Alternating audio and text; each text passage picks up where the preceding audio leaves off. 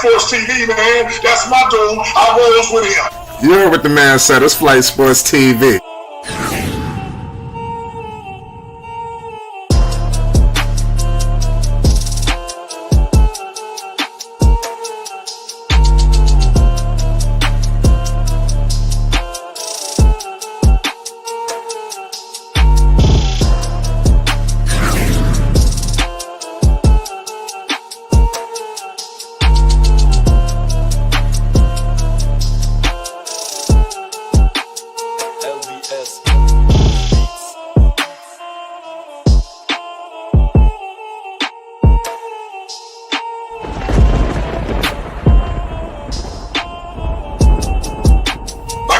Flight Sports TV, that's where it's at. Flight Sports TV.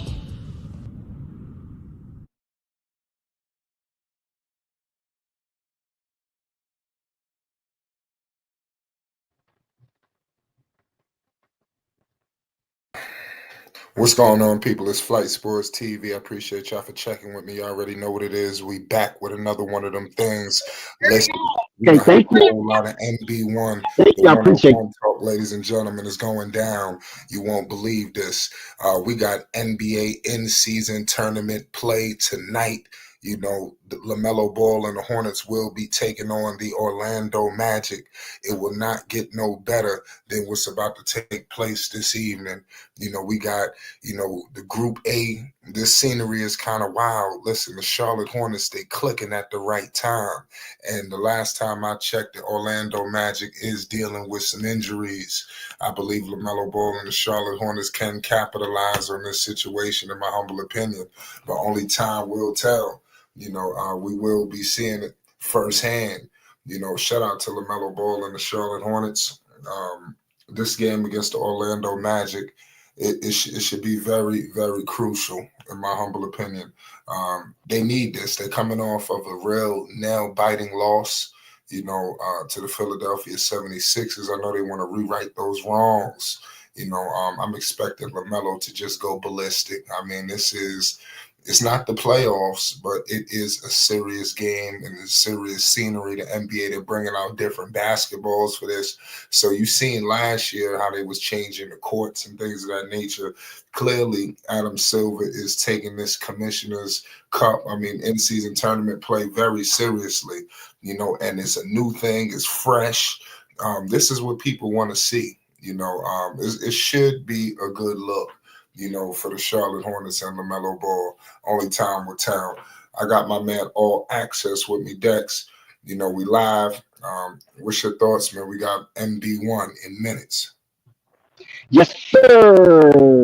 Shout out to Flight Sports TV, the machine, the voice of the voiceless, the people's champ, the hottest in the streets. Shout out to the panel as it reaches its premium peak. And most definitely shout out to the chat and all of its cacophony spewing out of the cracks and crevices of Flight Sports Block. Hey, all of its content and kerfuffle that will bring rise like a geyser to the YouTube landscape. And big ups to everyone pulling up the Flight Sports TV, because within this 24 hours that we have on a daily basis, you chose to spend a portion of that space with Flight Sports TV, and we will not let you down. Flight, with your permission, Flight, can I ask 3 questions? Question number 1, of course. Did you hit the like button? If not, hit the like button. Question number 2. Have you subscribed to Flight Sports TV? What are you waiting on? Don't play yourself. Hit the subscribe button. And third, but not least, have you hit the notification bell so you be all updated on everything Flight Sports TV, as we have a plethora of content in the treasure trove down in the vault of Flight Sports TV. So you won't miss one iota of and exuberant experience. Flight, this is the one flight. This is what we've been waiting on since a full calendar year. The season has come to this exciting event tonight. And we have the opportunity to display and explain and express what is going on pick by pick in this extravaganza. The Emirate Cup has come upon us, and LaMelo Ball is participating. Flight. There is no injury. LaMelo Ball is up, well, and healthy, and able to help the Charlotte Hornets win their inaugural Emirates Cup under the leadership of Coach Charles Lee. Flight, with all of the antics that have went on since the last time we seen LaMelo Ball dribble on that hardwood, most of us was disappointed. I mean, even some Philadelphia 76er fans was disappointed because they had a situation, Flight, that LaMelo Ball, with all of the narratives that have spiraled through the YouTube landscape and media, that LaMelo Ball is inefficient on defense and he can't hold a can of paint. Flight, it was wrong. I mean, how many times did LaMelo Ball have to prove them wrong? He was mano on mano with Jared McCain, and he ripped them in front of the whole Spectrum Center, and the referee got involved, and it was an intervention that coursed to LaMelo Ball and the Charlotte Hornets to a defeat. Man, that was horrible to witness. It was uncanny to watch. And as we observed that God awful call that ruined a night for Charles Lee and company to have a 3-game win streak. Instead, they have a 3-game losing streak on the road. Flight. So now this is an opportunity for LaMelo and company to break the 3-game road losing streak right here in Disneyland, right here in Kissimmee, Florida, right here in Orlando. I'm talking about this is one of the Devil's Playpen, Flight, Orlando, Florida. It's not everything is not nice here. So LaMelo Ball has an opportunity to come out with a win, and I believe this will be their first cup win. You know, it's the Emirates Cup this season. I think it will be their first win if they can pull this out. And we need to see LaMelo on a grand stage like this, playing on some of these custom courts that are very aesthetic to the viewership, and wonderful how these teams have color coordinate their swatch on the hardwood to be displayed in front of the fans to give the fans a good experience.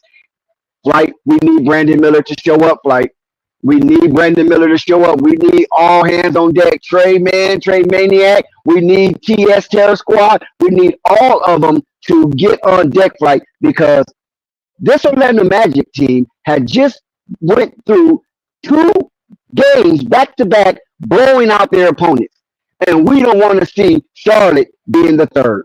Like, yeah, absolutely, man. Also, for the people that's tuning in the shit, there's no Paolo. So I mean, I think the Hornets, it's tough because there was no Joel Embiid, there was no Maxey. The Hornets should have won that game, you know, that steal or that challenge. It was just a complete mess. You know, I'm still reeling off of those that call. That call was disgusting. It was devastating. Now, can the Hornets capitalize in this setting where there is no Paolo Banchero? Paolo was on a tear, ladies and gentlemen. You know, prior to his injury, Paolo was going off. So I want to hope that, you know, the Hornets could roll in and do that thing, but they're dealing with injuries themselves. The Hornets should be looking at the Orlando Magic because Orlando, they are they kind of did what the Hornets should have did, I would say, a year or two ago. But the Hornets they was just dealt this terrible hand, with injuries and all of the bullshit off the floor. It was just a mess. And you seen Orlando rise from the cracks. I think there was a fifth seed last year, for crying out loud. The Orlando, they was never in the playoff picture prior to then. So the Hornets can look at Orlando and say, damn, that could be us. Dex, what do you think about Paolo being out and the Hornets stepping into what Orlando did a season ago? Yeah, you got two of the three of the Orlando Magic front court will not be on display tonight. Paulo Banchero's out with the abdomen injury, and Wendell Carter Jr. is out with a foot injury. So those are two key components for the Orlando Magic and how they have thrived towards their success last season. And listen, Flight, the Orlando Magic last season was 12 games over 500 in the Eastern Conference. And the Eastern Conference were eventually crowned champions of the NBA. So this a telltale sign of what this team is all about and what Coach Mosley has instilled in these fire ants, as they are very sneaky with their steam. So will there be magic tonight? Will the Orlando Magic sprinkle pixie dust on the Charlotte Hornets, or will the Charlotte Hornets steam be more relevant than hand-eye trick coordination with the Orlando Magic? Yeah, most definitely, man. Shout out to Orlando, man. Like I said, they put themselves in a good position. They also was, like I said, after the year they had last year, they was able to attract themselves KCP. So they out making free agent moves now. Off of having a good season, they made themselves attractable to get a guy like KCP. Now, is KCP, LeBron, is it, one of those major free? No, but for Orlando, KCP was a very franchise moving move. You understand? Because what free agents, was signing with Orlando, and mind KCP starting for them. So, I mean, all of that bodes well, so they're bringing in a guy who is producing, major for this squad. Now, let's see if Orlando could put something together. I know they're looking to try to take out Charlotte because despite Lamelo, they're looking at Charlotte like, oh, man, we should be able to take them. That's what the coaching staff is saying. But Charlotte, Lamelo, these guys got to go out there and prove that. Now, this is a different kind of situation. These ain't the old Hornets. It's a whole new situation, and it's led by Charles Lee. So let's see, man, what happens tonight. Do you see Lamelo going off tonight, Dex? What do you think? Most definitely. Like, they don't have anybody there. Listen, the last time these two teams met with Lamelo on the court, it resulted in Lamelo ending that season. He was hurt by Paulo Banchero, if you can remember, trying to go in for a layup, and Paulo gave him a hard foul, and Lamelo couldn't get up for the count. So he has something to prove. Charles Lee have something to prove, as well as Coach Mosley have something to prove, that what happened last season wasn't a fluke. Yeah, And Charles Lee have to prove that he belongs here. And LaMelo have to prove that what happened last season in that game in which he got injured, that he will prevail and be victorious in his first Emirates Cup performance. Yeah, we shall see, man. They're gonna have KCP, extended on him a little bit more. Jalen Suggs will be out there. Who knows who is gonna start with? But something tells me Melo and KCP, they about to get real acquainted. He is starting for him, like I said. Let's see what happens. I want to see what Orlando could do tonight, man. When Miles and these dudes coming back, I'm looking at all this talent here for the Charlotte Hornets on the bench. Like Jack told Helen, ain't no telling. Yeah, it'd be nice. And then no Nick Richards. I mean, oh goddamn, Trey Mann is out. Oh my God, Trey Mann is out. I don't know if you Yeah, seen that. that was a game time decision. Yes. He did get hurt last game towards the end, Uh, and I was hoping that he would be able to fight through it, and the injury wouldn't be significant enough to give him downtime. But unfortunately, that is not the case, and the Charlotte Hornet will have to march on without one of their good soldiers who have been very pivotal and helpful in their record this season. yes, most definitely. We're about to get tipped off. Put your picks down. Who you got in this game, Dex? I like the Charlotte Hornets. Hmm. Okay. Here we go, I know ladies and Orlando gentlemen. scored first. Yes, it's not too late to put your picks down in the chat. We underway, y'all. Here goes Jalen Suggs. Josh Green is on him. You got Franz Wagner. Wagner, pardon me. I got to get these pronunciations down. Wagner with the mid-range over B. Mill. Come on, Brandon Miller. You're going to have to step up and do something. Here goes LaMelo Ball. MB1, the one of one, picked up by Jalen Suggs. He takes the screen from Taj. Here goes Taj. Ooh! Taj Gibson. Grown man move from Taj. You understand? Do not count out the veteran. It's 2 up. It's the in-season tournament, baby. Let's go. Jalen Suggs kicks it out to Franz Wagner. Here comes the screen. Orlando's on the move. You got Brandon Miller playing good defense. Uh-oh. Come on, Taj. Oh, Taj, he fouls the big man for the Orlando Magic. So Taj got to be a little bit more disciplined there. We're going to give Taj the benefit of the doubt. That usually don't happen. What's the center's name for Orlando, Dex? You know this guy? Yeah, Big Totzi. Big Totzi. He Okay, he yeah. was he was killing Charlotte last season when they played. Charlotte didn't have no answer for him. The Silva? No, but No, not the Silver. no, It's it's Bitazza. Gaga. Yeah, Bitazza. Okay, yeah, Gaga. right. Yeah. Bitazza. Okay, I got it. Yeah, he's one of them Eastern Europe players. Right. Indian? Possibly. But No, I don't think nonetheless, he's. yeah, we got free throws. He couldn't convert. Here goes Lamelo Ball. He has it. Paulo Banchero on the bench, iced out. You understand? You see so many diamonds. You're gonna get lost. Looks like he got some Versace. Yeah, Lord have mercy, Dex. I was gonna go there. He getting that Jordan money now. He getting that money now, Dex. He's spending Yeah, he's spending that Michael yeah, money. he's set. Yeah, he's set. Yes, yes. That court looks really nice. I mean, do I'm telling anybody you. feel that court is really nice? I know that San Antonio have one of the cleanest courts in this Emirate Cup, but this custom made court right here in Orlando looks really nice. Yes, here we go. Here goes LaMelo Ball. He has it. Jalen Suggs is with him. Here comes the screen from Taj. Mello from deep. Yep. Cash. Here we go. Woo! Cash. Here we go. Let's LaMelo get it Ball going. on the board early. Uh-oh. And he got that look in his eyes. 5-3. Josh Green out there defending. Here we go. Here goes Franz Wagner. It's the NBA Cup, ladies and gentlemen. It's going down.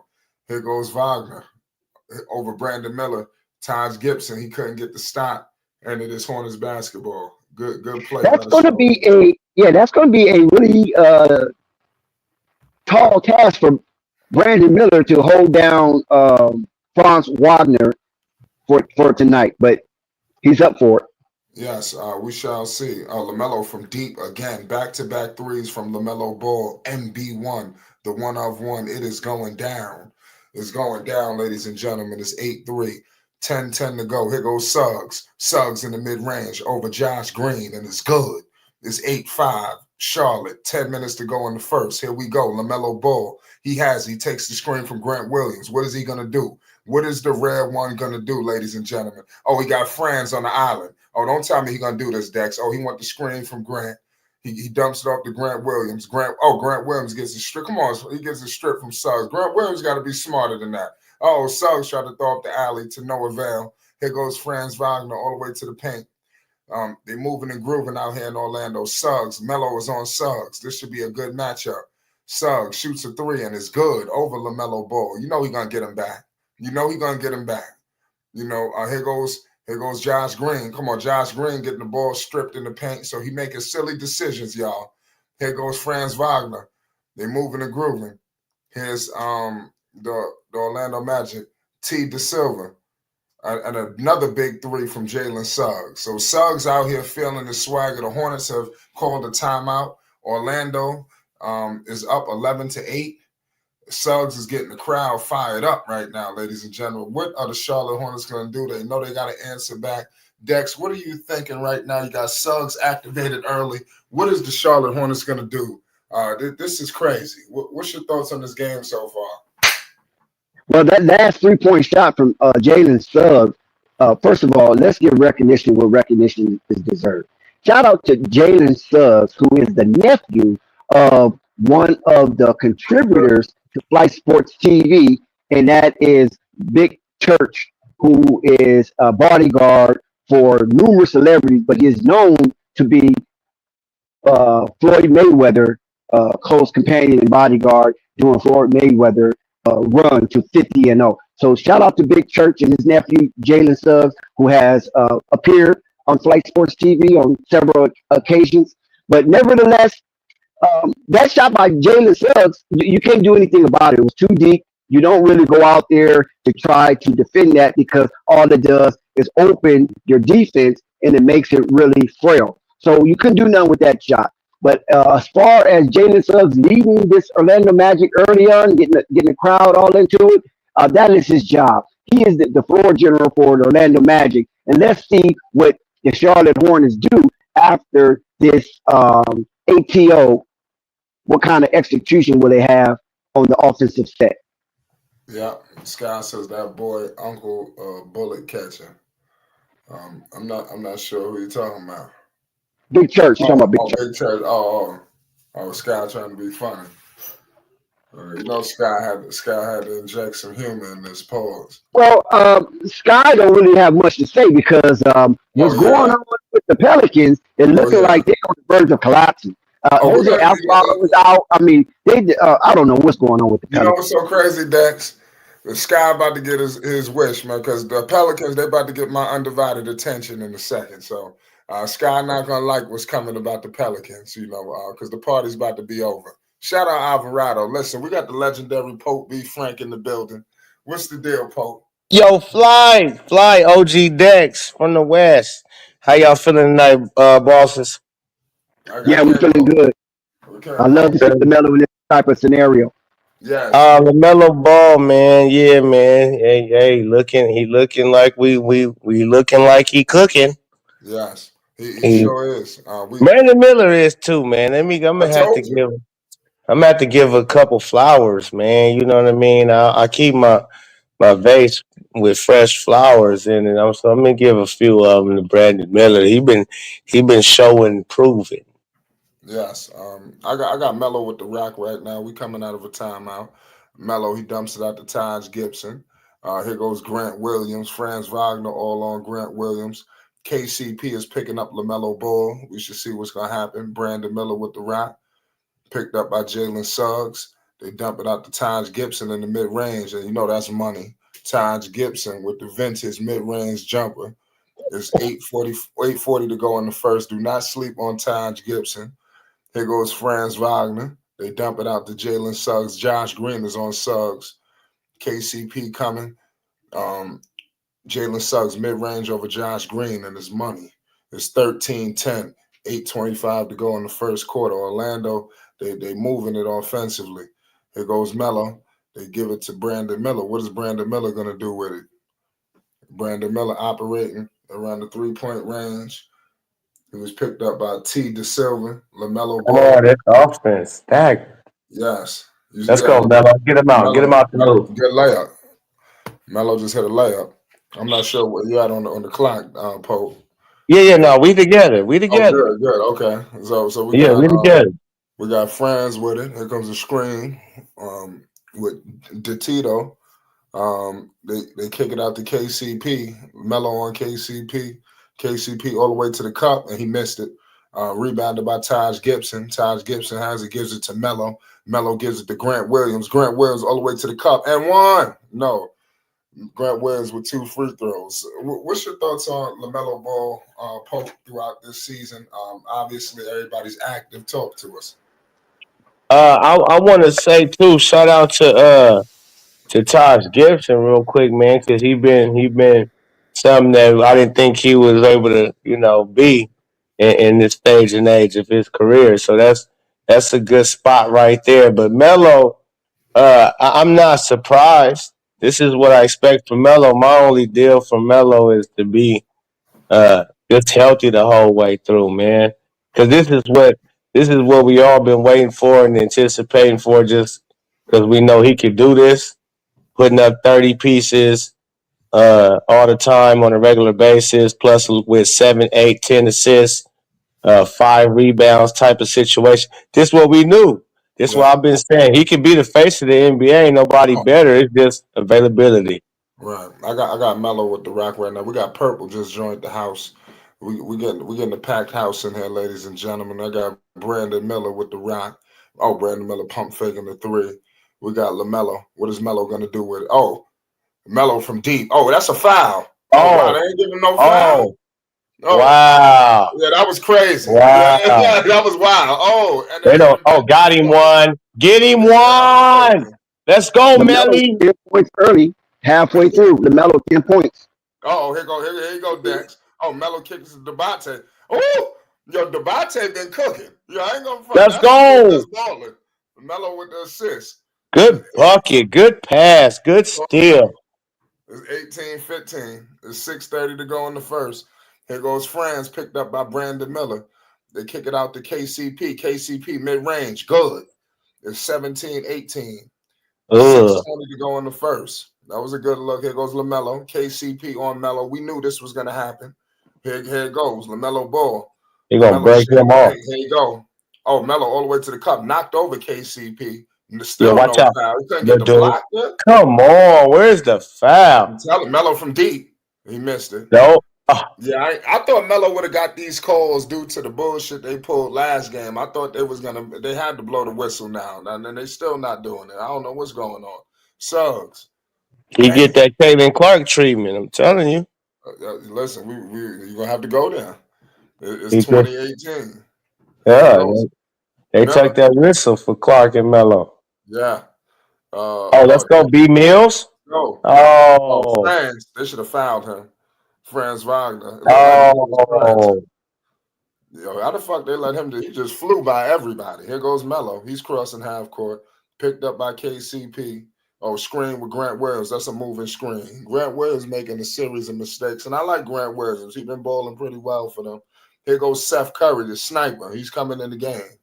We got reinforcements coming in the game for Orlando. We got Jonathan Isaac. Anthony Black. Black is coming in the game. They got talent. I like Black. Yeah, Orlando got some talent. And then they got some pieces coming off the bench. Yeah. They loaded. Yeah, Brandon Miller taking the seat. I think Melo's still about to be out there. I gotta get a good look. Yeah, it's no time to take him off right now. Melo's still out there.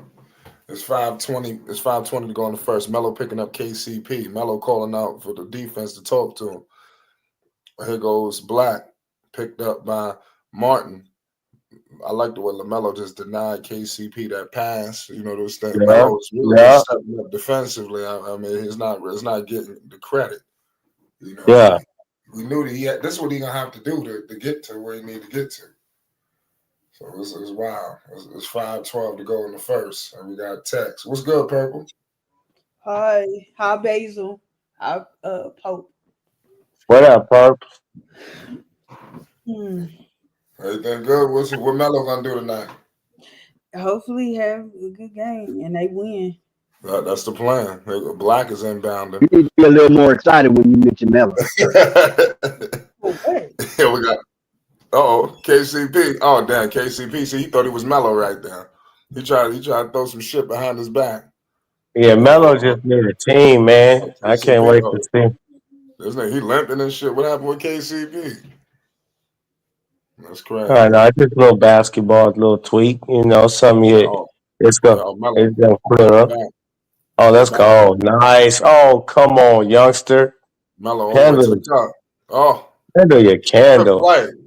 Melo put it right back up. Let's go. Tip right in. That's that 21. That's that 21 tip in. Yes, it's 20 to 23. 21 Jump Street. Yeah. You know what I'm talking about? When we play tip in, they don't play that no more. Kids don't know what that is. But Tazi, this guy, he missed a damn three. Big man out here shooting threes. Lamelo picked up by Anthony Black. Melo like shooting these shits off one leg. I don't know if he think he Carmelo's dirt. I mean that's some Dirk and Melo shit right there off this one leg. Niggas ain't You doing know, it like that no more. yeah. Dirk wasn't even really one leg in the threes No, like yeah, that neither. Though. Melo wasn't doing it from the three. It was mid range. Now Melo he got a gang of them from the three. Carmelo?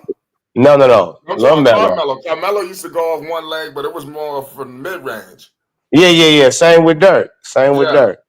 Melo doing Oh, that you shit. Oh, rookie. damn. Oh, Dante Melo. Cash. Wide open three. Buckitos. Wide open three ball. It's Rare 2:23 breed. out. Yes. Listen, LaMelo's a scoring machine. I mean, it's just ridiculous what we're witnessing right now. And he's only 23 years old. I'm telling you. Here goes Black. Blocked by Devontae. I'm telling Devontae. Oh, They better yeah. make sure they got minutes for Yeah. dude. When them people come, they better. Mark Williams could be expendable.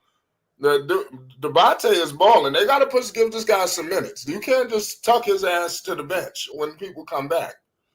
Hey, remember Flight when I told you in preseason about this kid? I didn't know his name. I was like, that dude can protect the rim. Yeah. Yeah, he be protecting the rim. Yeah, you ain't bullshit. Here goes France. He missed it. Oh, come on. Close out better. That's okay. Here we go. Here goes Martin. Martin crossing half court, picked up by Black. Black picking up Martin. Here goes a screen with Seth. Cody Martin all the way to the cut. He got his shit blocked by Anthony Black. What the hell? Oh, that Yeah, he did. Oh, man, he's so and bad. one. Who the fuck is that guy? That's Wagner. Yeah, Frank Wagner. Yeah, you got Wagner and Wagner, right? No, they both Wagner. They both brothers. Okay. Mo Wagner and Frank Wagner. Melo sat down for 2 seconds and they brought him right back. Yeah. In. That's crazy. Yeah. I never see Charles do that. Charles like to sit motherfuckers down. He's been listening to Flight Sports TV. You have to. Stop. He's like, nah, we're gonna lose. We gotta make sure he get his minutes. Yeah. You don't even got no team. Yeah, be trying to put him out today. You can't operate like this is Boston. Here goes Salon. Salon can't hit nothing, but I give him credit. They throwing him out in the fire. He can only get better. This nigga is balling. Wagner. Yeah. Salon all the way to the cup. Damn, dude. Yeah, I gotta get how they pronounce dude name. I'm watching the game with no sound. I could swear that it was spelled Wagner. Yeah, listen, Salon was out of his scope of his behavior right there. Salon. Oh, him and Isaac getting into it. Isaac's physicality. Seth couldn't hit that three. Rebounded by Isaac. Here goes Wagner. They dump it out to Anthony Black. Black has it. Here come Isaac with a screen. Anthony Black from three. In and out. Rebounded by TJ. And Lamelo has it. There's 2:45 to go in the first. Melo crossing half court, met by Anthony Black. What is Lamelo going to do? Screen from Seth Curry. Lamelo ball has it. He wants to ISO. And what the hell just happened? Did they call it illegal three? It has to be a legal defense. Yeah, they scared of the Melo. They trying to box in. I met Mosley at Summer League. He's a cool dude. I like him. I like Coach Mosley, and he got a lot of respect from his peers too. Yeah. Everybody was hugging this dude when he walked in. I believe it. And Mosley, purple was good, man. What you think about the Charlotte Hornets? Lamelo, that bullshit foul. What's going on? I'm watching this game purely to see how good Orlando is without their best player. Yeah. That's all I care about. No Paolo. Yeah. Yeah, hopefully the Hornets can come back. Paolo hurt LaMelo last season. He's the reason why LaMelo missed all those games. Huh? Paolo Banchero. He's the one he was the culprit. He was the predator on that play. Mm. You don't remember? Mm. Nope. I remember what happened, but I don't remember that. Yeah, Lamelo was going in for the layup, and Paolo was coming in at a fast pace and a angle where you wasn't going to block the shot. And He was honestly, trying- where Pope at? I'm right here. What you think about Franz Wagner? He nice. No, that's Yeah, he another was. I'm watching. He said he nice. I don't know, man. I don't know. I He don't. nice. I don't think this team remains as much of a threat as they were. Man, you know what? I want to ask y'all a question. Let's go for anybody. Who the best point guard in the East right now? LaMelo Ball or Darius Garland? Why? What? Lamelo ball. I already know, but I mean, listen, man. I got to throw that out there, man. What is Listen, wrong with you, let me Flight? let me help you I with already this. know. You know what my answer was. Go ahead. This is a question amongst Do you NBA. see what Cleveland? Yeah, but do you see what Cleveland is doing? Thank you. They're about ready to surpass the 2015-16 Dubs starting the season undefeated. I think the Houston Rockets in '94 might have the overall record of starting the season undefeated with the Time out. Akeem Olajuwon group, right? I think, if I'm not mistaken, I could be wrong, but I think they have the record. But nevertheless, the Cleveland Cavaliers, man, they are stacked, Yeah. and the players are coming into their maturation at the perfect time. Look at Isaiah, right? Okoro. Look at what's that boy name? USC? Yeah, Isaac Okoro. What He's about shooting him? 45% from three. He's Dog. doing, yeah, this dude is killing. Come on, you not watching? Right. Oh, that wasn't Garland cooking. And Garland what's has the been other boy cooking. named Evan Mobley? Evan Mobley is having high double doubles every game. Come on, And then you already got Spider Man. You know what Spider Man can get you. Spider Man can get you 50 on any given night. Right. That's why I'm confused why he asked. Yeah, Spider taking the back seat this season. He letting Garland do shit. That's what Okay. it looked like these That's what last you couple think. games. If that's what you think, That's I what don't it think looked like. Spider's Yeah, taking he no gonna back turn seat. on later. Spider out But there balling. that's crazy. yeah. I think Cleveland, we like. I don't know. It's just something fraudulent about them. I feel. No, it I is agree. fraud. You know what? That's a good point, Purple. And we're gonna watch that. And you know what? We need to pin that point because I think Cleveland is just starting out hot and caught the NBA a little off guard while everybody is working their way into shape. But we'll see after the All-Star But break. you gotta realize how bad. Like I told y'all at the beginning of the year, not Cleveland, Milwaukee, and Philadelphia. Like Lord Jesus. And then New York ain't playing up to my expectations either. Yeah. I had them finishing second. Hopefully they can I still. think New York is built for the playoffs, Purple. Yeah, they're I gonna agree with turn that. it I on. agree with that. Just hang on, guys. Knicks gonna do their thing. It's not over. But we got a lot of basketball to be played right here. Anthony Black, let's see what he's gonna do. They kick it out to Franz Wagner, picked up by Seth. Man, he just knocked Seth Curry over. And of course they called the foul on Seth Curry. And they just bulldozed him. Charles Lee is not playing around with LaMelo Ball. I see. What you He is mean? not playing around. He got LaMelo out there on post. Yeah. Oh, he ain't sitting the bench. LaMelo's out there. Yeah. Charles usually like to sit his players and sit them down. Shit, he don't want nobody doing too much. Because he want to show that he's an impactful coach. Huh? I think so. He got to make changes. He can't do everything other regimes was doing.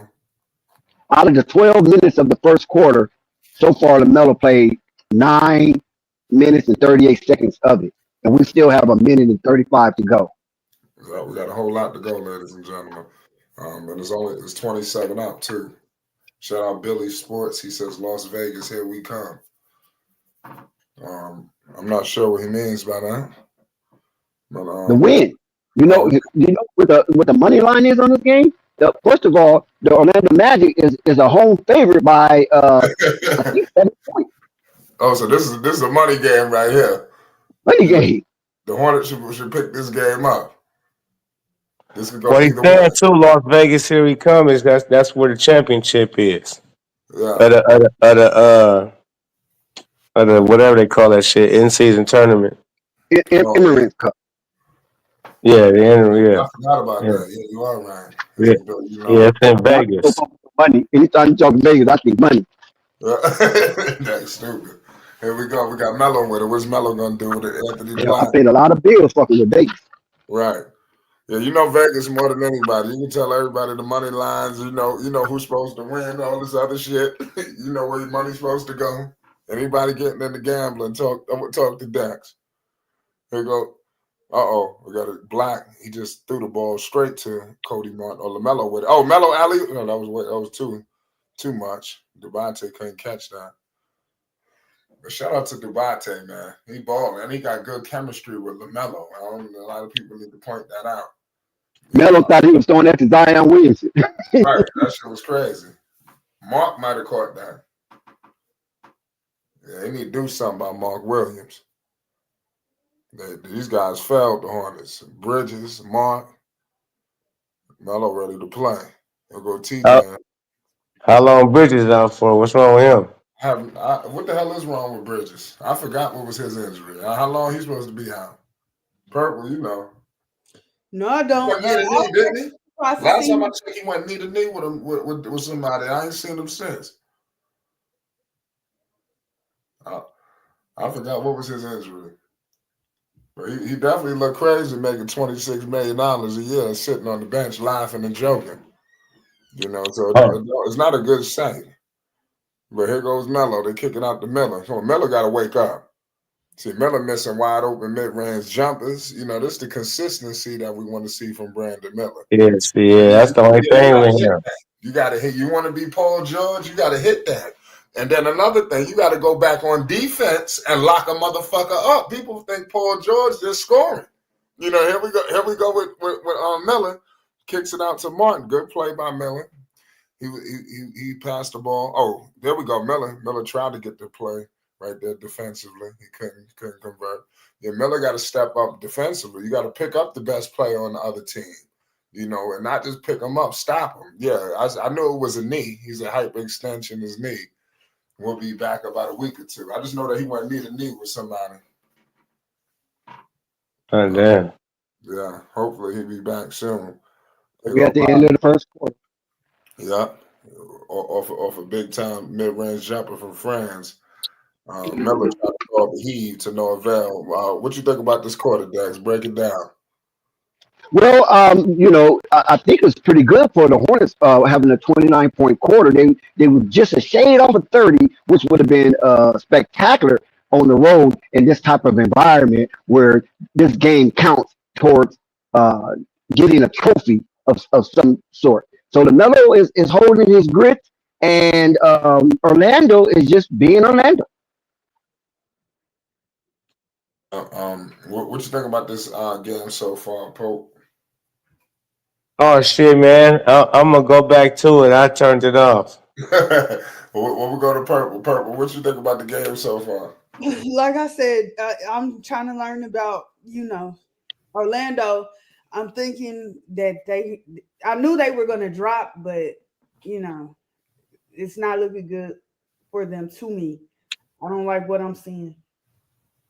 Yeah, I got you. Well, also Purple, to further your apprehension of Orlando, Paulo is not going to be evaluated until the next 6 to 8 weeks. That's just evaluation.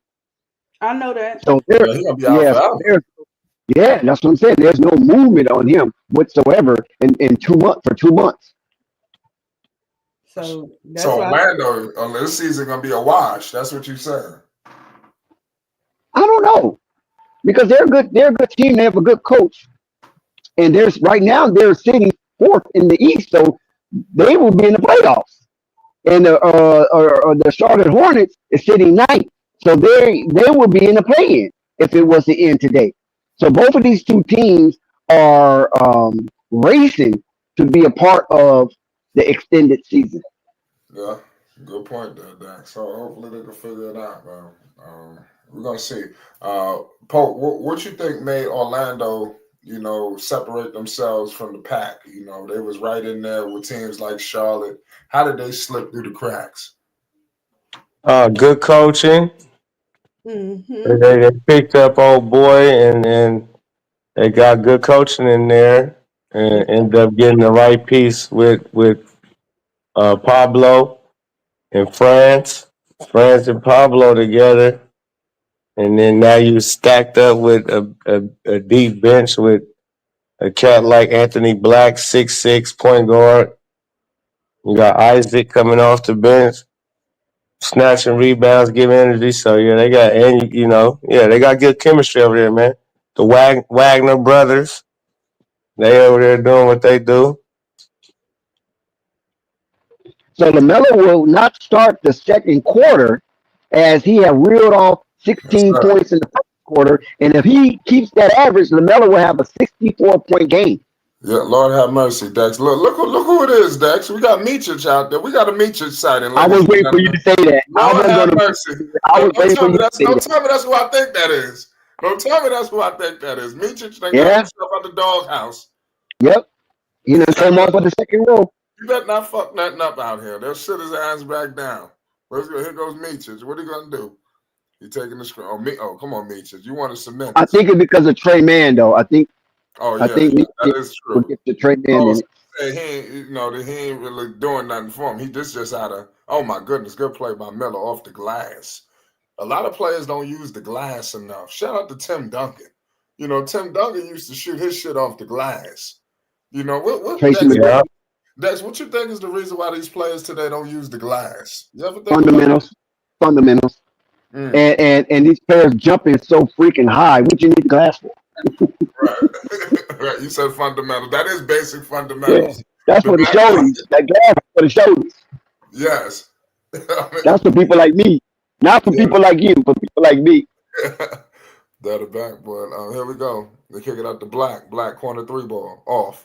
Rebounded by Cody Martin. Here we go. Charlotte is moving and grooving. They kick it out to Brandon Miller. Brandon Miller kicks it to Michich. Back to Cody Martin. Here comes a screen for Martin. Martin posting up. Suggs. Probably that's not Suggs. Yeah, Suggs dumps it out to Black. Black on the baseline picked up by Michich. They kick it You back. can always bank on Cody Martin doing some stupid shit. Cold crash. Wow.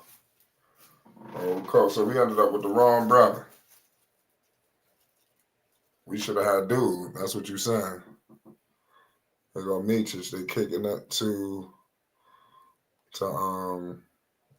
my man Taj can convert down. Here goes Black. Orlando moving and grooving. Three ball from Harris. Off. Way off. Here goes Michich. Michich coming out. Picked up by Jalen Suggs. Michich got to do something with it. You got the screen. Here goes Miller. Michich looking like he don't know what to do. And then we got a moving screen by Brandon Miller. They called Brandon Miller for that foul. So that's a foul that they just didn't want to pick up, but they picked it up. Nietzsche look like he's out of breath already. Yeah. Now the game just started. It's 32-33. Here we go. This game is crazy, y'all. Salute to everybody in the chat. It's Flight Sports. Make sure you hit the like button if you're new. Most definitely hit the subscribe button. It's 32-33. 9:35 to go in the second quarter. Here goes Wagner. And is that an and one? That was a grown man move. They got these dudes balling. These niggas strong as fuck. I'm about to get these steaks on the grill, gentlemen. All right, shout I'm out to finna you, watch Pope. this game, man. I'll be tuned in though. All right, shout out Wait, to wait, wait. Oh, you got steaks on the grill? you. The steak Yeah, line? man. You got charcoal, propane? What you cooking? Yeah, charcoal. Okay, you gotta have a charcoal. Yeah, just Yeah, pull up. yeah. Holla at me. No doubt. Appreciate you. It's 32-33. 9:20 to go in the second. Here goes Suggs, mid-range Suggs. Good. Suggs been money all game long. 32-35. 9:10 to go in the second. Here goes Meat. They got to get Melo back in this game, man. Here we go. They kicking it out to Michich. Oh shit, what's going on with Suggs? Suggs holding his ankle. Something going on with Suggs. Uh-oh. He holding his foot.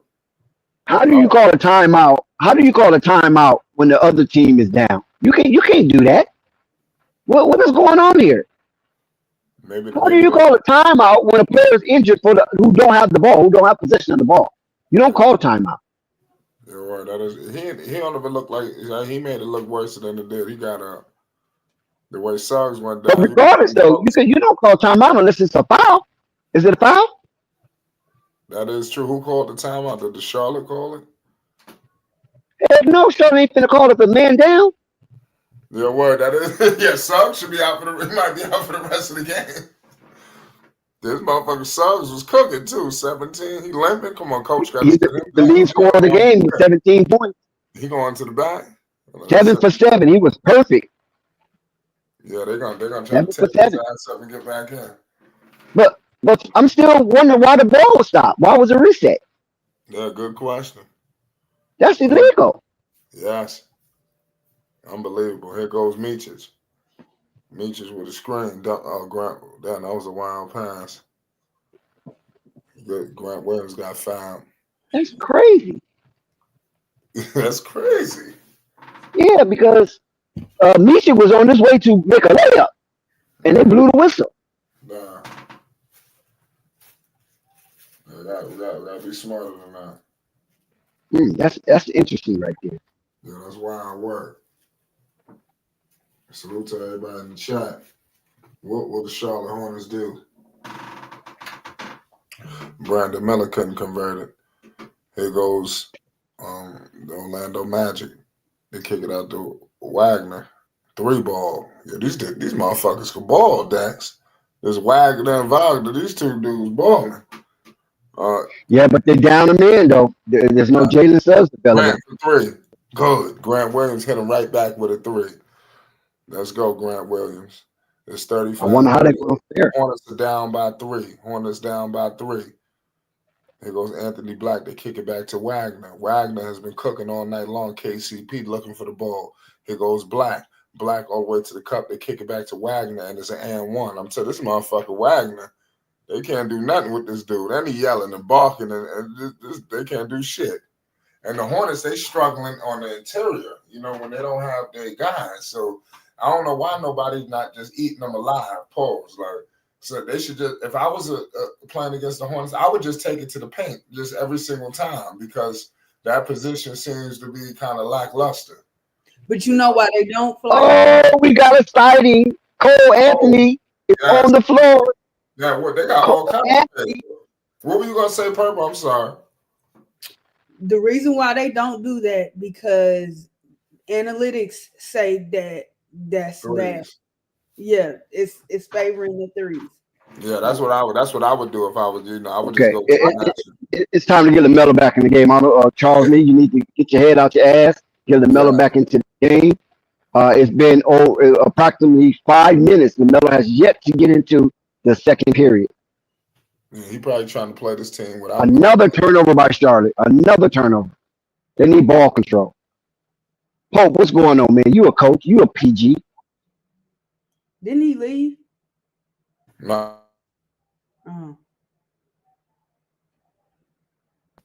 Yeah, Pope stepped out. He said he'd come back. He said he had to cook them steaks.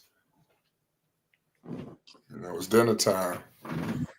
I guess Charles Lee must have heard us. Charles Lee must got a spy on Flight Sports TV because it looked like Lamelo was headed towards the check-in. Yeah, they're gonna have to. Yeah, crazy. So it's all y'all in the chat. That's wild. There goes. Oh, he went back to the bench. Lamelo went back to the bench. Yeah, he must be ready to call a timeout. That's why when they do shit like that, if Orlando score one more, Charlotte got to call a timeout. So we're going to find out what they do. Here goes Wagner. They kick it, but they can't give up a 3. Oh, good defense Man, they be getting these deflections. Somebody who the fuck gonna dive on the ball, dive for the motherfucking ball? And you know what's like? It's strange that you say that because I was thinking that in my head, man. You stole my thunder right there, and Refs that ain't just shows giving you, out shit. I mean, go in there yeah, and take the motherfucking ball. that shows you the pristiness of this damn Charlotte. You ain't gonna get on the floor. You just look at the ball, just bounce right in front of you. I mean, you got to get down for those 50-50 balls. That's how you get victories and string along winning streaks. Good point there. Good point. Like I said, I just think the refs ain't giving us shit, so we got to go take ours. You know, at some point, you know, we can't rely on the refs to bail. They're not bailing you out. You would think some calls, but they're not. So you just got to figure it all out. Purple, why Lamelo don't get the calls of a superstar? What's going on? Sometimes I just think it's the refs, and sometimes with some refs, I think they penalize not just Lamelo, but certain players on their play style, and they feel a certain type of way. You got a point there. I thought after because the NBA came out today and said that they defended the challenge that was reversed. They came out in defense, you know, so it's very interesting to see, you know, how all this is shaking out. But shout out to LaMelo, man, because the Hornets, they should be up 3. They should be in a 3-game winning streak rolling into the in-season tournament. I hope that Charles keep these guys focused and don't let them trip out despite the loss like that. Because when you lose a game that could have went 50-50, it lingers. You know, so I just hope Charles don't allow that to take place with this current Charlotte Hornets team. Right. It's crazy. Salute to all y'all in the I chat. know Charles better get LaMelo back in that game You think so? because because he's killing LaMelo's rhythm because this could have been one of those nights. He's gonna get criticized if it don't go the right way. He's gonna be heavily criticized for sitting LaMelo down for 7 minutes with a team like this. Yeah. Are you really trying to win or not? That's a great question, though. I can answer you. Answer For you, Dex. Answer it while we're on commercial. Are you aware about they draft pick situation? No, but you can bring us up to speed. Well, as we know, San Antonio is looking very beautiful. You know, might have to become a San Antonio Spurs fan. Wow. And as of right now, going into one of the most valuable drafts, not generational, just valuable, they have no first round pick. So either you put something together to get you a first round pick, which I don't see them being able to do, or you try to keep your own pick and give San Antonio 2 second-round picks. But you got to stay in the top 14 because it's top 14 protected. After the timeout, still no LaMelo. So maybe might be onto something. Maybe Charlotte not trying to win. No, LaMelo popped the first quarter, and you don't put him back into the game. None in the second quarter so far, and it's halfway through the second quarter. No LaMelo. And they're working on a double. They damn near about to be on a double-digit lead. There's a lot. Here goes KCP, and they keep letting these Wagner dudes just kill them. Orlando, they just getting all the 50-50 balls. They getting everything. They hungry. They playing more hungry. And Flight on that last shot, Orlando missed the 3. There was only one person in the restricted area, and that was Musa, while everybody else was running on their feet. Oh my God, my guy. Who? De Silva from Colorado. I don't know who the fuck these guys are. De Silva, the other dude, the other guy from us. I forgot his name. I gotta look it up. Here goes Josh Green. He crossed in half court. Here goes Devontae. Kicks it to Brandon Miller for 3. And Brandon Miller is icy. Like I don't know what's going on with Miller. His inconsistent shooting. It needs to be. I'm bringing to attention. And they got this. Yo, look at these Wagner dudes. These dudes, they out here screaming on niggas. I mean, this is getting crazy. Oh, you're watching German technology. That was a dirty scream by Miller. That was filthy. These Wagner boys are German technology. That's what you're watching. And I feel like that also, and I don't know how Pope feel about this, is I think he's playing too much of the bench. And then some guys are playing too many minutes. I understand some guys have to rest, but it's like Cody shouldn't be playing as many minutes as he's playing. I think Tijon should play a little bit more. And as good as Diaz, I don't think Diaz is. Moves up, moves up. No, But Drew good. they got injuries in that position, though. He has to play his minutes. No Nick Richards, no Mark Williams. Yeah, they forced Yes, him. and that's my thing too. Like, but he been stepping up decent in his position. It's I like what Devontae been doing. Yeah, it's I don't know. The turnovers are piling up for the Hornets. Let me see if they still top 5 and they're not rebounding as a team. Let's see, 2, 3, 5, 6, 7. Hornets got 7 turnovers already. Lord, it's 35-46, ladies and gentlemen. 5:10 remaining in the second quarter. How will the Charlotte Hornets finish the half? Lamelo is on the floor. Picking up KCP. Here goes Wagner. Picked up by Cody Martin. This dude Wagner has been on all-out annihilation. Off one leg. Oh my goodness, Dex. This motherfucker hitting shit off one leg. The one leg. I'm telling you, you're watching German technology, Flight. This is the baby Dirk. That's crazy. Off one leg with him. That's wild. They can't do nothing. Damn it. They can't do nothing with these dudes. Are they brothers? Yes. I knew it was something. Okay. Dudes is cooking. You know, give them major props, man. The Charlotte Hornets, man, they got to do something. Dex, man, what's your thoughts on what's happening? It seems like this game is slipping from Charlotte. How do you blame Charles Lee? I mean, that's Charles Lee's fault. Wow. That's all on Charles Lee. Lee's rotations. What's going on? It's floppy. It's incongruent, and there's no cohesiveness. They just out there like scrambled eggs.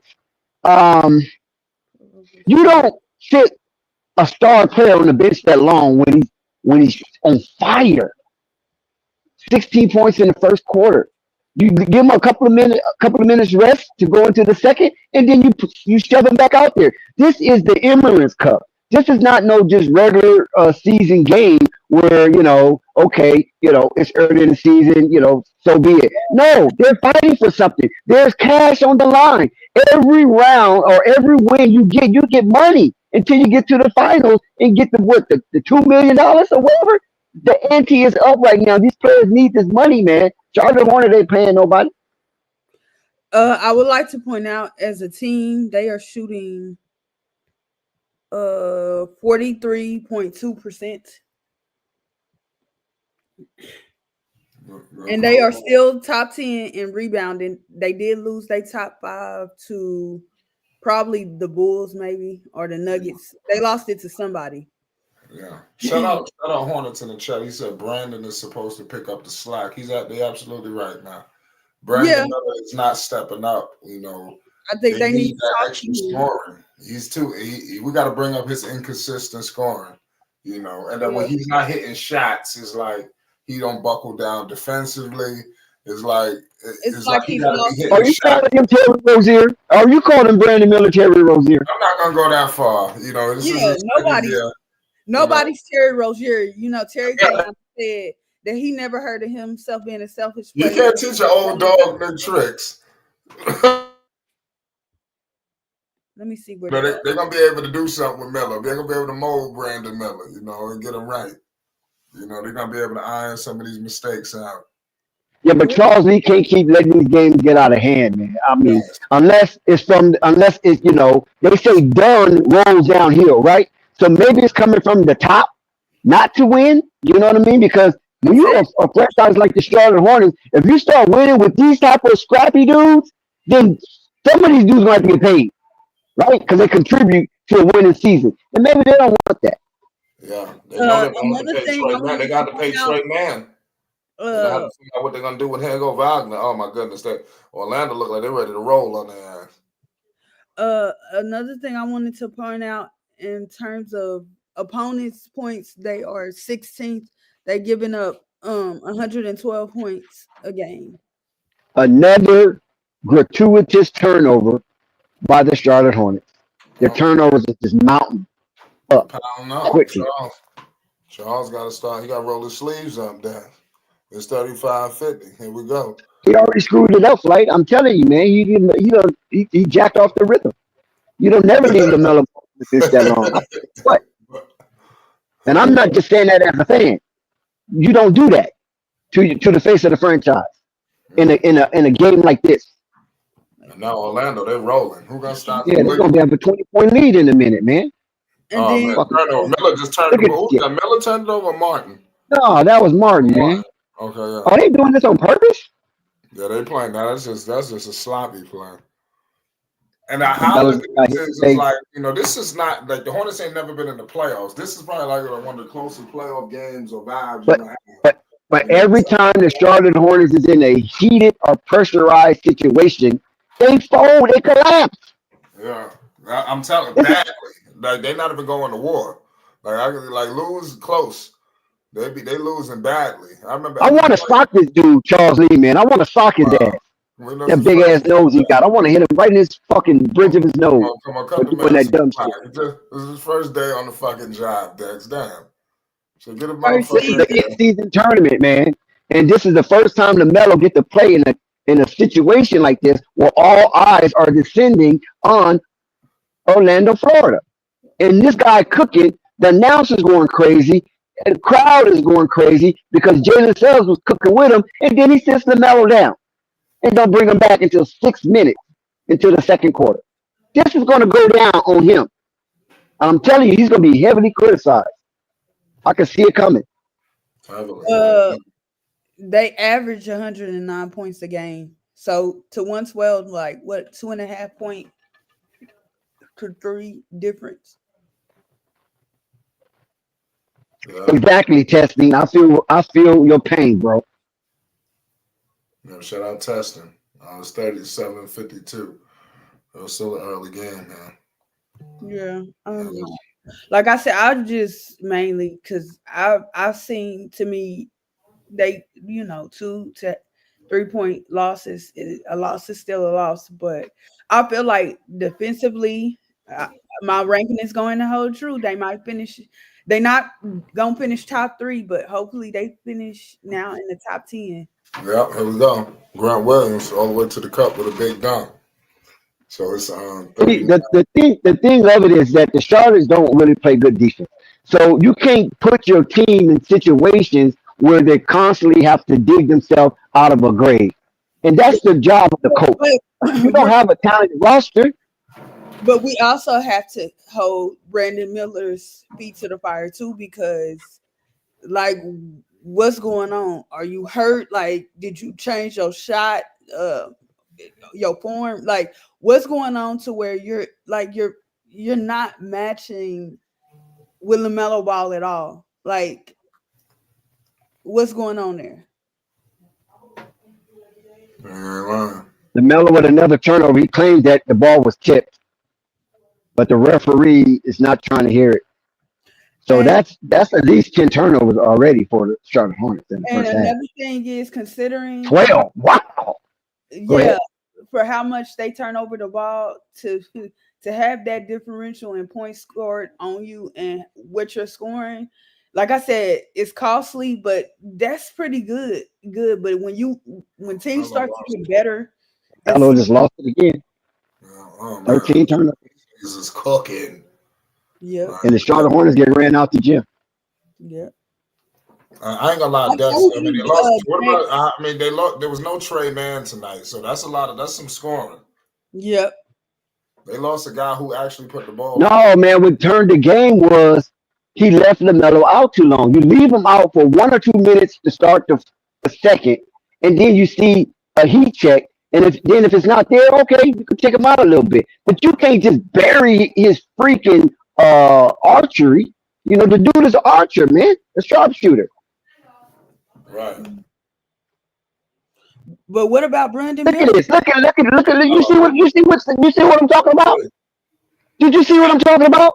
Why would you sit that on the bench for 7 minutes? Doesn't make sense, man. Listen, I know you get paid the big bucks, right? Charles Lee get paid the big bucks. But I'm starting to question, did they give the money to the wrong man? Wow. I mean, shit, they tried to get Atkinson, Dex. You know, you see what's going on with No, that's Atkinson. over with. No, that's over with. That's under Mike. Mike. That's all. That's, That's the other Mike. regime. Mike is done. So you know what I'm saying? Yeah.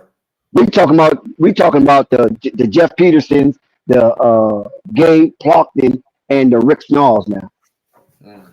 That Mitch Kupchak, that's gone. Grant Williams.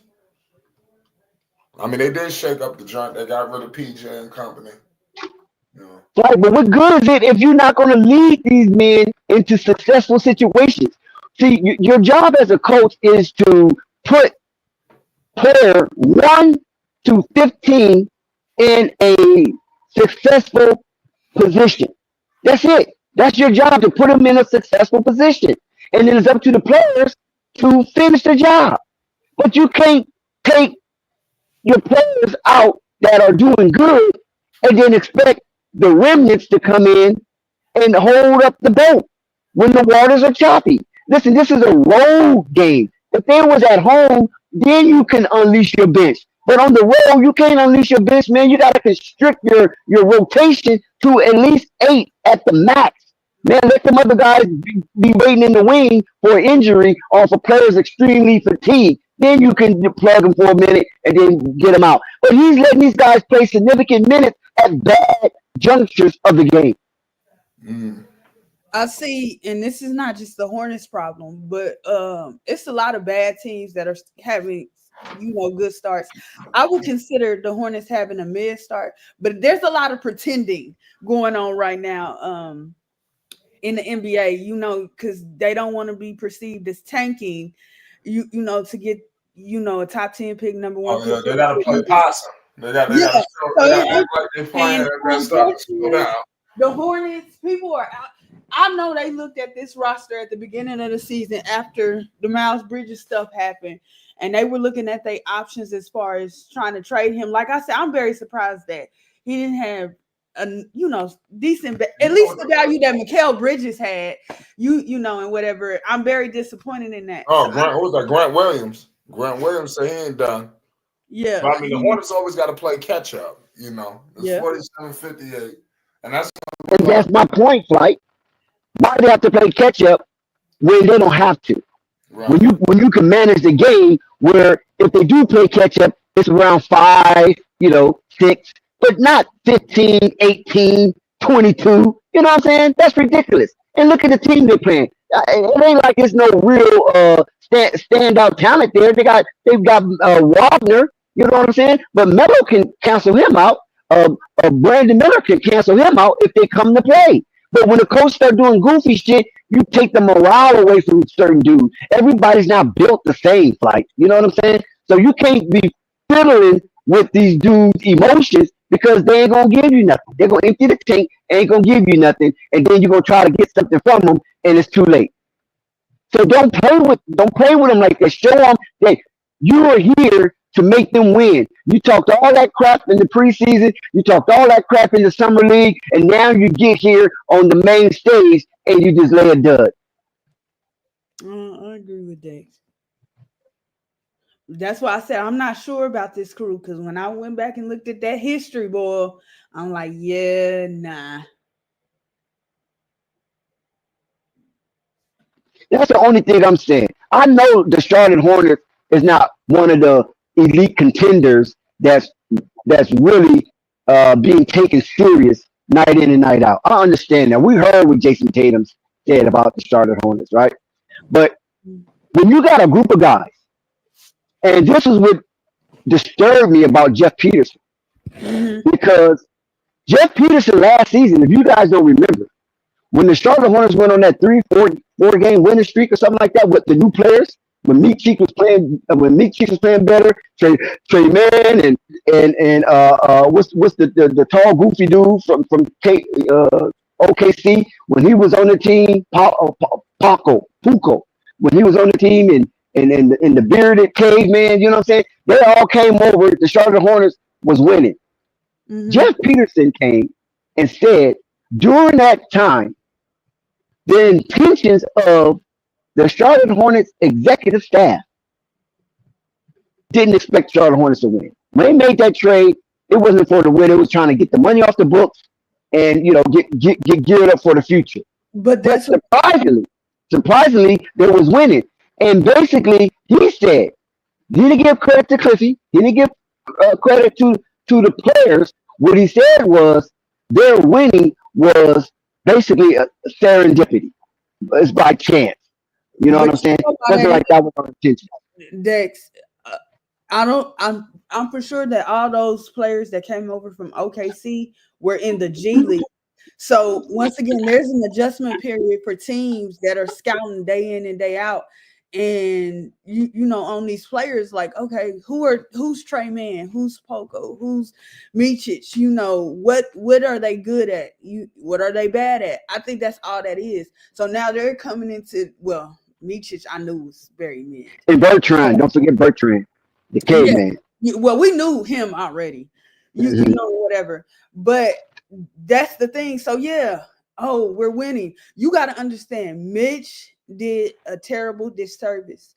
Yeah, your picks got protections on it, but I believe they should be winning. Now, how many games they should be winning? As I told you at the beginning of the year, 35 to 40 games. I feel like 40 is asking a bit too much. So I'm more on that 35. Yeah, but they have to do something.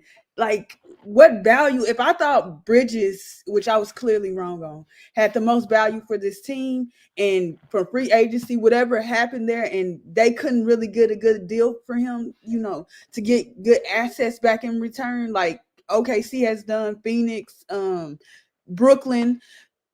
What does that say? Like Trey Man right now, I think is their most valuable piece. They have to find, if they want to be in the lottery this year, this upcoming, year for the draft and whatever, they gotta what value does Cody possess for another team to be like, oh, let me give you a first round pick with a top 5 protection from a playoff team?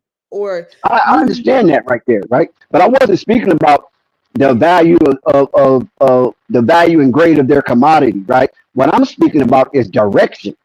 That's totally different from evaluation and ultimately valuing a player grade.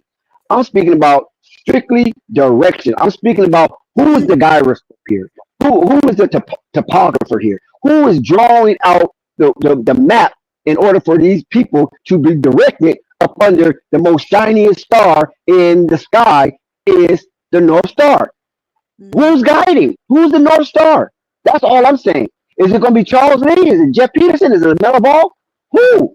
Because what I'm looking at right now, the Charlotte Hornets have a decent team to compete because they're always up there competing. Then all of a sudden, here comes this ambiguous rotation that's got everybody freaking confused. Like, who are these people? I agree. Along with a draft pick from this past draft season. But I would ask you, if you take, because we got to remember Brandon Miller was hurt.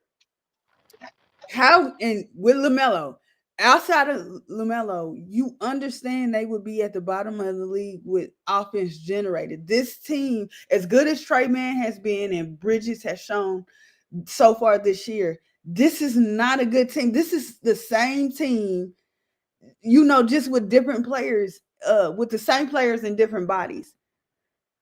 If that makes sense to you. A lot of these guys would be like, to me, as I look at the outlook, Cody won't be in nobody's rotation. Bridges would be in somebody's rotation if he was on another team. Grant, I don't know because I don't know what's the deal around him. Yeah. People talk about him positively, but here lately. But Purple, despite all that, right? Despite all that, what you have observed, despite all that, what you have experienced, despite all that, what you have viewed with this Charlotte Hornets team, you still see a competitive team put out on the court night in and night out. But once they show they seem like they're being competitive, here the shoe drops. And guess what? A whole fleet of non-talent and incongruency comes on the floor, and we wonder what you expect to make out of this. You expect to lose a league or you expect to go deeper in debt with this kind of non-talent altogether. You understand what I'm saying? I'm not talking about the Brandon Millers, the Miles Bridges, and the Lamelo Ball. I'm not speaking Mark about them, Williams. but I'm talking about when those guys are out on the bench at That's the what I'm same saying. time. That they didn't have. I was not fooled at all. Like I think Trey Man is playing well, but it got me to thinking about OKC and the value that they still got in guys like Case and Wallace and all. And I said, why? I understand having too much depth and talent, but what made them? Lou Dort. I admire his progress, but what made them say, oh, we're gonna keep Lou Dort over a scoring guy in Trey Man and Casey Wallace and Wiggins? I can't think of his first name. I think that's Andrew Wiggins' younger brother or something like that. What made them keep those two guys over Trey Shout Man? out to Wilt Stumbling 45. What's up? Trey Man. See, the thing about it is that those guys seem to be skillful as well as respectful for the pecking order that Mark Gatineau have for that OKC Thundercat. And maybe the people that got traded away from them didn't respect the pecking order or are expected to be part of the hierarchy when it comes to talent. And maybe that was just all in their head, and that organization didn't see fit for that. So that's why you get rid of the Josh Giddies. That's why you get rid of the Trey Man, the Puku, and what's the other guy they got rid of? Leachik, yeah. You Barton. follow me? No, And Barton from Dallas. I forgot. yeah, but Bertans the whole different situation. We know. Yeah, so so you get rid of those guys because they're trying to purge themselves into the hierarchy, and Mark Gatineau is not ready for that talent to be assimilated with his scheme moving forward. And he has to be right because listen, look how they finished last season, right? They finished top of the West, and look how they started out this season. You follow what I'm saying? They just like one game behind Cleveland for the best record in the league. I think they only lost one game. OKC. So Shout out. of course, yeah. So Mark Gatineau knows what he's doing, and his vision is coming to fruition. How he is setting up his hierarchy. So that's why Caruso was needed, right? Because Right. Caruso ain't trying to, get all in the mix of all that. You know what I'm saying? Teacher, you see me, teacher? Teacher, look at me, teacher. No, Caruso just come to do his job and try to help the team get more wins than they did the previous season. So that was good for Caruso to be assimilated and integrated in Mark Daigneault's scheme. And this is why you get this right here in Charlotte Hornets, because when you see LaMelo, right, everybody knows LaMelo is the face of that franchise. You can't sell that franchise for over $2 billion if you don't have a LaMelo Ball there. That's obvious. So why they acting like he ain't the shit? I don't know. Because LaMelo don't give a damn. I'm gonna tell you that right now. He don't give a damn about all that because he knows he's good enough, right? And he is showing that he can capitulate to some of the things that might be uncomfortable to him or maybe disturbing to him when it comes to putting extra accessories on his body. He showed that he is very pliable when good information comes to him. He can bend, right? So the Melo is showing us, listen, man, I'm not even on the waist show with my brothers, okay? Even though they talk every day, they FaceTime, they joke, they crack jokes, but he's trying to show everybody he's serious about his mission of resuscitating his leverage. He is serious about his mission when it comes to playing basketball in two dimensions, defensively and offensively. He is showing that he has put in the work. He has gained 15, almost 20 pounds. He has shown that he has put in the work, that he's ready for this season, and he's ready to be an all NBA player. Because he's not goofing around. He's not messing around. He's not even goofing around with his family. He is showing that he's in the house. He's not hanging out outside. He's comfortable in his skin, and he just wants to win, and he want to show the people of Charlotte who drafted him that he's coming with the winning mentality, and there's no more goofing around, you know, gang this or gang that. He might say gang, but you remember how he used to say it so much, it was just like getting out of style. Like, come on, man, really? Stop Mhm. it. So now Charles Lee have to practice what he preached.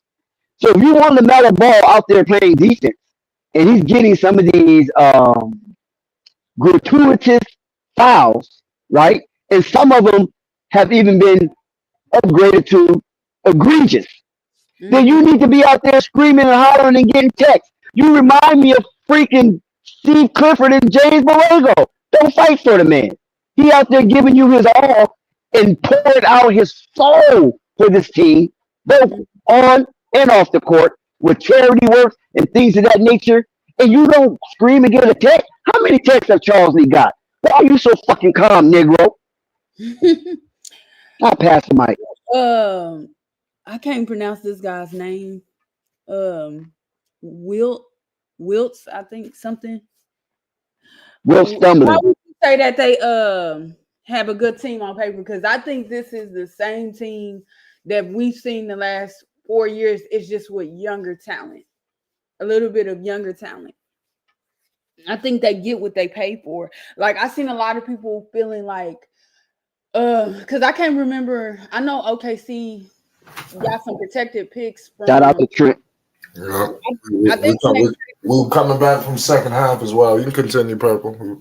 okay, when they traded KD or whatever, but they was like, I hear a lot of Hornets fans. Oh, we doing what OKC doing. I was like, nah, no, y'all not. I said Miami is going to do what Charlotte has done over the last 3 or 4 years before Mitch uh left, which is it's not concede, convey they pick back. Miami's pick is I think top 15 protected. You don't have anything but a whole bunch of second round picks and a couple of yo protect yo picks, you, because of how the league protects them. But you really don't have anything. So you need guys like Trey Mann, Mark Williams. And my problem was when Jeff Peterson came out, I believe, and he said Mark Williams, LaMelo Ball, and Brandon Miller weren't up for sale. Now I'm cool with LaMelo and Brandon not being, but I felt like for whatever team, it might have been teams like the Lakers or whatever, or Phoenix, that was a bad mistake to me to not make him available on the market just to see, just to hear teams out to see what you could get for him. Okay, Purple, we're gonna cut through the chase. What the hell is going on with Josh Green? Why nobody's checking Josh Green? He seems like he's the modern day Tobias Harris. Always escape the criticism, and this guy has put up a donut and he's played But he 13 minutes of basketball. but he did that in Dallas. That's why when everybody like I was excited about his defense, but as I watched him, he didn't make too many Miller. Miller on the board. Let's hope Miller could help us to wake out. up. Yeah.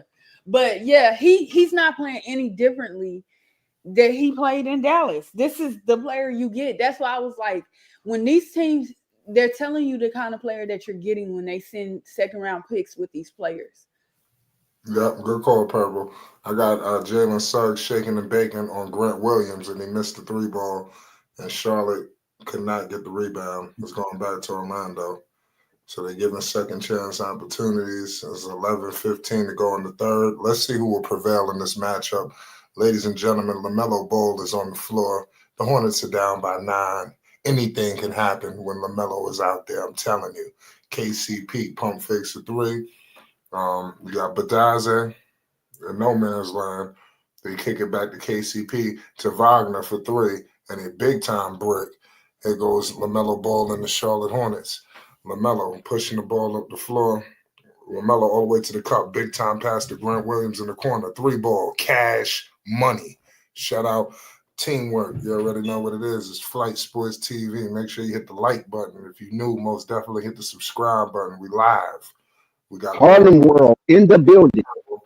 Yes, shout out Harlem. We got Franz Wagner with the rock. Wagner all the way to the cup. Mid-range over Grant Williams, and it's good. Wagner has been cooking all night long. The brothers came to play. Here goes Lamelo. He's crossing half court. Met by Jalen Suggs. Melo. Intense defense coming from Suggs. They kick it out to Miller. Come on, Miller. You got to keep it going. Hornets down 8. Let's cut it to 6. Here we go. Melo posting up to KCP. They give it to Melo. Melo shoots a 3-ball. Cash. Ooh. Lord have mercy. LaMelo Ball. NB1. The 1 of 1 on the board. It's 55-60. Hornets cut it to 5. It is not over. I told you. Oh, my goodness. Grant Williams with the interception and a foul. The Hornets done buckled down on defense, ladies and gentlemen. We ain't going nowhere. The Charlotte Hornets are back in play, and they got LaMelo Ball at the helm. I'm telling you right now, it is not over. The Orlando, they better wake up before you know it. The Hornets is down by 5. Great comeback, but this is why you don't keep a player like LaMelo on the bench stale for that amount of time, because he's not only the spark, he's also the engine that drives the car. Right. Let's get to it, Dex. I got Brandon Miller with the rock right now. They kick it out. Here we go to Green, to LaMelo. LaMelo Ball shaking and bake. Oh, LaMelo moving and grooving. Oh, Melo with his moves. Melo all the way to the cup. And it is off. Come on, Taj. Taj, you got to snatch that. Taj didn't get the rebound. Here we go. Franz Wagner for 3. Oh, my goodness. You know it was good. This dude is who is guarding him? It's 55-63. Green can't do nothing with him. There goes Miller. They kick it out to Mark. To Grant, excuse me. They kick it to Josh Green. Josh Green, they call it the offensive foul. Green just bulldozed over KCP. So Orlando is defended. It's 9:05 to go in the third. If Charlotte don't wake up, they're going to lose this game. Green is not bringing anything to the game tonight. This is a very crucial game for Charlotte in their identity and reputation to go on the road into a hostile environment and squeak out a win in the Emirates Cup. So somebody needs to talk to Josh Green and get his head out of his ass. Against a playoff team too, Dex. Yeah, let's stop back. This is Orlando of yesterday. It was in the postseason last year. Here goes LaMelo. They got Wagner on him. Wagner fouls LaMelo. He can't stay in front of LaMelo Ball, obviously. Yeah, who will prevail in this matchup? Melo walking with that swagger, ladies and gentlemen. It's 8:47 to go in the third. Let's see what happens. Melo inbound into LaMelo. LaMelo has a screen coming with Taj Gibson. LaMelo kicks it to Taj, and Taj just loses the goddamn ball. So that's the 15th turnover for Charlotte. So Charlotte has been stacking the turnovers up these past 2 games. Another gratuitous turnover. And it was self-induced. It wasn't like he had pressure. Yeah, that was just a blatant miss from Taj. But Taj can't do nothing when he's too big for Taj Gibson. That's crazy what's going on with Charlotte. They need a big man. Miller for 3. In and out. Miller couldn't convert that 3. That would have been a big-time 3. Everything for Charlotte is 3s. And Wagner for 3. And he missed it. Thank you. Oh, my goodness. They can't get the rebound.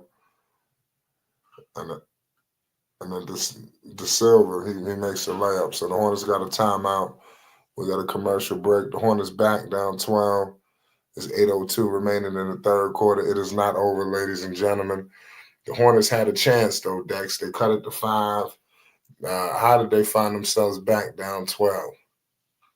Well, like I said many times before during this game, a lot of gratuitous turnovers, unnecessary movement and motion from players who are not used to be in the situation, running up and down the court. What is Taj Gibson doing? You're running up and down the court. That's not his game. Taj Gibson game is to be a beefcake pause in the restricted area, right? You need Musa out there, slim, deer, can run like a track star, and he doesn't get tired. He's a freaking African for crying out loud. So you know he doesn't get tired. And Flight, I keep trying to not revert back to Charles Lee, but I got to. He's watching the same game we're watching. Actually, he has a bird's eye view. When you see players out there just missing the ball, they're not bending down, they're tired. Get his ass out of there and put some fresh legs in. Put somebody in there that's going to produce. So it's mind-boggling just to watch this guy coach this in-season tournament game, which is called the Emirates Cup. Maybe he's more nervous than the players. Like, It's got to be one or the other. Only time will tell. I had Charlotte winning this game tonight. It's unfortunate that it's looking like they're continuing to push the lead out. But the Hornets got to do something. Charles got to roll up his sleeve, man. Once again, they've been having a decent game so far.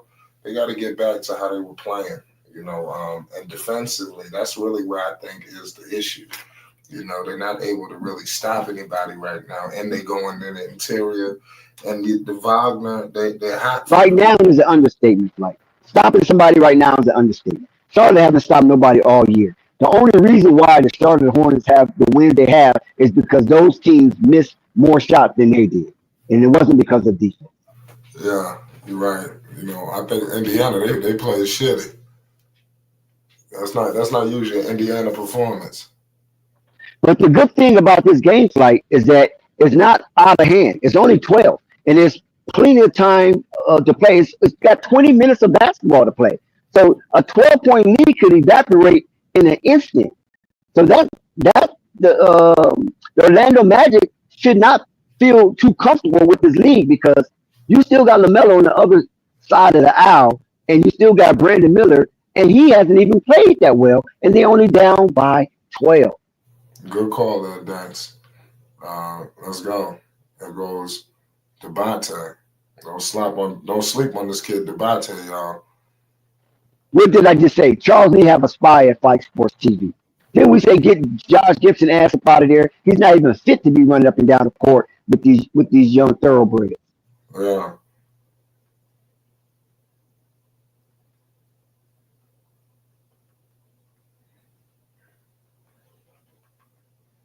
Yeah, that's crazy.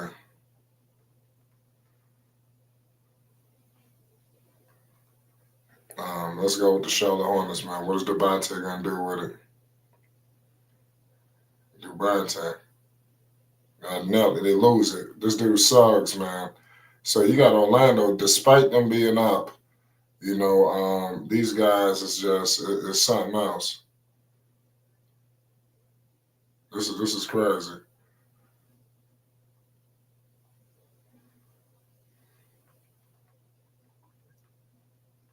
This is wild. Yeah, it's an up and down game. It's a 10-point lead, and let's see if nice block. See, that's why that guy needs to be out there more. So I know what I'm talking about. I might not be the best of coach because the basketball player that I coach, he ended up being a football player. Hornets down by single digits. I'm with you, Dex. It's 59-67, 6:20 to go in the third quarter. Here we go. We got Suggs with it picked up by Brandon Miller. Brandon Miller picking up Suggs. They kick it out to Bataza. Back to Wagner. We got Grant Williams. That was so silly from Grant Williams. And then you got Grant acting like it was a flap.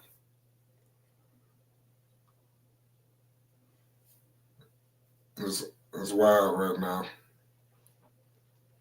And Grant just got I like the energy from Diabate, how he came in for Taj Gibson and brought some energy back into the Charlotte Hornets with his play as he scored 4 consecutive points. Yes. 59-67, 6:14 to go. Lamelo has 26. Grant has 13 and 3. Dubate 6 points. But the real story to me tonight is Brandon Miller, 5 points. And also you got Josh Green, 0 points. He's on donut. This is a starter, ladies and gentlemen. You might as well take his ass out the game and put in Cody Martin at this point. Cody Martin is in the game as you speak. Exactly. Let's go KCP, in and out. Good defense. What can the Hornets do? They down 9. It's not over. Let's see. What is Melo going to do? But they got to get somebody else to open the floor for Melo. I'm telling you, if they can get another guy scoring, it's going to open the game up. Martin, big time three ball. Big time three. Don't hesitate. It's 62-68. Hornets right in it, y'all. Suggs. They kick it out to Wagner. Wagner has the ball. Wagner shaking and baking. They kick it out to Suggs for three. And the Hornets get they gave up the fucking rebound. That was the game right there, Denzel. I think we're gonna go back to that rebound. That rebound was crucial. That's why I said they got down by 8. Yes, man. They need a center to get that rebound. That was big. That was Wagner. They kick it back to Suggs. Don't give up a three. Suggs. And they get a break. And the big men just keep getting all the rebounds. Now they about to eat in the paint. Charlotte not playing. Batanza is 62-70. 5:06 to go in the third. It's a crazy game. That's why. Hornets down by 8. Franz Wagner is the lead scorer of everyone tonight. He has 30. Yeah. And LaMelo Ball is at 26. Yep, major props. Let's see what's gonna happen. We got Jason Williams, White Chocolate. He out there. He in Orlando. So far, the Charlotte Hornets is winning this quarter, 15-13. So that's a good sign. It's all about if they can sustain that. The Charlotte, they seem like they get out to good starts. They play well, and then everything just falls apart. So hopefully we don't have another situation like that. I hope not. They cancel each other out. Yeah. Here goes Melo. Kicking it to Miller. Devontae, big time dunk from Devontae. Now you see what I'm talking about between him and Taj Gibson. Well, how in the hell could you even configure to have Taj Gibson in there over Diabate for that extended period of time when this is an up and down game? You got a good point. Big time three from Anthony Black. That's 64-75. Him with these freaking. Nah.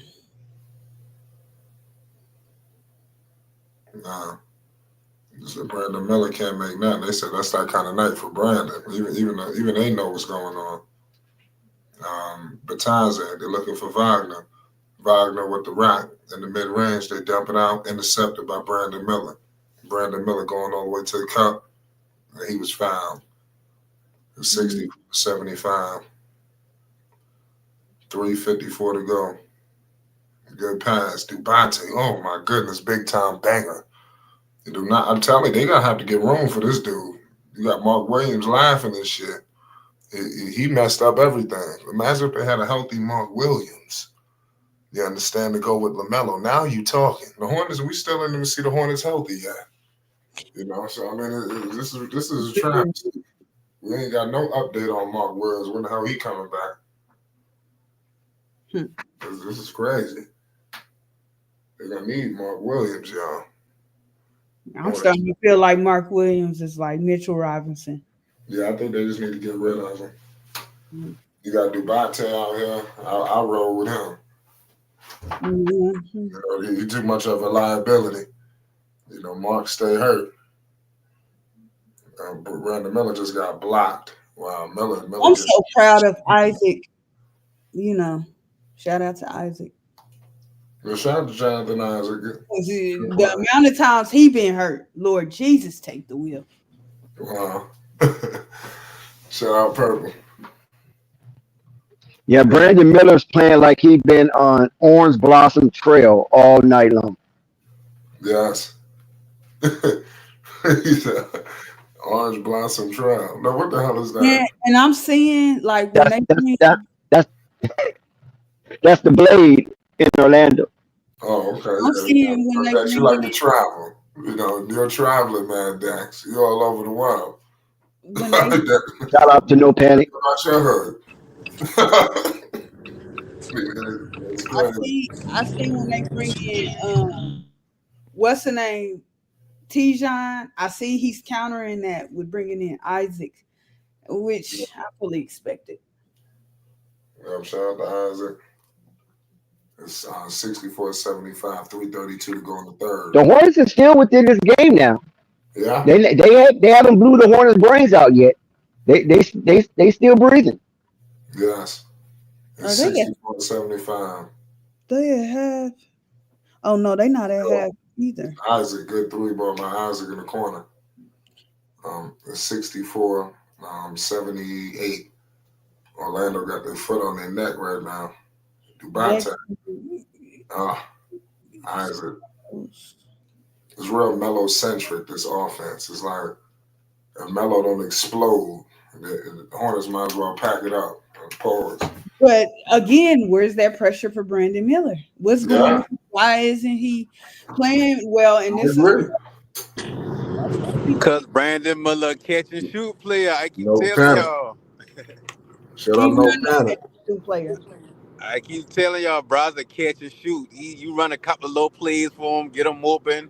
He ain't gonna take over no game. If Lamelo ain't doing his thing, then everybody just standing around watching. Yeah. If you really think Brandon Miller is a catch and shoot player, I would have to laugh. Look how they use him. Which Think about it. Look how they use him. But that would mean he's being used incorrectly. But I wouldn't say it incorrectly because his size alone, pause. Defensively, he create mismatch. He should create a lot of mismatches and a lot of confusion. Being able to at least not protect the rim in a block shot type of way, but protect the rim as far as like, just like when you come to the basket, he's still a tall player, he's still a long player. Getting to the basket from the perimeter, he's still a long player defensively. So it's like that's when you bring him in on the defensive side. On the offensive side, you would want him to be one of these go get a bucket type players, but that ain't who he been. He ain't even been that at. See, in college, that confused a lot of people. When you see players in college, you think, okay, exactly what he's doing in college is going to translate to the NBA. When he been in college, he's just been the best player on his team. That's all he been. Oh my God. That's really all he been. These Wagner brothers has just been shitting on the Charlotte Hornets all night long. No panic. Oh, my bad. Pretending. Yeah, for the Hornets to That's that compete, they German need Brandon technology. Miller to do better. Listen, Miller having a shitty game tonight. I mean, are we piling it on? Yeah, I know. I just say I never really been big on Miller to begin with, as far as him being like the star player or the second player on the team. Yeah, I always been saying that he was would be a always catch and shoot. overblown. That was always overblown. The media, you know how they do. Yeah. They was ready. They ready to move on from Melo. So now they seeing like they made a terrible mistake. Miller not ready for this kind of pressure. He can't hit them shots that Melo be hitting. He can't put the Hornets on his back like Melo. They just got to get him some more help, consistent help. Yeah, Miller keep playing like this, I'll trade his ass. Yeah. Not now. Maybe another year or two. I wouldn't trade him. If he don't develop, he turned into R.J. Barrett. Move him. Yeah, that's when. Move him before Is he gonna be Paul George or is he gonna be R.J. Barrett? Oh, don't get me started on Paul George. Don't get me started on Paul George. Once he said Paul George, but it's good. That confirmed it for me that he was gonna be a catch and shoot player. Yeah. Wow. Paul George in New York City, man. Now, you guys sure you're not being prisoner of the moment? I mean, for me, it's not for the moment because I see that. I've been watching. Man, I go on a bunch of the Hornets game last year and watch this man do the same thing he's doing this year, finding a spot, catching and shooting. They might try to run some players for him to try to get him involved in the offense when he ain't got the open looks. But outside of that, he ain't really doing nothing. Think about it. He's supposed to be that second player or that second quote-unquote star player, or at least develop into a second star player that can take some of the pressure off Lamelo. He's just out there. Yeah. No panic. Listen, I'm still blaming this on Charles Lee. I don't care what. If the Hornets don't dig this one out, I'm blaming this on Charles Lee for sitting Lamelo for that lengthy period of time when Lamelo has scored 16 points in the first quarter. Come on, give him a break. You just don't. Get a man a break. You just can't. You can't, man.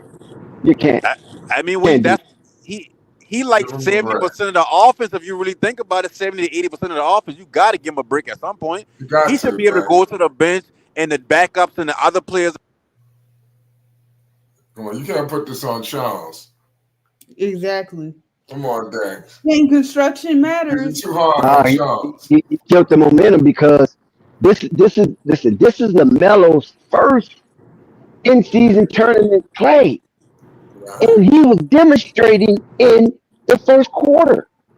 If you're going to sit him, you only sit him for 2 minutes, and then you Right. bring him back, or a minute and a half. You bring him back. You don't want that to cool off because you don't have a team like that. That's the Right. whole point. You don't have a team like there's no Williams, there's no Big Bridges. Your team is just not there. There's no Nick Richards. You don't have your full squad.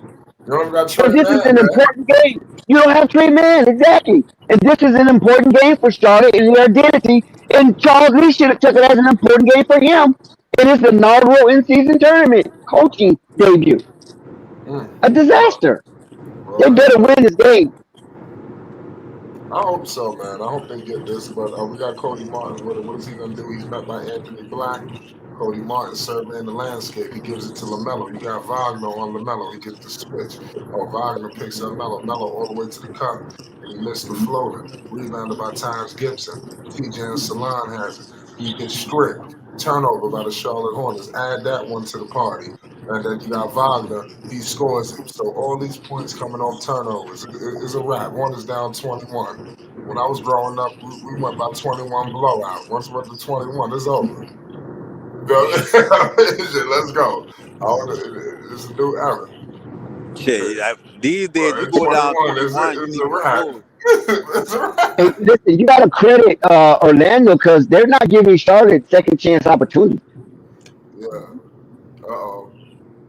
Wagner, and I ain't gonna lie, Orlando, they out here rebounding like their life on the line. It's like they doing everything harder than the Charlotte Hornets, and they down. So I mean, that's very telling to me. This is Good every coaching. game, right? This every game Charlotte Hornet get out hustle, out man, because they soft. I think Yeah, they need to they make a play trade. like they coming in as the world beaters and they just can take a night off because Orlando, and Orlando probably a better team than them. Not even They are. probably. I had Orlando winning the division, but Charlotte finishing second in the division to them. You mean in the cup? No, in the division overall. If Charlotte loses this game, they're out of the cup contention. Of one loss? Yeah, I don't think they Yeah, focusing on the cup anyway. I think if they get some wins together in this cup in this tournament, I think that'll be cool for them. But I think they just trying to make it to the postseason. I think they're trying to keep but this is Melo. where your name, no panic. This is where your name rises to the top. It's like Cream. Cream rises to the top. I mean, Paul. in a couple of years, yeah, but the in season tournament now don't really mean much because the Lakers won them last year, but that ain't mean shit. Yeah. And I want to see the Hornets ascend out of the play-in, which I know is not going to happen anytime soon. Indiana, they like that. Indiana versus Man, look at all these light skinned dudes out here. You can't tell that they're black or white. Look at this dunked on. Sad, but most of the Isaac league is pretty putting it much on. damn a bunch of mixed players, bunch of white mamas, black daddies. Yeah. If you Charles, you sitting Lamelo now. At what point do you sit Lamelo Ball now? Charles here. He Yeah, you very can sit them nervous. for you can sit them for For maybe the whole floor. a minute or two in the first portion of the fourth quarter. You can do that. If the Hornets don't make a run, it's over. And you know what's crazy? That as much as I like Tijon, I can see them trading him.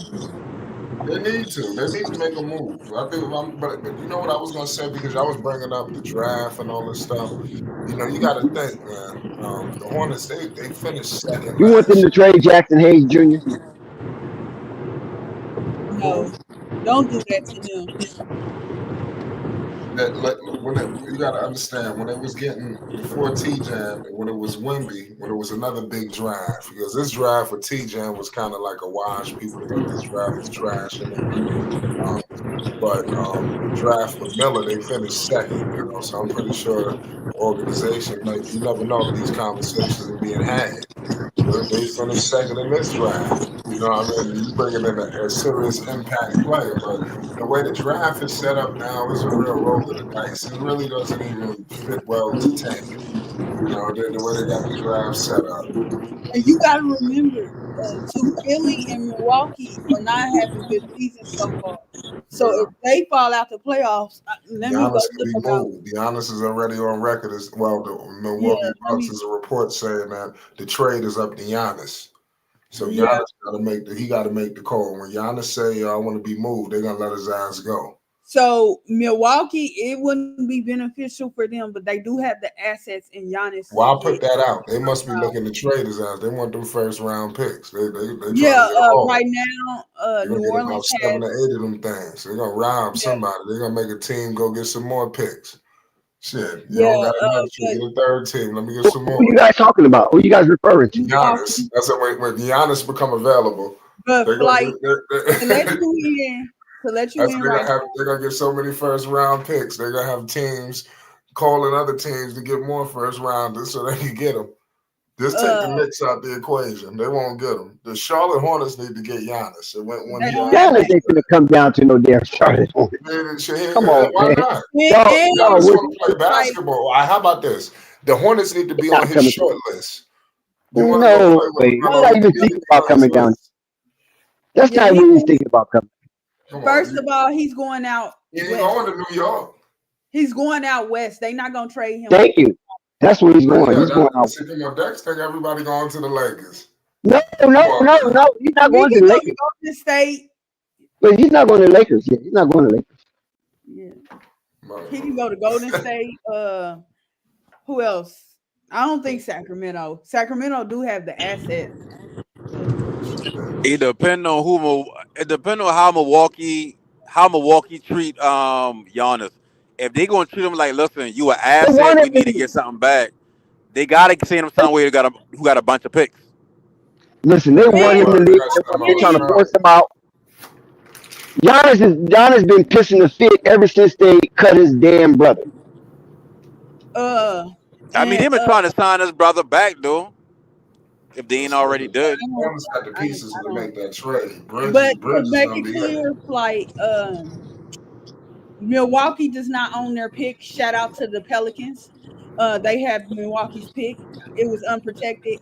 And as far as Philadelphia, their pick is top 6 protected. So if they continue to look as horrible as they have been looking, they can be in the lottery next year. But San Antonio is a savage, man. You're right about that. Hornets is right on the teeter of getting blown out. They're going to have a run. They're going to have it soon. Yeah, I fuck around, let down San Antonio trade for Giannis. That could be a wrap for a couple of years. Yep.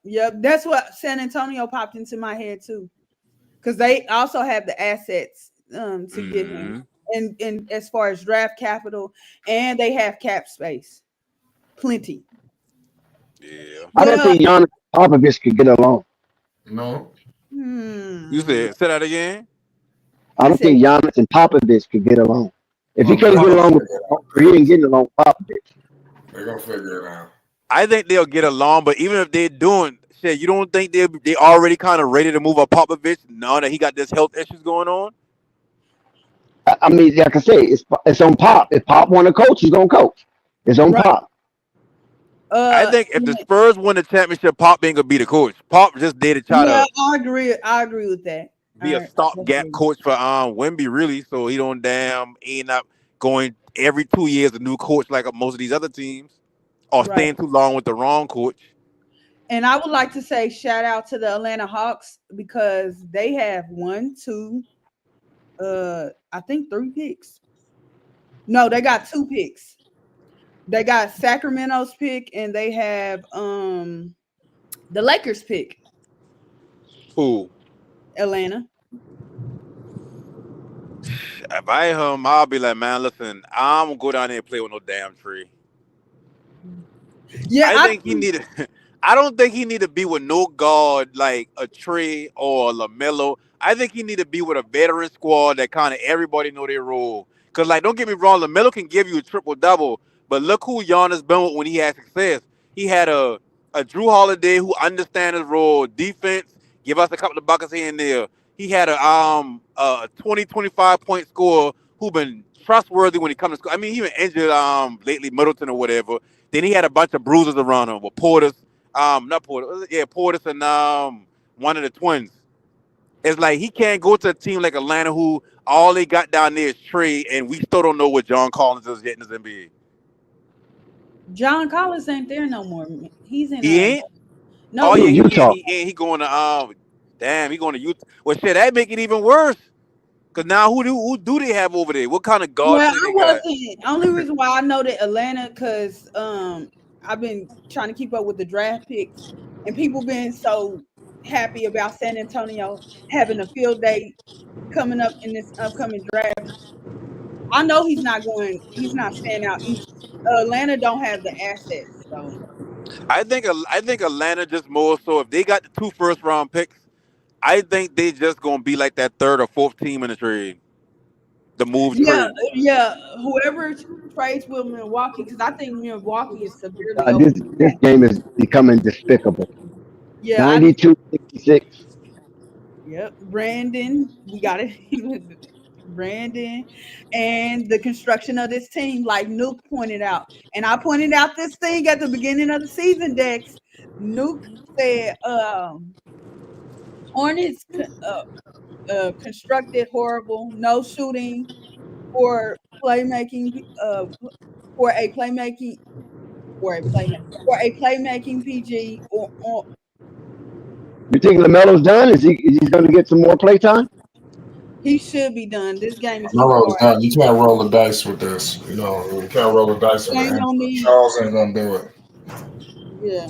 And see, you notice how you it's like you notice how whenever we talk about the Hornets, we always talk about like they don't got no shooters around and playmakers and this, that, and the I third. said that at the beginning of the year. Not shooting. They cut Steph, and then the draft went how it went, free agency went how it went, and it was a panic move to bring Seth back because they Yeah. looked at that roster and they said, "Oh my God!" Besides Miller and Lamelo, we have no. They got better players this year than last year. Bryce McGowan's and Book Knight But and Bryce, Jimmy and I Dore. They improved understand the that, roster.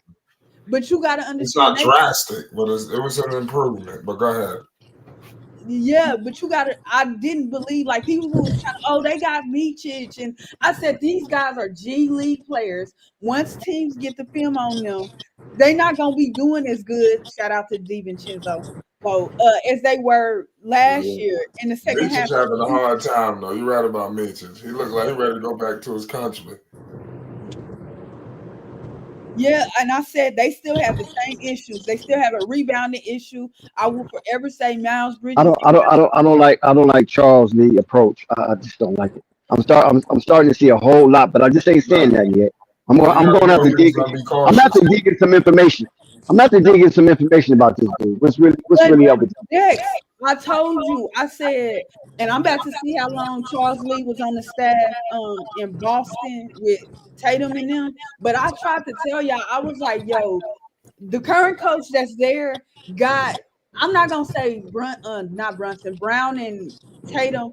I don't think they're in their final. Well, I think Brown is in his final form. I ain't gonna lie. Tatum, I'm not for sure, but close to their final form. Like it ain't like they got them from the beginning, and people was like, oh, they're gonna do what they did. I'm like, no, like no, you can't come over to Charlotte doing that.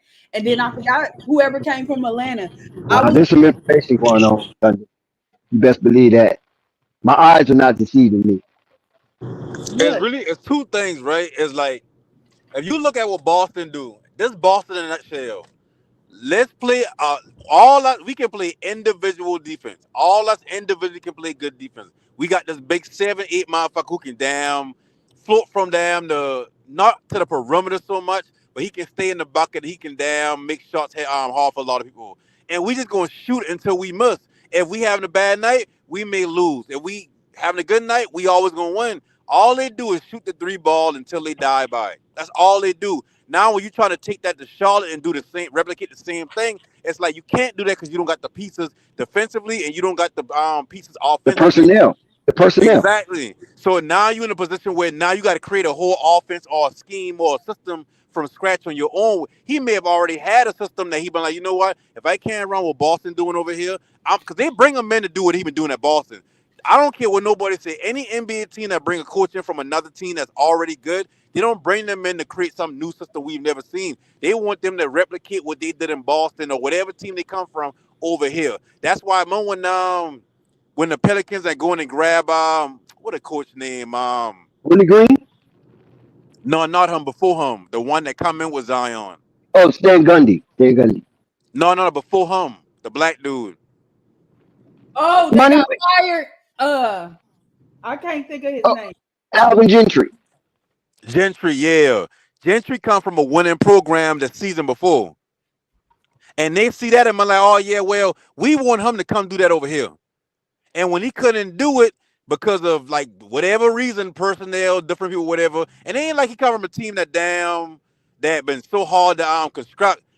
But pretty much why he's saying is you can't come to Charlotte without an actual plan for the roster itself. You can't come there and say, okay, I'm gonna do what Boston did. And on top of it, you got to think about it. This still early in the season. He probably playing with the lineup a little bit. He probably playing with who should play with who. Nah, Who man. should do this. Listen. I agree with that first portion of what you said. No panic.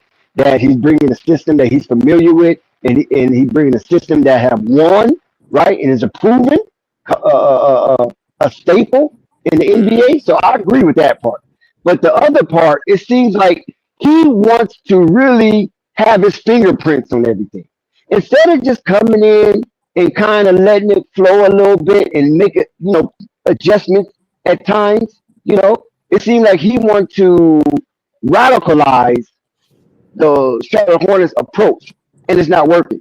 And to show this, from my observation, is the way he uses rotation. His rotation has sputtered out of control, and there's no way you're going to win in this league with a rotation that deep and players that don't have that much talent. Yeah. But at the same time, that him tinkering with the roster and the minutes and who playing with who, that is a thing a lot of coaches do when they first even with the Mavericks. Now we did the same thing last year at the trade deadline. I mean, before the trade deadline, we've been trying to see what Grant Williams for that. When we realized, okay, well, he can't play with these players or this player or this lineup. He's unplayable. We got to move him. So they moved and bring other people in. And then the second half of the season, we spent the second half of the season. Yeah, we've been winning, but we also still been tinkering with the roster. So by the time we get in the playoffs, we understand who we're going to play, what minutes, who we're going to play in the final eight. Okay, wait. LaMelo's back in the game. LaMelo's dribbling the ball. He's back in the game. What the fuck is going on here? How you sit LaMelo on the bench that long and you bring him back in the game? Did you see what I'm saying? He did that in the first quarter. I mean, the first half. The score was they down by 30. I don't know why he Damn. thinks he's in the game. So The why only would reason he'll you be in this sit game him is down because that LaMelo long? asked to come back in. It don't matter. No, LaMelo didn't ask to come out, and you took him out. So regardless if LaMelo asked to come in, you're down 30. There's no way that you can win this game. There's not enough time. There's not enough possessions for you to win this game according to what's on the clock and the way that you are playing. So why would you leave LaMelo on the bench that long if you know you're gonna bring him back into the game?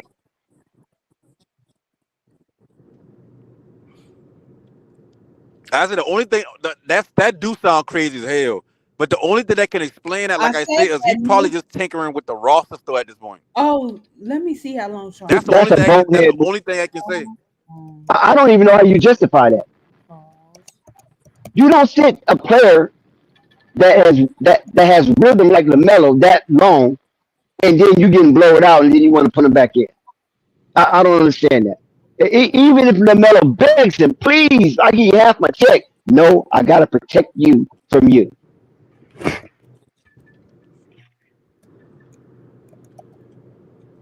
Yeah. So Charles Lee came to Boston. Charles Lee was an assistant coach for the Boston Celtics for for the 2023-2024 season. He was the Celtics lead assistant under head coach Joe Mazzulla. Yeah, blah blah blah. We read that. He got the job in Charlotte. So he was only there for a year, is what I'm. Yeah, yeah. I don't know why they try to make it seem He like was he there for a damn near championship constructed year, our though. roster. You understand what I'm saying? Lead But assistant and you win the championship? I hold more merit if he was there from the beginning, or if he was one of the guys. But Why? No, that's no. From the beginning, for but 2017, what's the beginning? from 2016, Jalen Brown.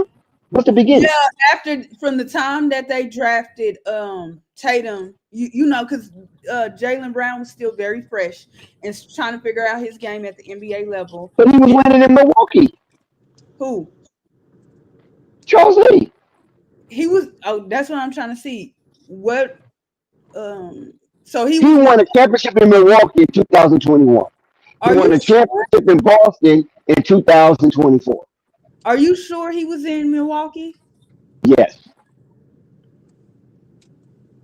What was his job in Milwaukee? Shit, I don't know. I don't know he wasn't the lead assistant. But I think that was Darvin Ham, the lead assistant. But he was there. He was a part of that culture, and he had input. Let me go Yeah, see. I think I all the don't remember assistant him. coaches and all that coming from championship teams and getting head coaching job because of that. I think that's overrated because I mean, like I said, I like Borrego as a coach, but I also wouldn't put no stock in the he came from the Spurs, so he got to be a good coach.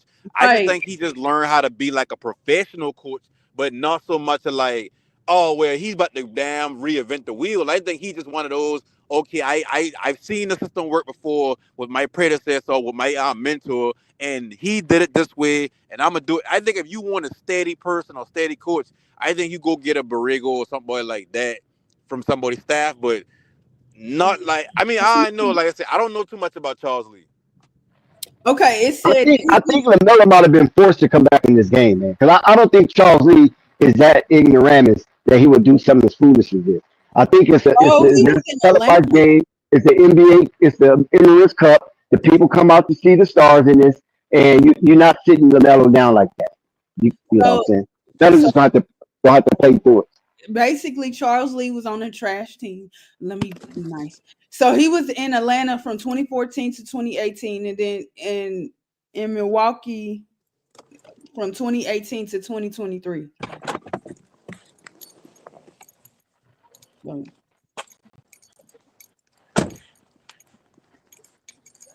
So I tried to tell y'all, you know, like this is a different situation, way different situation. We know it's different. I mean, it's Charlotte Hornets. I mean, they're the doormat to the NBA. But at the same time, Atlanta is too, no, Atlanta went to the Eastern Conference Final. What you talking about? but they have followed the same road Charlotte I had. ain't following no same road, no Charlotte. What do you mean? Yes, they did. So while New York Atlanta been a number one better, seed before. No. Atlanta been a number one seed before in the Eastern Conference, okay, but and Atlanta been to the Eastern Conference. Eastern Conference Finals, but and they had a two game. What congratulations was to it? them. 2 game lead over Milwaukee before Milwaukee woke up and changed their approach and let Drew Holiday operate the ball. Do you But remember that adjustment that that Budenholzer made? we talk about has-beens. Atlanta is definitely a has-been with Trae Young. But they've been there though. Regardless of what happened in their success, they have not been back. They have been in the same position the Hornets have been in. A lot of teams haven't been back. The Portland Trailblazers haven't been back. But at one point in their franchise, it was a winning franchise, a He winning culture. led to the franchise. But while Trae Young has been in charge, I'm not taking away from his accomplishments. But for New York to have, I think they had 2 down years, or it might have been a one down year. They continue to ascend and get better to where they're literally top 2, possibly a top 3 team in the East, depending on how good Cleveland is. Atlanta has not ascended in any way. They have continued to fall ever since their appearance in the Eastern Conference Finals. Knicks got the same like that year that the Atlanta going that far, they overachieved that year. Just like the Knicks overachieved that year. I always bring up that year with the Knicks because it's like the Knicks doing the same thing they did then. They overachieving the season. Do you think it's a mistake that LaMelo was out there? Huh? You think it's a mistake that LaMelo was out there? I think he might be forced to be out there. I don't think Charles Lee is that unaware of the situation. You know, it's an Emirates Cup on national TV. Well, yeah, we forgot about that. That they want these star players to play. So yeah, they want them to play. You know what I'm saying? Not down by 30. That sounds don't matter. Crazy. They want them out. It do matter because LaMelo's are often injured. No.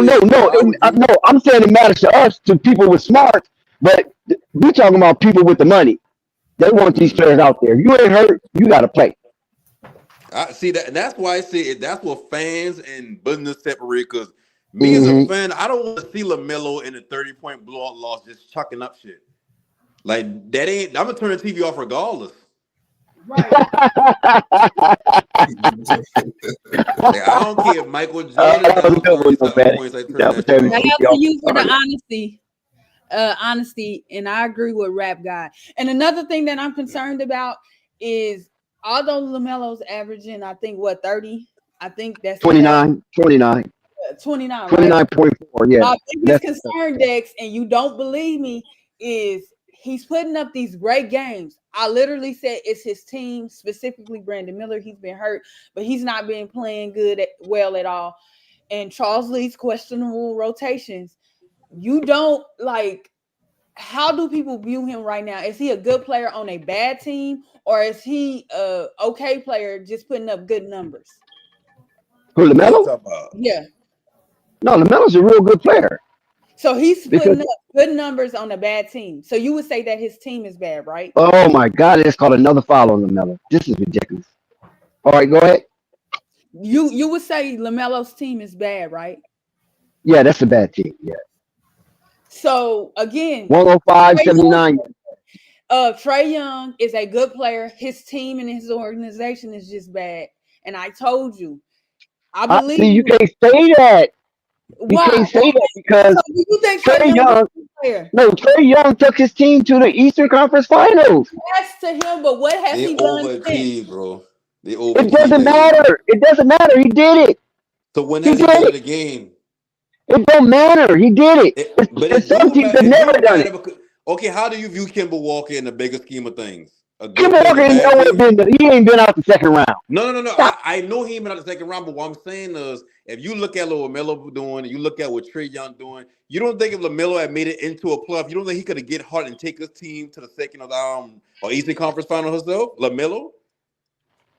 If he had a team like Trae Young, of course he would have. A team like Trae Young. Yeah, that was a good team they had with the John Collins and the what's the shooter? What's the other dude? The shooter, the Bogdanovich. Yeah, you know what I'm saying. They had a good team, and they had the African in the middle. Okay, so what's the African in the middle? You talking about Capella. Capella. Yeah, there wasn't no scabby team. That been a good. They had a decent defensive team. They had some shooting around them, but at the end of the day, I mean, baby, let's just don't stand like that was an overachieving year. That was one season. You can't name. I understand that. I understand that though. Quickly, Dex, what has Trae Young and the Hawks did since that appearance? Why do you keep saying since then? They done it. That's the only thing I'm saying. They reached a high plateau, just like in the Trae Young era. Same with Luka. Luka when he won nothing. Right, but Luka and his team continue to make it farther than Trae Young, make it in the playoffs. Because there's a lot of movement going on with Trey Young team, and there was movement going on with Luca. If they didn't make them trades and got Gafford and the Washington at that point, we don't know where that team would have ended up because they didn't make the playoffs. The Hawks, Dex. Remember that. Lie. They would have still been way better than the Hawks. But you, I can't tell you the Hawks been in the play. But see the thing, that's where you twist yourself up at. Because that last season they make it to the finals. We make it to the finals last year, right? Before last year, Luka did what with in the playoffs? He going to even in the Western Conference Finals with a worse Golden State. team. They put the number 1 or number 2 seeded team out that same year in the second round, the Suns. Like Luka does some shit. Like he may not have multiple conference championships back to back and no shit like that. He might not have multiple championship series, but Luka when you look at Luka, you don't never be like, okay, a Luka led team may not make the playoffs. But I'm just saying it was the season before last, they did not make the playoffs. When the Mavericks didn't make that happened that season there, but that's the one time. I'm just saying every other time. So how many times Trey Young missed the playoff for playing? Maybe one time. No, he's always in the play-in. The devil is a lie. They always been. Yeah, like if we take the play-in out of it, Trey Young would have missed it about 3-4 times. But you can't do that because the play-in is a part of it. I understand. You can't take it out. If you comparing Luka's success to my whole point is that Atlanta's not a team in shambles. You know what I'm saying? Atlanta's not a team. Atlanta is not a team in shambles. They are a team in shambles. Yes, they are. They were the Hornets. Oh, Dex. So it says Trey Young. Look at their record. How many times? I was about to call you. No panic. Has had Luka made the playoffs? By the way, so I don't have. How many times? Yes. I want to say Luka only missed him one time, one or maybe two. And he been in the league how long? For 6 years, 7 years? Yeah, as long as Trey. Yeah, 6. Guess how many times Trey Young has made the playoffs? You're not counting the play-in, just the playoffs. Dex. I'm just saying because I don't want you parsing words or using according to the diabolical semantics. According to the NBA record, Trey Young has made the playoffs 3 times out of 6 years, so 50%. Would you take that? I mean, is that a bad percentage? It's not about taking that. It's not in the East. Is it a bad percentage though? Is that a bad percentage? Luka had Luka. He should be making it more than what's the name? Like Trey in the East. Let's be real. Trey is in the East and Billy making the playoffs. Thank you. 50% in the West, okay, cool. But 50% in the East is like, bro, like, and you got the play-ins added into it. Listen, they're making Lamelo play all these playoffs in the play-ins. This is a forced thing. Playoffs outright. Yeah, they've been in the league. So Luka, let's see how long Luka. I don't think Luka. Only thing I'm saying is that listen, the Atlanta Hawks had all-star caliber players, right? All of them didn't make the all-star, but they was right on the fringe, like the John Collins and the Clint Capellas, right? The only time that Atlanta had 2 all-stars was Javonte Murray and Trey Young. Correct. Who else was an all-star with Lamelo since he's been on that team? But that's what I'm telling you. Oh, there we go. Cat, do you hear her? She tried to defer. How can you try? How can you defer? He ain't never played with an all-star. Now Miles Bridges was a fringe. Miles Bridges was on the fringe, but that's only one since he been a Hornet. Congratulations to Miles Bridges. But I'm trying to tell you, he's going to get the Trey. He's putting up good numbers on a bad team, as Trey Young has been doing, regardless of how we think Trey Young's teams have been, and because of all-star games made. They've done the same thing, and people kill Trey Young, say that he's not a winning player. He puts up stats that don't lead to winning basketball games. Right now, all I'm saying is that Trey Young been to an Eastern Conference final. He And knows what it feels like when he that gets to that part of the mountain. right. LaMelo ain't felt that yet. He ain't got nowhere near that. He haven't even got out of the playing scenario. But do you understand that in conjunction to Luca, that Luca has accomplished since they got taken in the same draft? Traded LaMelo with 35, 6, and 7 in a blowout. exactly. What does that mean? Exactly. That's empty That is. calories. That's empty calories to me. But see, that's what Trey is too. Lamelo kind of doing the same Stop thing. Empty saying that when calories. I keep trying to reference Trey Young being in the Eastern Conference Finals. He That's a whole be different But young. ballgame. that don't Like mean Rap God said, nothing. it's And been then 4 years yet. last season, he was in the playoffs against the 76ers. Julius Randle had made it the Eastern Conference Finals that year too, wasn't it? Yeah. No, Julius Randle lost that year. That's who Trey Young beat. He beat the New York Knicks, To have who Okay, they so he played beat against the with Knicks. Milwaukee. So Yeah, they let's look played at against his run that year. He beat the Knicks in the second round. Who I beat the agree first with you, round? Nuke, by the way. I'm just saying the optics of it. They hosed Trey Young out of an all NBA last year. If you I'm just trying to tell you what's coming. No, they I are. just don't Listen, like they it. are 1,000%. My whole thing is I'm hoping Charles Lee is not a scam artist. I'm just hoping he's not a scam But artist. that's I'm what I'm hoping saying. that this is a. I'm hoping that listen. I'm hoping really. I'm hoping this is an aberration because I don't see too many coaching gaffes from this young man. But I'm thinking this. I'm hoping it's an aberration and that this is coming from up high. It's not on him per se. You know what I mean? He's only doing what the boss is telling him to do. Because I could not see him coming from two winning organizations, coming to Charlotte with two rings, and he's making these coaches gaff like he have in some of these games this season that the Charlotte lost and lost badly.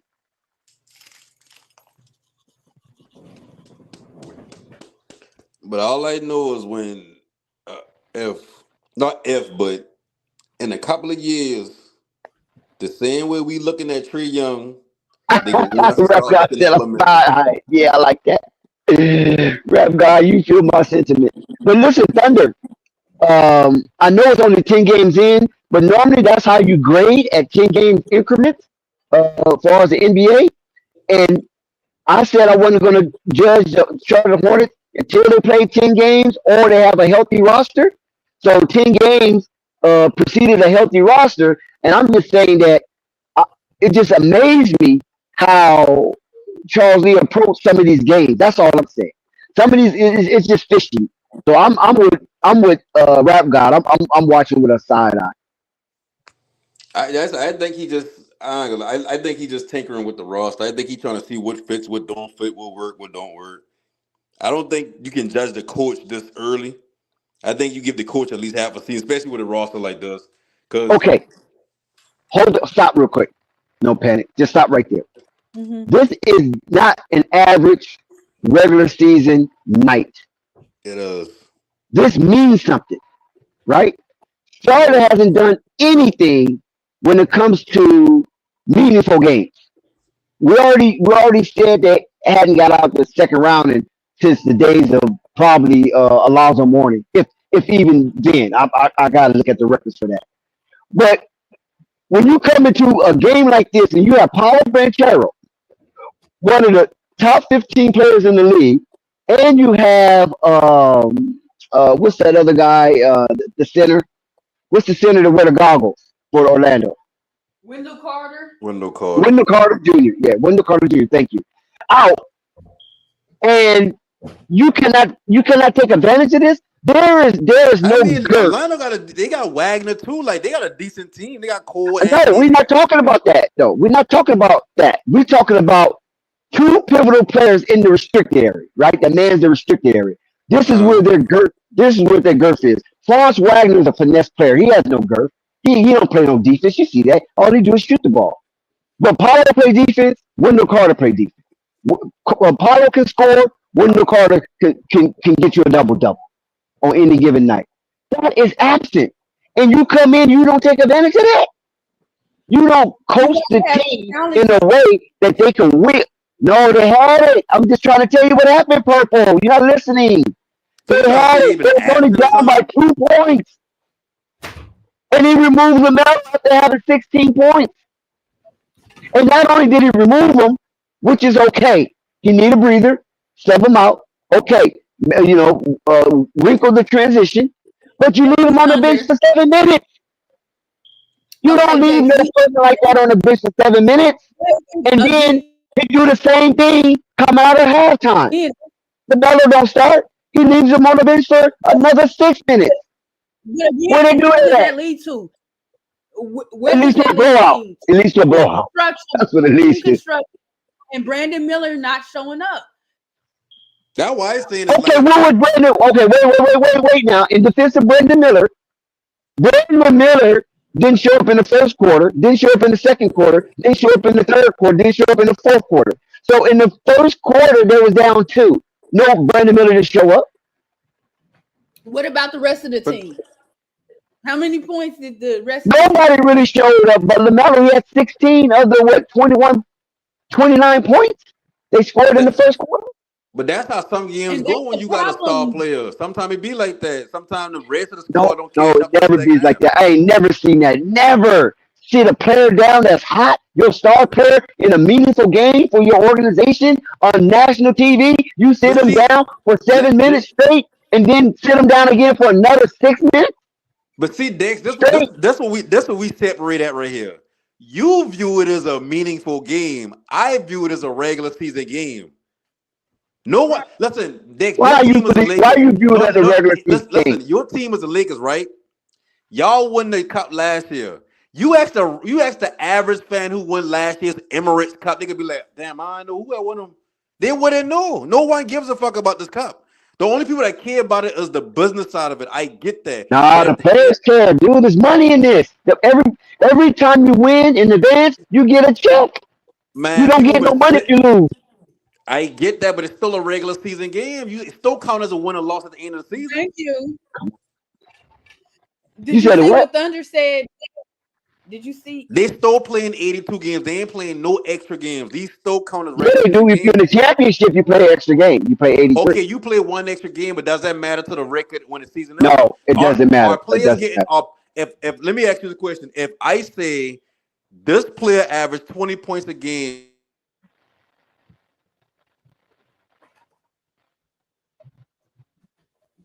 You went out again, no panic. I understand what both of you guys are saying, right?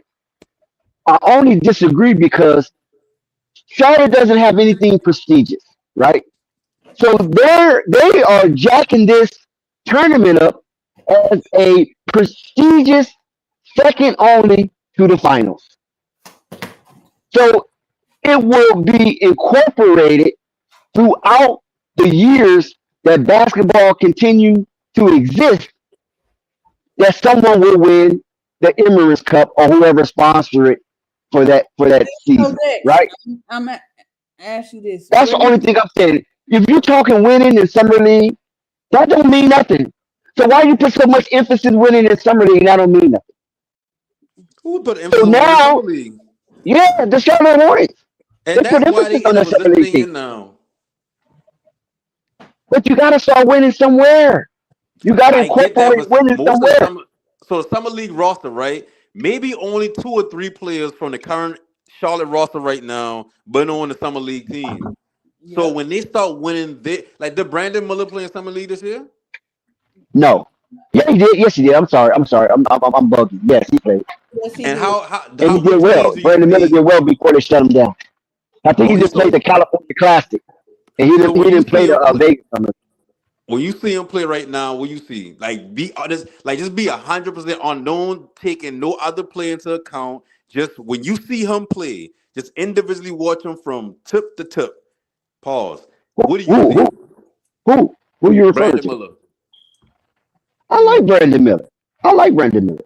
I Even though think initially I was a Scoop guy, right? Everybody knew initially I was a Scoop guy. I argued against Brandon Miller. But I came to Right. my senses. And Brandon Miller, he fits the mold. But I just don't know what happened to him tonight. But I think Brandon Miller is really a pretty good player, and he could be sensational if he get his head out of his ass. Like I said, Brandon Miller was hanging out all freaking night on Orange Blossom Trail. And I just think that that might have had some effect on him. You Mm. understand what I'm saying? Sometimes, you get to these cities, man, these cities be popping like that. And if you ain't careful, you can succumb to it. And I think that was one of those games. And he tried to fight out of it, but he unfortunately he didn't. So as far as Brandon Miller as a player in his totality, I like him. And I think he's going to be an all-star one day. You know what I'm saying? It's just that he flamed out tonight for some reason. And I just think that Orange Blossom Trail got the best of him. So one day you see him as an all star. You just don't see him as an all star right now. That's He cool. could be the all-star right now, to be honest, because if he can continue to play the way he played against Indiana and what was that team for Indiana? Detroit. If he can continue to play like that, he could be the all star. He ain't gonna be no starter, but he could be a part of the festivities. Yeah, I agree with that. I don't see all star unless it's like injury. People getting injured in front of him and he's But like, but you got to think too, Panic, that it's going back to the conference. So who we know Jalen Brown, Tatum, Giannis, and no, I'm not gonna put Jimmy Butler because people are finicky on Butler. no, Um, see, the thing about it is when you look at Charlotte, Charlotte is the same to me as I look at Atlanta. It's low market, small market team, one mhm. star, one noticeable player. I should say, I'm gonna say star, one noticeable player. We're not giving you two all stars from that team if you're not winning 55 games a Absolutely. season. Absolutely. I absolutely. But I'm saying since it's going back to conference, like Boston might have four players. Yeah. Porzingis, we know Tatum is going. It depends how Brown. people feeling about Jalen Brown. No, Jalen He Brown might going for be. sure. They can't even. That's part of fan vote, part of court's vote. So even if the media against him, he gonna make it. Because think about it, if he don't make the All Star team, right, and he doing the same thing he doing from years before. We watched the Atlanta Hawks one year have four All Stars. We've Teague, Corver. I forget the other two. They had four All Stars in that season because they've been winning. But Joe if they've been a Johnson, mid they tier had Joe team Johnson. where they've been middling around, they wouldn't even have one. They would probably have one. Yeah, yeah. So I don't see I mean, Boston. yeah, I don't see Boston. Boston going into the All Star break and only Tatum and maybe Porzingis. I don't. It's like you gotta add Brown. Without Why do you Brown, think until they make Porzingis it is going healthy. to make the All Star? If he Because healthy, he gonna make it. yeah, and Carl Anthony Towns. I got a question mark for Jalen Brunson. Okay, okay, hold on. Before we spill into all that, let's Okay. recap this game real quick. The Charlotte Hornets fall to the Orlando Magic in their Emirates Cup uh, initial season, 114-89, and this needs to be noted that the Charlotte Hornets did not win one quarter of basketball tonight. Every quarter was won by the Orlando Magic, and the result is what it is, 114-89. You do have some few highlights of the Charlotte Hornets, which is Lamelo Ball, 35.6 rebounds, 7 assists. And you have on the other side for the winner is Franz Wagner with 32 points, 8 rebounds, and 5 assists. So both of these two young men are a part of the NBA youthful movement moving forward. So it was a grand showing for both of these young gentlemen as they represented their respective team. And it's just that the Melo Ball fell short tonight to a more stout and controlled, uh, constructed team in the Orlando Magic down here in Disneyland. Brandon Miller was very disappointing tonight. Both teams is dealing with injuries on both sides, so that is a neutrality. But Brandon Miller was very disappointing. Now I don't know if he could overcome this deficit, but he could have made the game a little more challenging if he would have showed up. To me, it just seemed like knowing Orlando and knowing them Asian scrubs that goes on down there on Orange Blossom Trail, Brandon Miller probably got caught up a little bit over there on Orange Blossom Trail or California Avenue. You know what I'm saying? It just feels that Brandon Miller just came to the game not with any energy. He tried to fight through it, but unfortunately, it just seemed like fatigue was written all over him. And Coach Charles Lee. Now I'm distraught because the Lamelo Ball was on fire in the first quarter. Subs come in, no problem, right? But you leave the Lamelo Ball on the bench for 7 minutes. Put him out there, halftime, comes out. In the second half, you leave him on the bench for 6 straight minutes. I don't know why he did that. Then you turn around and you're down 30 and bring Lamelo Ball back into the game. How egregious. My God, what is going on? Okay, it had to be a call from upstairs in order for the Melo Ball to come into a game that is presumably already lost. Because you have to play, you have to show up, you have to keep the fans engaged, you have to keep the eyes on the TV and things of that nature. So, okay, I understand that might be out of Charles Lee's hand. But for him to rotate the way he did, I didn't like it, I didn't understand it, and it left me in utter disappointment. Mm. So Okay. when Lamelo come out the game, what? Because I ain't watched the game, but when Lamelo come out the game, what kind of actions they been running with Brandon Miller? Because I mean, I gonna go to my grave telling y'all he's a catch and shoot player, or he's a player that got to be put into some certain type of positions from the school. But y'all believe that he up and coming second star on the team. So what was he doing while Lamelo on the bench? You want to address that, Purple? I mean, he shot bad tonight. I felt like I keep saying that he it's hard.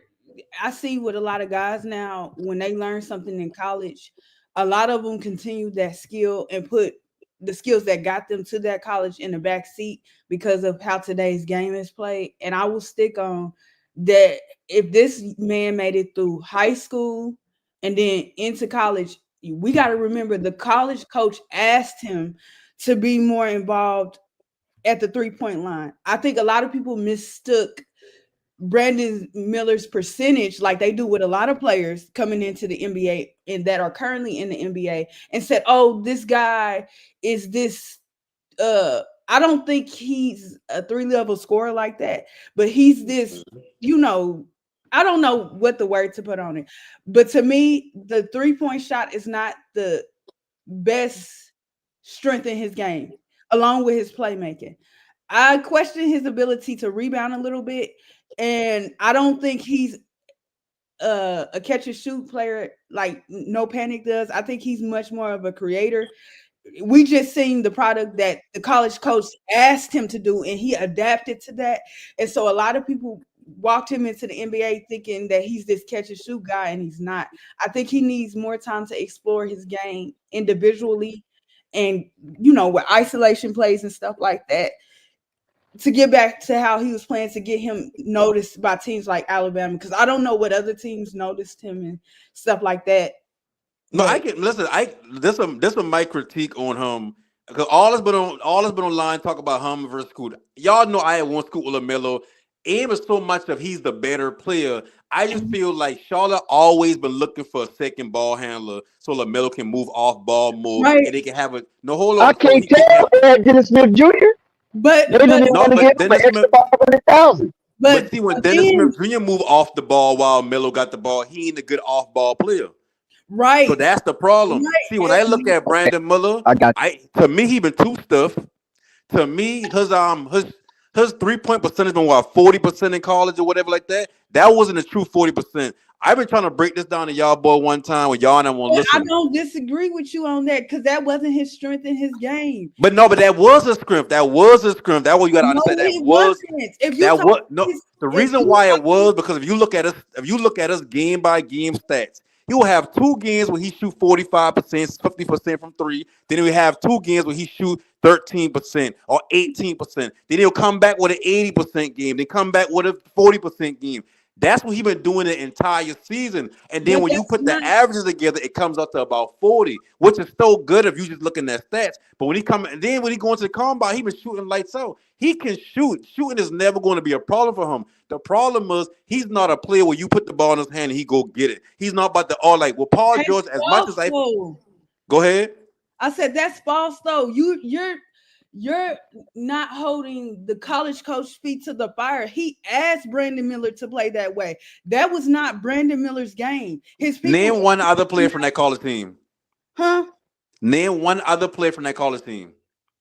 Ooh, I forgot. I You ain't even. can't even name him. Same thing when I look at Lonzo Ball in UCLA. When he been at UCLA, you couldn't really name the other players as easy. I mean, you can name it easier than now Alabama because we kind of follow Lonzo Ball to a certain extent. Yeah, But and at the same UCLA. time, when you look at what Lonzo been doing, it's like Lonzo, like you would think Lonzo been the best 3-point shooting guard coming into the draft. But then his first couple of seasons, he been struggling. What you see in college is different from the NBA. In college, you playing amongst And people that's what I'm. on your talent level, on your age level. So you got a little more confidence if you 18, 19 playing against other 20, 23 year olds. But when you get to the NBA, now you playing against grown men. Not even just because of the physical side of it, the mental side of it. That it's Yeah, like you going off of just you going off of testosterone if for the lack of better words, you going off testosterone as a rookie and your first year, whatever. Then you got to actually start learning the game. How fast you learn the game is going to dictate how long you in the league. Brandon Miller, he knows the game from a percentage of, perspective of I'm the best player on every team I've played on so far. Now in the NBA, I ain't even the best player on the court, let alone on my team. So now you asking him, hey, go get a bucket. Then he realizing I'm not quick enough to get around players that's smaller than me like I used to. I'm not big. I'm not. There's other players 6'8", 6'7", 6'6" that can guard me now. I'm not just some tall person. I'm not 6'9" yeah, and everybody else around 6'5". You right. know what I mean? Like now you playing against people that understand how to play somebody your size. Brandon, I ain't saying Brandon Miller's trash. All I saying is when you watch Brandon Miller, when they take Lamelo out the game, and like keep telling you, I ain't watched the game tonight, but I guarantee you they keep force feeding him the ball and make him do things without doing things. Like with him, I see somebody make a comment and saying why they don't run screens from him and pin downs because they want him to be that other player. They want him to be the guy. He don't need no pin downs. Give him the ball, let him go. But that's not who he is. Second, you got to justify spending a second overall pick on a player that at the end of the day, his best position would be to catch and shoot and play defense. No, it's not. If you think that, that's crazy. Look at a short chart. You Look gotta at a short chart. I Mix understand. and mix. Look at a short chart. I'm trying to tell you, Panic, that a lot of players, Brandon Miller has to adjust back to how he was playing in high school. And Then you taking the ball out what of got him Miller hands. to Alabama. They asked him, and he still had a lot of that offense at Alabama heavily went through him. He wasn't just in at Alabama catching and shooting the ball. He created shots for himself. The problem is, and this is the problem that I have when people talk about Brandon Ingram also, is everybody tries to make these players into playmakers, defenders, both sides. Everybody is not good at that. And when you take their best strength away and you tell them to adjust this way, it's hard for them, especially coming into the NBA. What if they're telling him, okay, Brandon, we need you to create again? Brandon, we need you to be the second guy for right now. Brandon, as you said, is used to being the best player on his team this far until he got to Charlotte.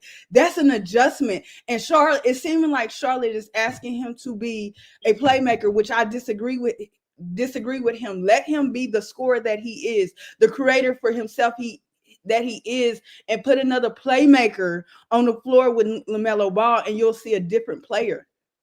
But Brandon Miller's not a playmaker. Like, if you watch Brandon Miller, just go watch 4 games in college. Just watch 4 games in college. He's no different. Like when you watch him He's like Brandon offensively. Ingram, an isolation heavy player that can't get his teammates involved. No, a heavy isolation player is not what he was. What it was, he was the best player on the team and he could shoot. Of course, man, listen, if you got a 6'8", 6'9" player in college today and he can shoot the 3 ball at a 40% clip, whether that's consistently or not, you going to want him, hey, put the ball in his hand. If you need to pull up on any ball, you just need to go ahead and do that. He don't got the wiggle like a Paul George for a 6'8", 6'9" player. He more stiffer than Paul George. When he say he emulate Paul George, he look at Paul George as good. I can see why with the size that he would say, yeah, I like Paul George. Paul George is good, but you don't got that same fluidity in your game as Paul George. And even when like I said, every time I say Paul George's name, I ready to go on and fucking rant about Paul George because Yeah. he fucking empty like outside of Odell Beckham. To me, he's the most overrated athlete in the past 10 years. But that's a whole nother story. But when it comes to Brandon Miller, I don't see creative. I don't see playmaker. It's easy to That's be. crazy. I And don't. he said he wasn't a playmaker though, and I said that's the And problem he that can't I create. have He with can't people. create for himself. He can't. What are you talking? He's not He Di. can't. It's like he. He's not. He's not DiVincenzo. He's not Reed Shepard. He's not Seth Curry. He can create. Mm-mm, What are you compared to them? he He's a can't. better creator for himself. He's just not a great creator for others. He's not a creator for himself and not creator for others. If he was a great creator for himself, they wouldn't have an issue when Lamelo go to the bench because he would create those shots. But they're having the issue because nobody else is perceived to be a threat. You're putting him on the floor with guys like Seth Curry, a shooter that is largely, I'm gonna be respectful, has been sort of consistent, but it's a reason why he's bouncing from team to team to team. Cody Martin, a non-shooter. I don't want to mispronounce that man's name. I wanted to call him Diablo, but that's not his name. Whatever his name is, we don't know what he is. You know, seeming like he's a dunker. Tijon, he's not. I don't know why people think Tijon's a shooter. I don't care what his percentage is. He's not a shooter. He's a non-offensive player. You're putting him on the floor with guys that cannot generate offense or be a threat offensively in any way. That's been disingenuous to call that man a shooter. He's not a shooter at all whatsoever compared to the guys on this team or around the league. So what you're saying is basically when Lamelo on the floor, Brandon Miller kind of got to be on the floor because he's the only shooter. But when Lamelo leave the floor, No, he's it's not a harder for shooter. Brandon Miller because you don't have any shooters.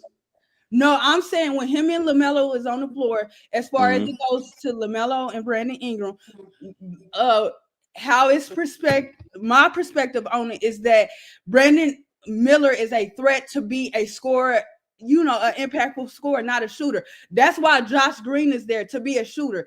That's why Miles Bridges is there to be a shooter, even though people disagree with that.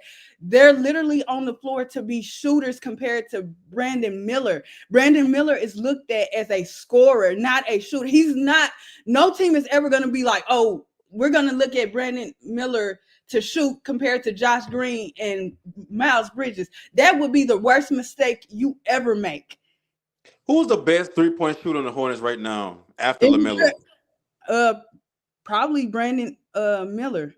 So if I know I got a point guard that is a ball handler as far as he can score, he can distribute, and my second best player is my best shooter, why wouldn't I have my best shooter play on the edges? Why wouldn't I like okay, like when you watch not a shoot, you got to look at everybody else that's on the floor as an offensive threat. That's not how it works. You're looking at but that's how it works because who's the starting five right now? They Lamelo, Brandon. Miles is injured. Okay, even if he was there. Who started today? Miles ain't no one looks at Miles and say, you know what? We can't sag off him. We got to step in his face as a shooter. What you say, Dex? No one looks at him like that. Yeah, I was going to read you the starters. Yeah, the starters: Josh Green, shooter. Grant Williams, Taj Gibson, not a Brandon shooter. Miller, LaMelo Ball. And out of all of the starters, Brandon Miller played the most minutes tonight of all of the Hornets. 37 and a half minutes. Because they look at him as, we drafted you second overall. You're the second best or second most potential player on this team. You're going to have to get us some buckets. And it don't work out for them. You know why? Because a couple of years going to pass by and they're going to realize, damn, why not just kick him out to the three and have him space the floor for us? Because that's not his strength. That's the mistake But that people are making. his strength. You looking at how good his percentage is. No, no. See, I don't look at percentage. That's why I said earlier the same thing I said about Lonzo Ball. When you look at the percentages, he's not shooting 40% every single game. He's shooting 40% more times than not. That's different than being a pure 40% shooter. When you look at people like Duncan Robinson, you go look at his Shooter. game to game stats. All now, I ain't saying that they're the same type of shooter, the same type of player. But if you look at his stats as a 3-point shooter and why he get that big contract, it's because every game was 38% or better. It wasn't no game where he shot full He's percent. put in a position part of that Miami offense to be a shooter. That's the difference. Duncan Robinson and Miller do not play the same roles, or is not looked at the same. Nobody looks at. Agreed. But what I'm saying is, if I'm a ball handler and I Lamelo Ball, I'm gonna eventually need some space. My Brandon Miller, even if you want to say he's a scorer, cool. Then he shouldn't be on the court with Lamelo because Lamelo needs space. Because if you telling me you got Brandon Miller on the court who ain't a spacer, who ain't a 3-point shooter, he's a scorer, and you got Miles Bridges who ain't a 3-point player, who also is an ISO player mostly. He wants the ISO. Then you got Taj Gibson. Then you got this center, or you got Grant Williams who's spacing the floor. Brandon Miller. Okay, so Brandon you Miller agreeing is with not me at this point? So you agree he's a No, I shooter? don't agree with you because nobody is looking at Brandon Miller as a shooter within that. I offense. know, but if you listen to what I'm saying, I'm agreeing with you. I don't. You shouldn't look at him as a shooter because he was a number 2 overall pick. I People are know looking that's at him not. to be that second player. But I'm telling you, that's not who he is. I agree. When we see Brandon Miller, we want to look at him as a second scorer. But when you really just break down the roster, how they play, how everybody fit together, who else gonna space the floor? If there's no threat from outside, because you saying that he's a scorer, so nobody gonna look at him like, oh yeah, well, we need to watch him from 3 or whatever like that. No, Then that's who not gonna what space I'm the saying. floor? He You can't. can't have 3 scores, 3 I'll give you ISO the best scores on the floor. example. I'll give you the best example. When he got drafted, people on this panel kept saying, "Oh, he's going to be standing on the wings in the what's the name, and being the shooter compared to Miles Bridges." And I said that's a bad idea. I like Miles Bridges' game, but I feel like it's lacking in a lot of areas, and he's not the Agree. second star to Lamelo. The Can problem. I interject here real quick? Go ahead, Dex. Yeah. Did you guys realize that the Atlanta Hawks beat Boston tonight in their Yeah, I seen that. I seen that. no Trey Young. Because Trey Trey Young Young ain't did not play. consistent. He the was surprise. out. He must have some type of injury or something. I don't know. But there was no Trey Young tonight, and they beat him by 1 in Boston. Okay, carry on. Congrats to Atlanta. But I agree with you saying about Miles Bridges. But what I trying to say is if you look at every NBA offense in the NBA, every offense has one, maybe 2 players, and the Celtics got 5 of them, but 1 or 2 players that can space the floor. It don't matter. Like Kyrie, no matter how good Kyrie is, when he on the floor without the ball, yeah, he move around, but they don't necessarily run a bunch of plays for Kyrie. Kyrie will sit out there and say, "Hey, listen, y'all know I can shoot, so you better be on me. And if I get the ball, you better catch it before I pull up, or you gonna get these works." That's how the shit go. So what I saying about Brandon Miller, I understand he gets drafted number 2 overall. We should look at him like he's the second person. He should score. But when you looking at an offense like that, where there's no spacing from other players, and you telling me the only player, if you shoot 40%, like Lonzo, right? Mm-hmm. They move Lonzo. Lonzo still play point guard, but he spaces the floor. Mm-hmm. Even if he ain't shooting, even if he ain't shooting, he's spacing the floor. You know what happens when you space the floor? DeRozan got room to work.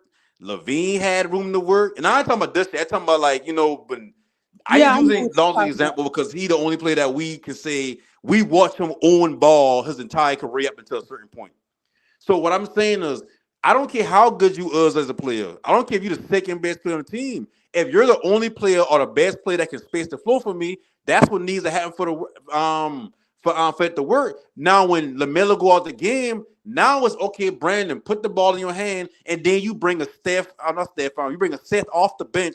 Now you got another 3-point shooter to space the floor for Brandon to work. But when they do that, what is Brandon doing? He's not getting the bucket. And I know we had these little conversations about the words we use, like, oh, this player can't do this or won't do this or whatever like that. So I ain't gonna say Brandon can't do it, but what I'm saying is there's nothing about his game from college to the second season or whatever, watching him, that shows me that he's a creator, a playmaker, a creator for himself, or a playmaker for others. Yes, he can make certain passes. Yes, he's not a Jokic level IQ player, but he can make passes for a big player. Other than that, we projected certain things on him that's just not there.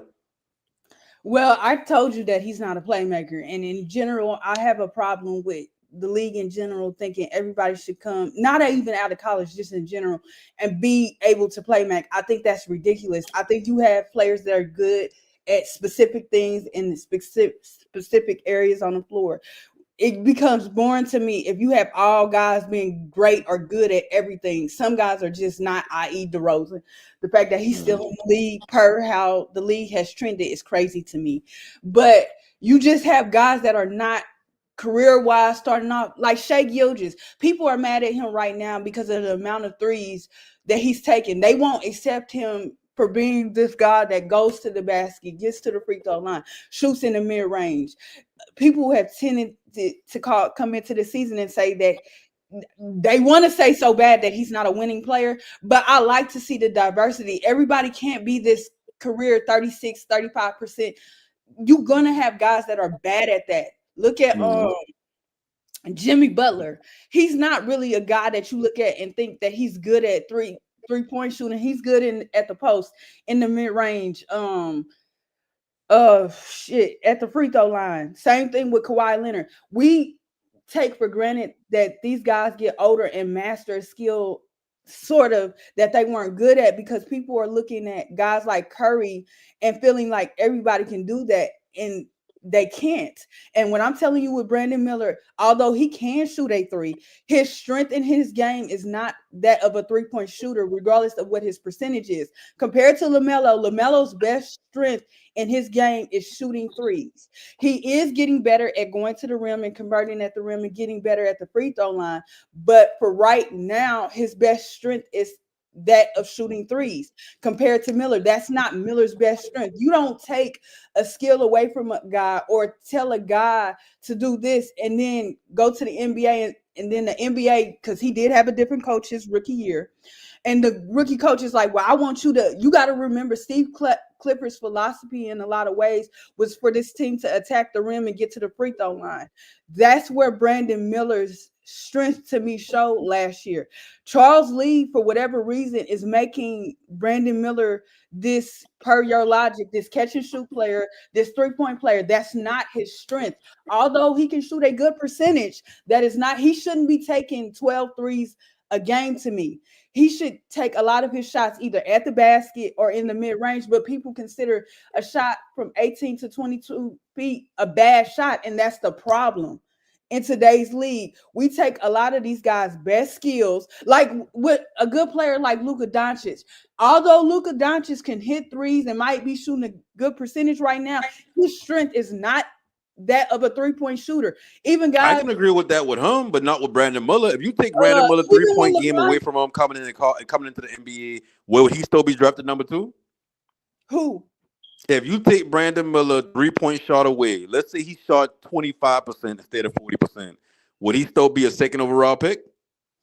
It depends what we seen in college. Like I told you, my one gripe was I wasn't high on Brandon Miller at all until I seen his workouts and stuff, because I was like, what else do he do besides shoot threes? Y'all taking guys that have always existed in this league and shooting threes. They were just role players, high value role players like Wally Zerbiak, older Ray Allen, Michael Redd, guys like that wanted to extend their playing career, so they became good at shooting 3-point shots or really good pesty defenders and stuff like that.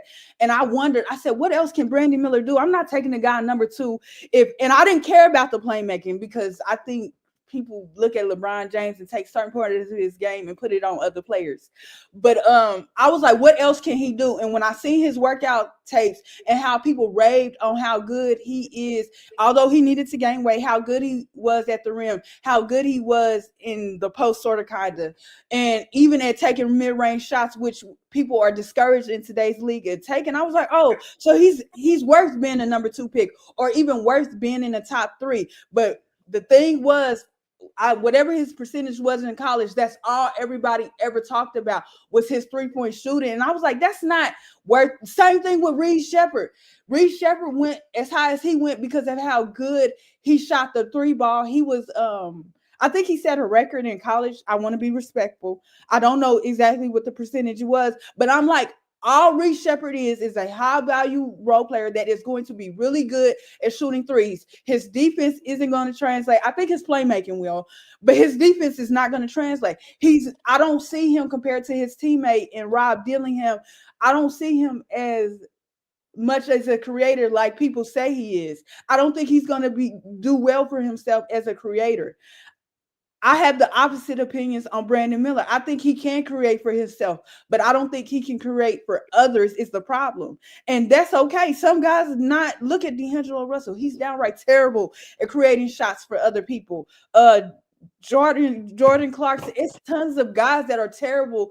Andrew Wiggins at creating shots for their teammates. They're just good at creating shots. Cade Cunningham, I don't care what people say. Cade Cunningham to me is not a good playmaker. He's good at creating shots for himself, not for others. He's not good at spacing the floor at all. Like, it's just, we have to really start looking at the games for these players, percentages, looking at whole games to recognize what their strengths are. A lot of these players get to the NBA or even in college and get their best strength taken away from them because of what the coach has in mind for them to succeed at the next level. So in order to succeed in today's game, guys have to shoot at least 35% or better from 3-point land, compared to guys like what's the name? Because I don't even know what Cade Cunningham's 3-point percentage was coming out of college. I don't even remember people talking about it.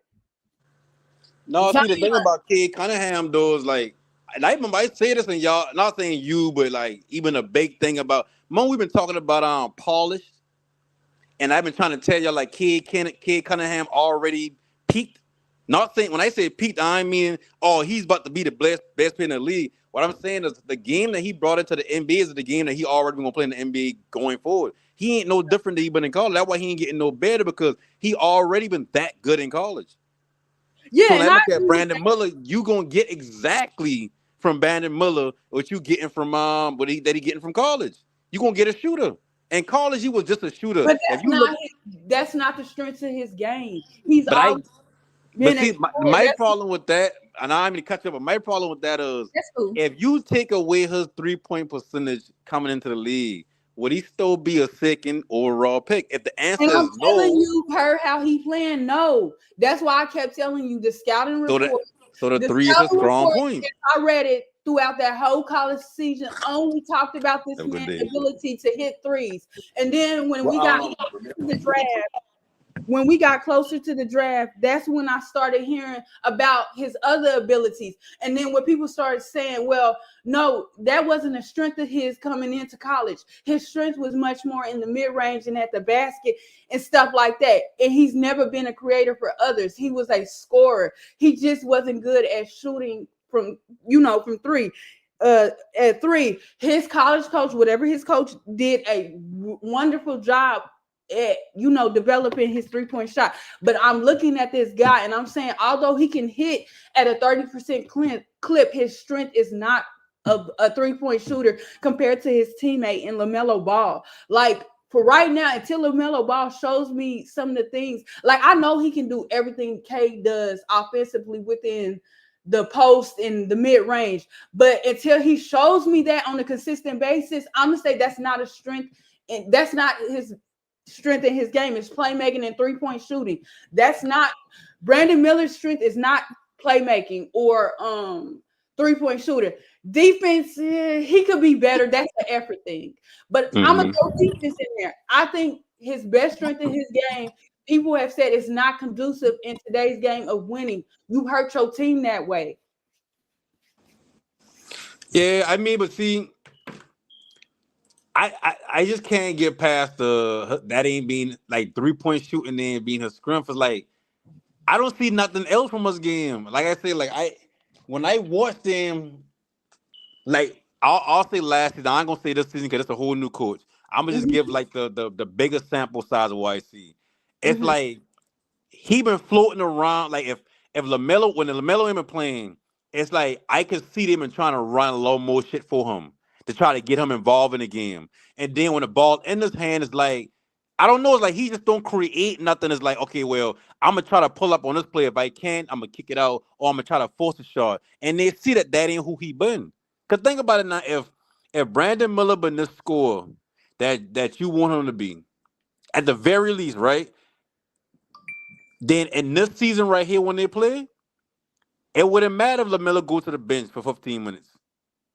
You know why? Because that 2-point lead that LaMelo go out the game in, most coaches do that with their star players. They get a lead or they'll get like a 2-point deficit or some shit like that. And they'll take their star players out, get them some rest. Around that time, either other coach got two options. Either they got to pull their starters or their star player to match up with the energy level or whatever, or they got to let them keep playing and try to bull a lead. But your other players, the others on the team to mix up a team, they're supposed to hold the fort down so by the time LaMelo come back, 6, 7 minutes later into the game or whatever, it's probably a full 6-point deficit or 8-point deficit, not 20, not 30. But if Brandon Miller been anywhere close to what you saying he is, it wouldn't be a problem because he would still be creating, getting to the line if anything. But he ain't getting to the line. You know why? Because the league understand, the refs understand, the players understand. He ain't doing nothing. Creating for himself is not going to be something that's going to be happening from him. And then when he do it, he's not going to get a foul call. You know why? Because he like 6'9". Look at Durant. Durant just shoot over you. Durant ain't creating no space. Durant got that same little cross pull. And if you go for that, he go into the bucket. I mean, like I said, it matters who's on the floor with you. You ain't gonna find the same thing happened with Anthony Davis when LeBron James was off the floor. The offense fell apart for the lack of playmaking, the lack of space, and 3-point shooting. And Anthony Davis, a player that's I think been in the league for over 10 years now, struggled. Same thing with Seth Curry when what's the name went down? Draymond and Clay. Play. He struggled to be a creator in that offense and to be effective and win games. When you don't have the proper shooting or the proper threat, like it would have looked different if Trey Mann played today. Now he still had bad games, with Trey. I don't know what's going on with Miller. I really don't. But as people are pointing out in the chat, Charles Lee wants Brandon Miller to play from the outside in, and that's a mistake because once again, that is not the strength in his game, regardless of his percentage and what he shoots. That's LaMelo's strength, just like it's not people complaining, oh, Miles shouldn't be taking any threes. I said they need Miles to take threes because if I want Miller to go inside and develop his game and refine his game, which I believe is his strength, I need somebody out there besides Josh Green that's going to be a lethal threat in scoring if they take LaMelo's ability away, which I think it was Boston. Somebody was playing LaMelo for the pass, and then the very next game, teams were playing LaMelo to score because they viewed, and I don't think Brandon Miller had played on those games, but we seen how they looked against Boston when as much, and Trey Mann, not young, did as much as he could to come in that game and be a scorer. They were desperately missing Brandon Miller when he didn't play. They were missing that other lethal threat as a scorer. He's not a shooter. Compared to Green is a shooter for this team. Steph Curry is a shooter for this team. He is not a shooter for this team. I mean, Hey, hold up. Can I speak? Hello. Hey, Hello. let me speak real quick. What's going on? What's going on, sir? What's going on? I'm up here to defend my man's name. Y'all dragging him to the mud. But Purple coming through, thank God. She hold it down a little bit. What's your name, bro? Who else on the stream? No panic.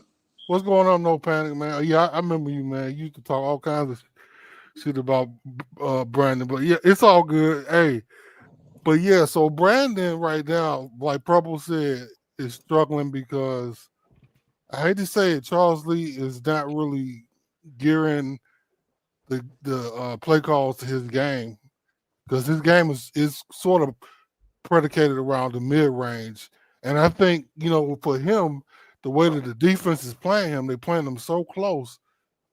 He's not the best ball handler, so right now it's really hard for him to set up himself on the 3-point line.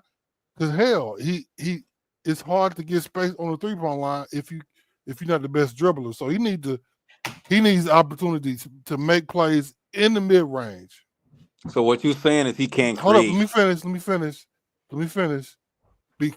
If he has time, if Charles Lee combines his mid range with his ability to shoot the three, start out in the mid range like Purple said, inside out, that'll help his confidence, because when he has games like this where he's struggling, he can lean on his mid range where it's almost virtually automatic, because he got that turnaround jumper. He knows how to make space, make shots in the mid range. He knows how to give himself space in the mid range. Sometimes he can take it to the basket, but he needs to get in a rhythm, and that rhythm starts with the mid range. So Purple is spot on, and Charles Lee, damn it, I don't know why he won't. I don't know if he's trying to force Miller to be the 3-point shooter, but he needs to work with Miller to make sure his real game is mid range. In college, the 3-point line was what the college coach forced him to do. But that would be a mid range in the NBA. Yeah, that's fine. No, that's not. No. When I say mid range, I don't mean the 3-point line in college or the NBA. I'm talking about. You mean like 10, 15 feet short? No, I'm talking about three free throw line down, because he has a crazy. He can post up. Another 5-10. He has a good turnaround jumper. He knows how to do the triple threat really well off of screens to set himself up for plays, like, again, in the mid range, because it's virtually automatic for him. So, but what y'all talking about is in the NBA, if you want somebody to get going from the mid range, it's easy to run a bunch of pin downs to get somebody open for the mid range. That's not hard at all. But you got to have that play that going to hit those mid range shots. No panic. But you got to look at it like this. The way Charles Lee is coaching Brandon Miller, apparently he's telling him to focus on getting 3-point shots, but he's being played so close, he's almost being forced to try to do mid-range, but Charles don't want that. But see, I think this fundamental part of y'all understanding how you say this now, he want him to shoot the 3 ball, right? And let me do that. I never say that, okay, this is what the Charlotte Hornets trying to do with him. What I'm saying is, when I watch the Hornets, I see a lot of floating around the 3-point line with him, with Lamelo in the game. When he out the game, I do see them trying to run certain things to put the ball in his hand, but that's not who he is. Now, if you saying when he at the 3-point line, he can't get shots off because they own him, that helps the rest of the team out. That's called floor spacing. That's one less player that going to float down to the paint that allows Lamelo, or that allows the what his name was, Miles Bridges, to get downhill. So what I'm saying is, y'all basically agreeing what I'm saying, but y'all saying that his strength is not the 3, which I don't know. I don't understand. And I know y'all two different people, but if I take y'all as one single entity, y'all saying in one breath, no, his strength is not his 3-point shooting, and then in the same breath, yeah, when he on the 3-point line, they hug him. So which one is it? Which one would help the team better? Him spacing the floor, or him struggle to get his mid-range off? But you're not accounting for the other players on the floor. But no, I am, because what I think, a good 3-point shooter. Nick Richards is not a good 3-point shooter. I understand that. is a catch and shoot player. Cody Martin been empty since he been there, but by all accounts, he's not a good 3-point shooter, nor is he a creator for himself as far as scoring. That's what you're missing when you don't have guys that can attribute to somebody like Miller to give him the space to go attack the best part. Like, imagine him, and this is what I was saying. Oh, when what's the name get healthy? Mark Williams. I said they're gonna have a problem with spacing because I don't see Josh Green coming into this team and But they do the pick and roll with Mark Williams well. Huh? Say that again. They do the pick and roll with Mark Williams very well. So Again, the spacing, but Mark Williams pick and is not roll a to the floor- rum. The pick and roll. That's Yeah, right. Mark Williams is not a floor. He's not Miles Turner, basically. If I could say that, as far as shooting from the three and even shooting period, he's not that. He's a great. Time out, Purple. Time out, Rob God and Purple. Hold on. Listen. He's not the offensive player of the rumor is that he can actually shoot. So let's not say that for sure. No. Okay. And I agree, Thunder. They don't need him to shoot, but when you're talking about Miles Bridges going downhill and Brandon Miller's best part of his game being in the mid-range and at the basket, you understand only people that's left on the 3-point line is a catch and shoot player that is not a creator, and Josh Green and Lamelo. You need somebody else on that 3-point line that's an effective scorer like Brandon Miller is to open up space for Miles. No, you don't. No, you. The reason why I say no, you don't, because we got to. The good thing about the NBA is we got an actual team in the NBA right now that consists of 2 scorers, 2 interior defenders, and 2 2 to 3 maybe players who ain't considered the best 3-point shooters in the game, but they also ain't considered scorers, but they can space the floor. We look at the Mavericks. You see Luka with the ball in his hand. You see Kyrie on the perimeter because he's spacing the floor, and he's a for sure scorer, but he spaces the floor because he can shoot. When you see PJ Washington, PJ Washington ain't no scorer. He's more a defender and a dirty work player more so than some star player or some third scorer. But he can shoot the 3 ball good enough from the corner where he spaces the floor. The only players that don't space the floor in the Mavericks roster is the 2 big men.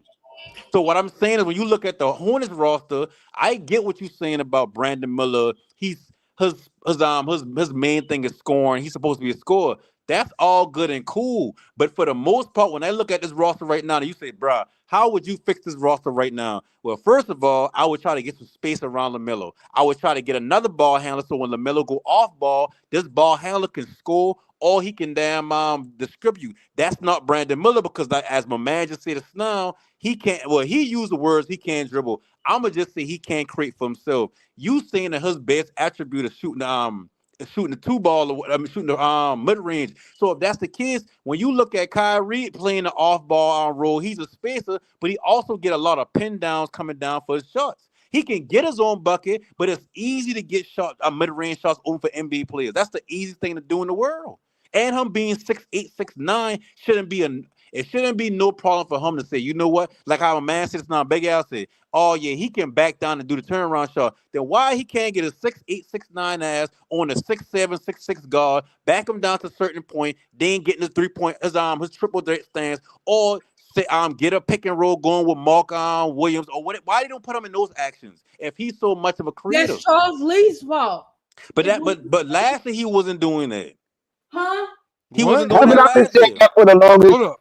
Charles Lee. Hold up. No panic. He was. What are you talking about? He wasn't doing that last year. Yeah, last year he was really working the defense using triple threat, but he started by going inside out. So sometimes he shoot the 3, but mostly because it was open last year. But he started where he would use a triple threat along with picks because his handles right now, let's be honest, they're not as crisp. But when he gets that crisp, it'll be better. But that's not listen, him. let me finish.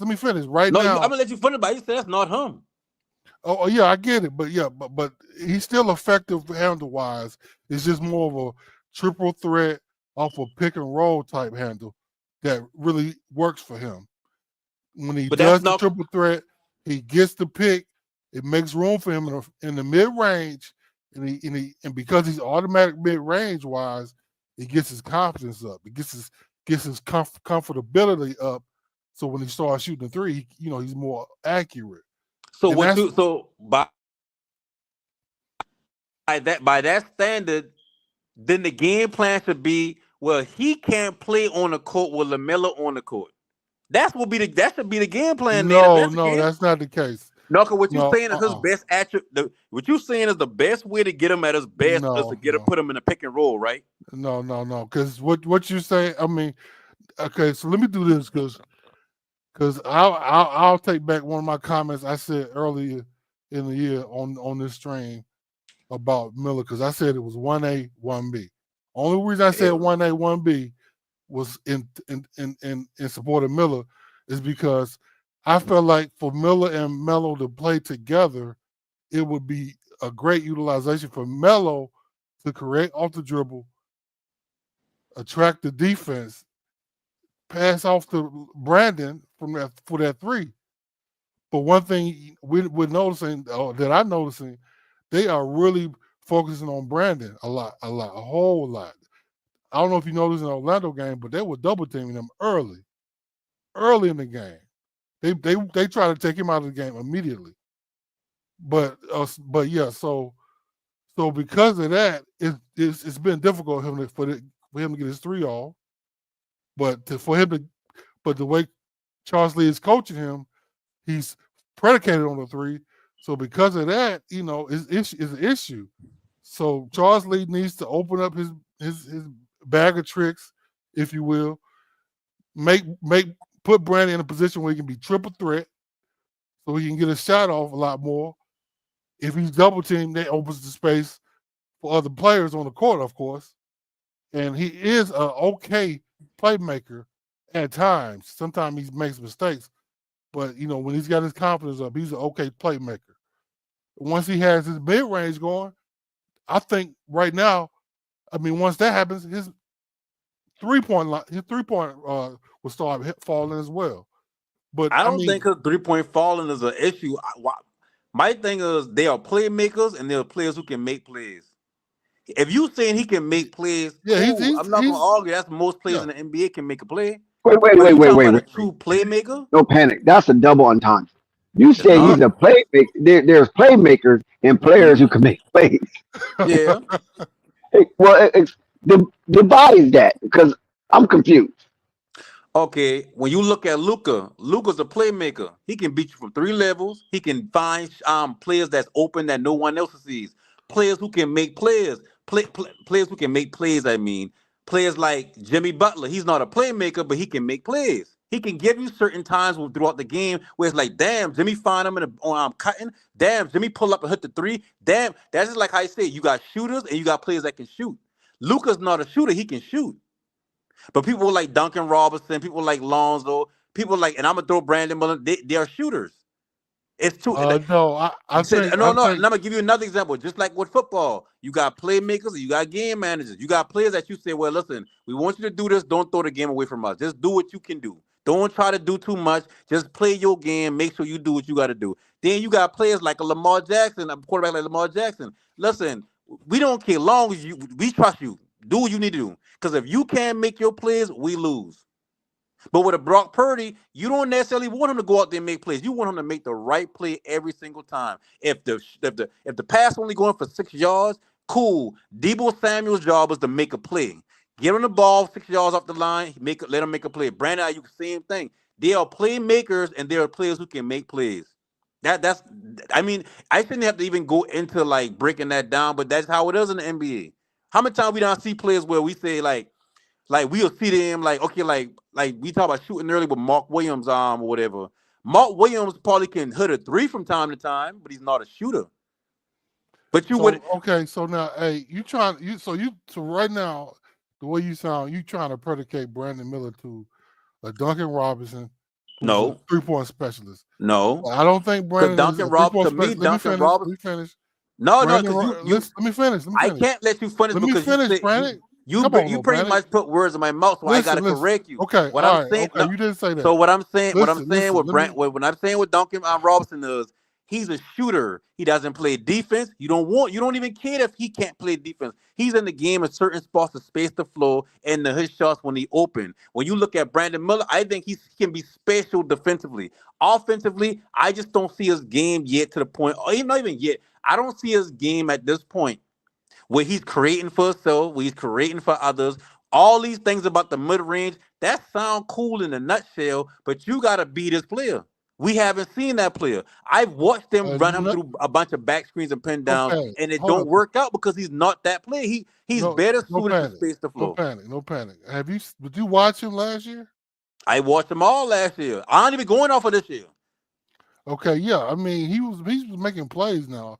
I'm not saying he's the best right He now, can but make he can plays. do it. That's what I'm Hold saying. He up, can make time out, plays. time out. He can be special in that area. That's what I mean. I don't think he can be special in that area. I know. To I think me, he being can. special in that area is Lamelo range at this point. That's Luca range at this point. That's special to me. I think he can be. That's I never think he going to can be be special on. in that. Okay, that's fine. There's But only a listen. handful of players in the NBA that you can Listen. The only honestly reason, hey, say don't are panic. The only reason I came special up, offensively. here is because you were sort of, in my opinion, downplaying this game like you're doing now. And I I don't get. downplay no player team, no Listen, let me game.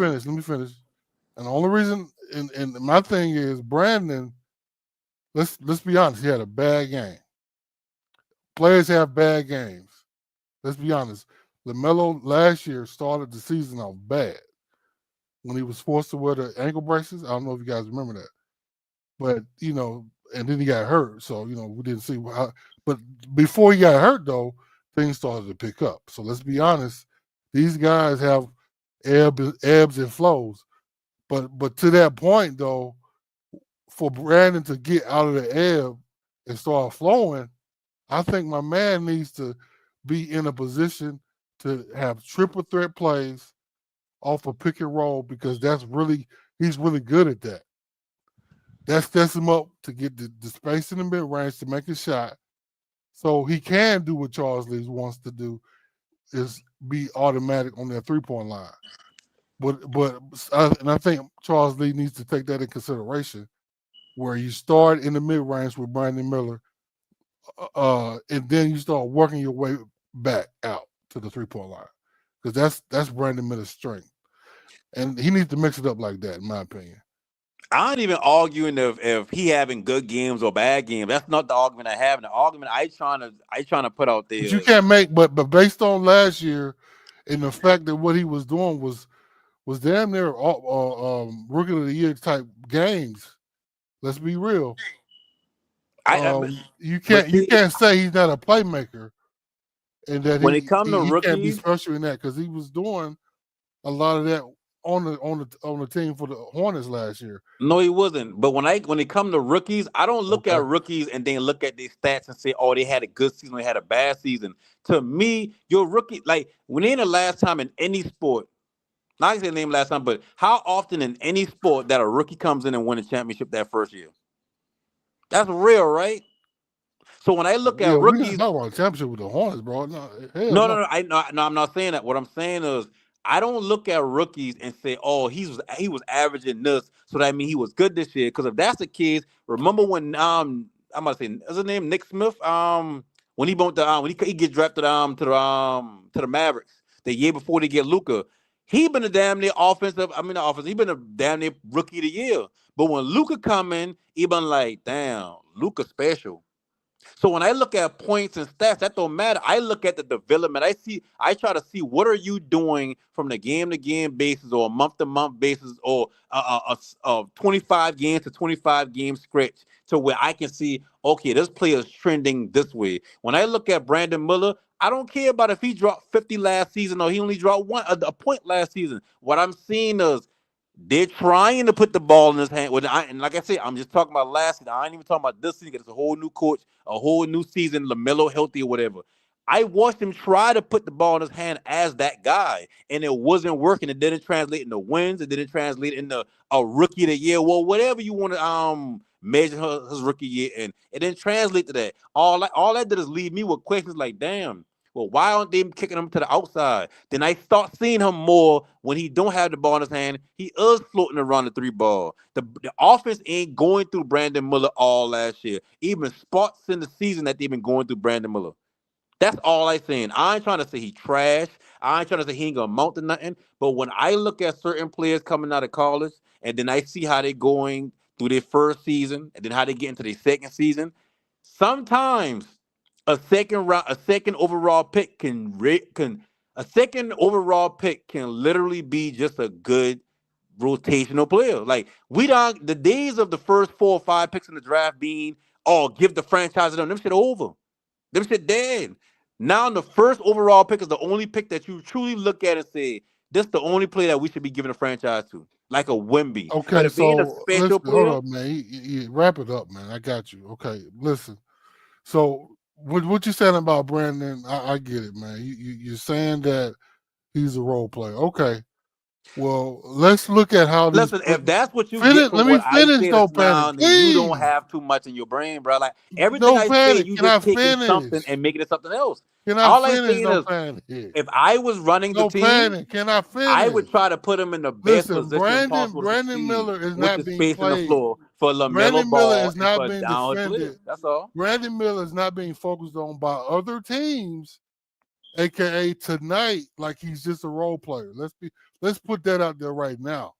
My nigga is getting double teamed immediately. Even let's say even more than I ain't see the game, LaMelo. but I highly doubt it. And I'm not saying that he's better than I didn't even see the LaMelo. game, and I highly I'm doubt it, just bro. saying you highly Luca don't doubt even it. damn gone to double teams during the regular They season were like that. double teaming him immediately, my nigga. You What are hear you talking yourself? about? Do you hear Okay, yourself? whatever, bro. Listen, Brandon Miller has potential to be a lot better than what you saw tonight. Last year proved it. I agree.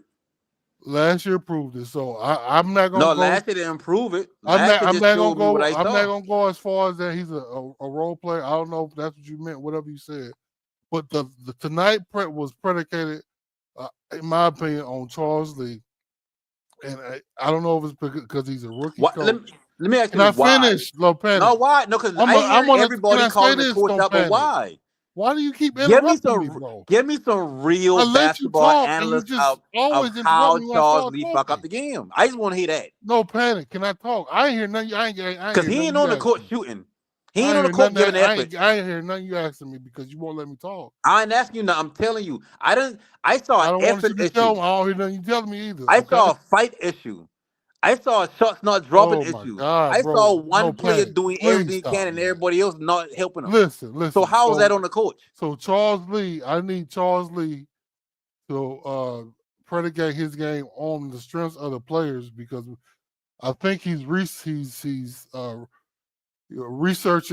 and trying to figure out this team as it relates to his game style or play style or coaching style rather. And right now is it eventually it'll come together. And because he's a rookie head coach, I in a way am inclined to give him space to work this out because this is his first year as a head coach with let's be honest, players that are hurt right now, and we don't have any real scores other than Brandon Miller and Lamelo, and even Trey Mann was hurt. So because of that, tonight was a tough game because Brandon was off, and because of his coaching style, Brandon was not set up to succeed like he should be because Charles Lee trying to figure it out. But once he figures it out and starts putting Brandon in the best way possible to succeed, we should see a lot of this turn around. And hopefully we get guys back like Mark Williams to set up a standard in the paint. And right now we can't look at this game and say, well, oh, Charles Lee's trash. I'm just saying from my observations, I feel like it would help Charles Lee's success if that's what they want, because that's also questionable. Do the Hornets really want to win? But it would help Charles Lee's success to work Brandon out in the mid range, starting the game because it's a very strong area for him, and then work a way out. But who knows? What do I know? I'm a backseat driver Asking the right same now. question. So you So said three things that directly contradict each other. You said Brandon Miller getting double team all game. Then you said Brandon Miller had a bad game. Then you said the coach ain't put him in the right position. So which one is it? I believe it's both because No, I said three different things. So which one is it? okay, what did you say again? I mean You you said no. cut me That's off what so you much. I ain't said. been listening to you, man. That's what What you you say said. No, that's again? what you said. You say this. This ain't me. That's what you say. You Okay. say he been getting double team all game.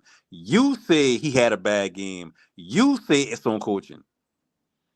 Okay. Yeah. I mean, but listen, when he was double get okay, so it's all three because it started like this. Brandon Miller was getting double teamed immediately. So it wasn't a bad game by Brandon Miller because he was double teamed. I'm not saying it wasn't a bad game. I'm saying the double team caused him to have a bad game because Charles Lee, the way he's coaching, is focusing on the 3-point line for Brandon. With the double team, he couldn't work his way into the mid range for the triple threat. So they've been double teaming But him at but the but three but point line. by the time Brandon was getting single coverage, it was an issue because Brandon, he was struggling. But again, because of the mid range, the 3-point line coaching, we needed Brandon to be working it out in the mid range so he can get it in a rhythm and get in the flow. But that's not how Charles Lee is coaching. And I'm not gonna say listen, I'm just basing what I say on observation. We might be all wrong. Charles Lee might have saw something that said, Brandon can be predicated just to the 3-point line. Because he has had games, aka where he's, atmospheric just balling out on the 3-point line only. But So okay, let me ask you. So you trying to say that they were double teaming him at the 3-point line? yeah, they were doing that. Yeah. Who I mean, does nobody that? has to. Who They the were fuck doing does that. that? They were doing that, man. I'm just telling you what I saw. Did you watch the game tonight? I did not watch the game tonight. That's why he's Oh trying my to have so God, my much nigga. respect. Bye. But I'm listen, but getting no, listen, offline. Dex, you got it. listen, listen, Where Dex listen to at? what you're saying. Dex, where you at?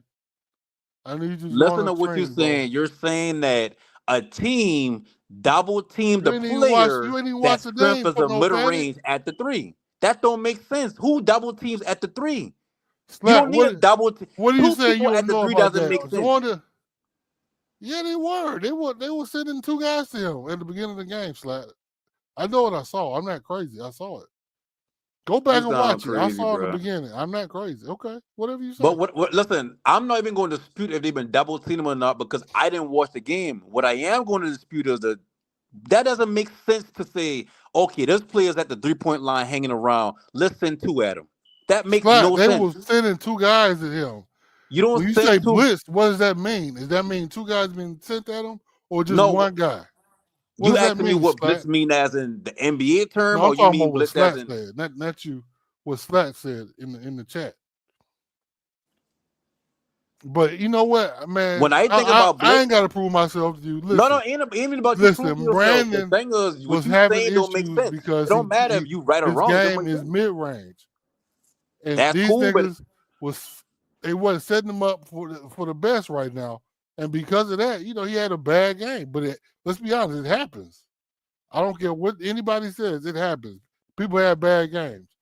But the so problem is the other players can't pick up this. Well, nobody can pick up the slack. But Lamelo did, of course, because he's balling out this year. He might be all star. As a matter of fact, at this point, if he's playing like he's playing, he is all star. So let me ask you a question. If they had double team Lamelo instead of Brandon Miller, what the outcome of the game would have been? Like, you think it would have been a better shot? Listen, I don't know why they just focused on Brandon like that, but I think I have an idea. It's because once Brandon is making it, that's it. He's I need making. somebody who actually He's watched the very. game to tell me about this double team at the three What are thing. you 'Cause this talking this about? I sounds watched the crazy. game, nigga. What are you talking I about? trying Yeah, to I saw it. visualize. I trying to visualize that shit in my head so bad. I cannot imagine. Steph is the best 3-point shooter in history. I've never seen two people hanging out by him at the 3-point line when he don't have the ball in his What'd you hand say? or before he get the ball. Say it I've never again. seen that. Say it again. I say Steph was the best shooter in history at the 3-point line.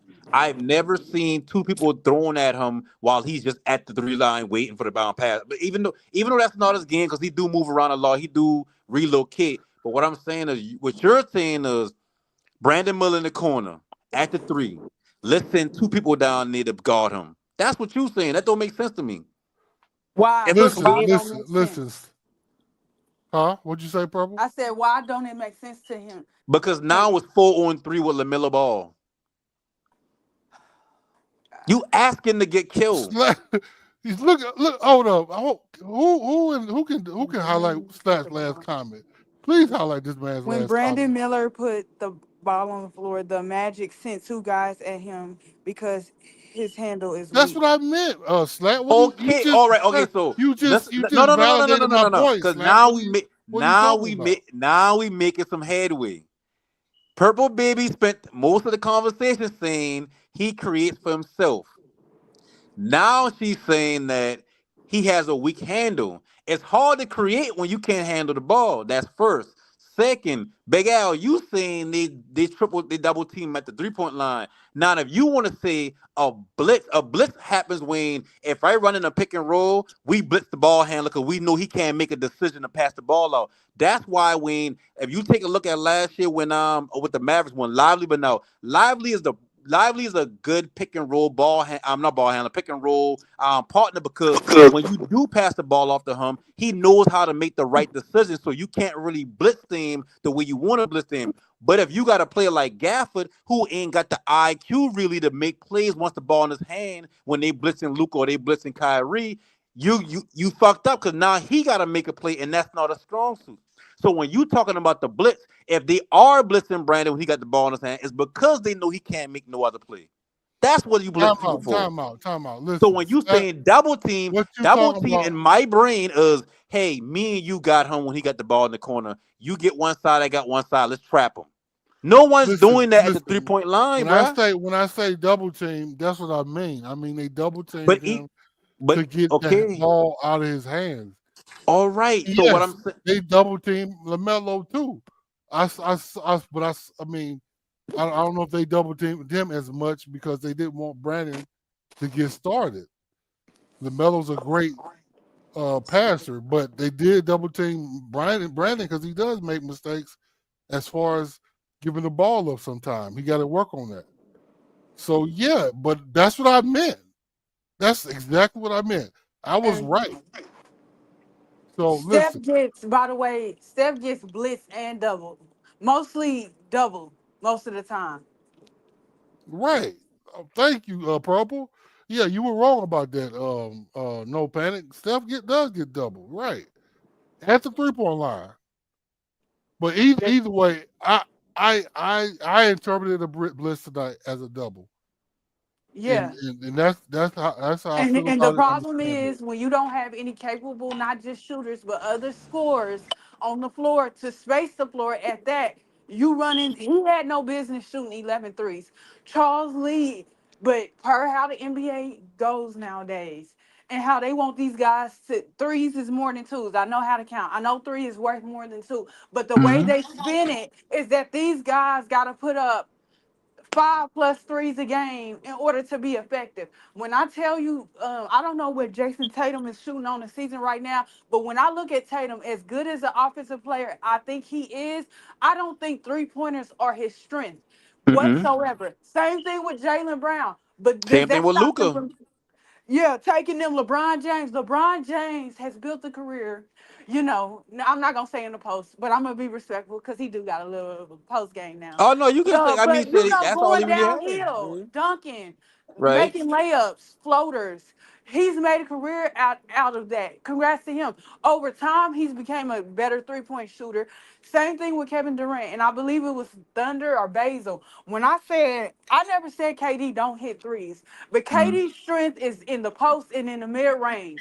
Mm-hmm. Same thing with KD and Kawhi. So when you take KD, these Kawhi, guys, and Kyrie, all them live in the yeah, mid all them range, but guys are we, mid-range players that yeah, over time became good at shooting threes or evolved their game to be. Because first of all, every last one of those guys, including Luca, are very, very good.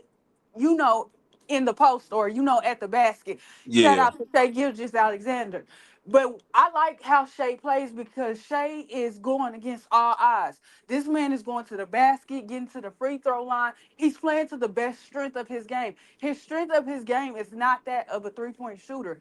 So my problem is just the 3-point shot in general. I don't mind teams taking more of that, but we're continuously seeing players that are not. We're thinking because they are good 3-point shooters that Mm-hmm. they can turn into great poignant scores in today's game, and that's not true. They're just shooters. Mm-hmm.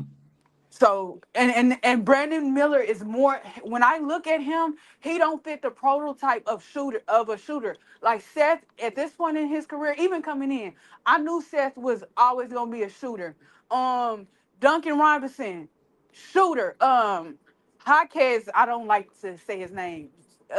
His name ain't Jamie, but I think I'm pronouncing his last name right. Jaime. Yeah, I'm holding out a little bit on him, but to me, I don't think he's a 3-point shooter. But No, you, he can you get know, hard. He a squeaky shooter. He can get hard.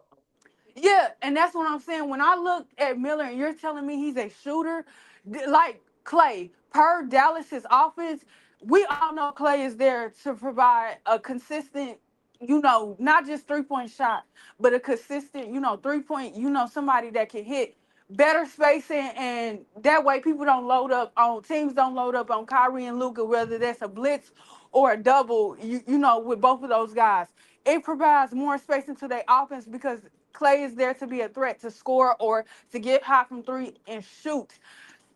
That's all I was trying to tell you is when it comes to Miller per that offense, yes, Miller is taking threes, but don't get him mistaken. He is seen as a threat to be one of the top two scorers, or if not the top scorer, just as Lamelo is within the structure of offense that James Lee, Charles Lee has them playing. He's not a shooter within that offense.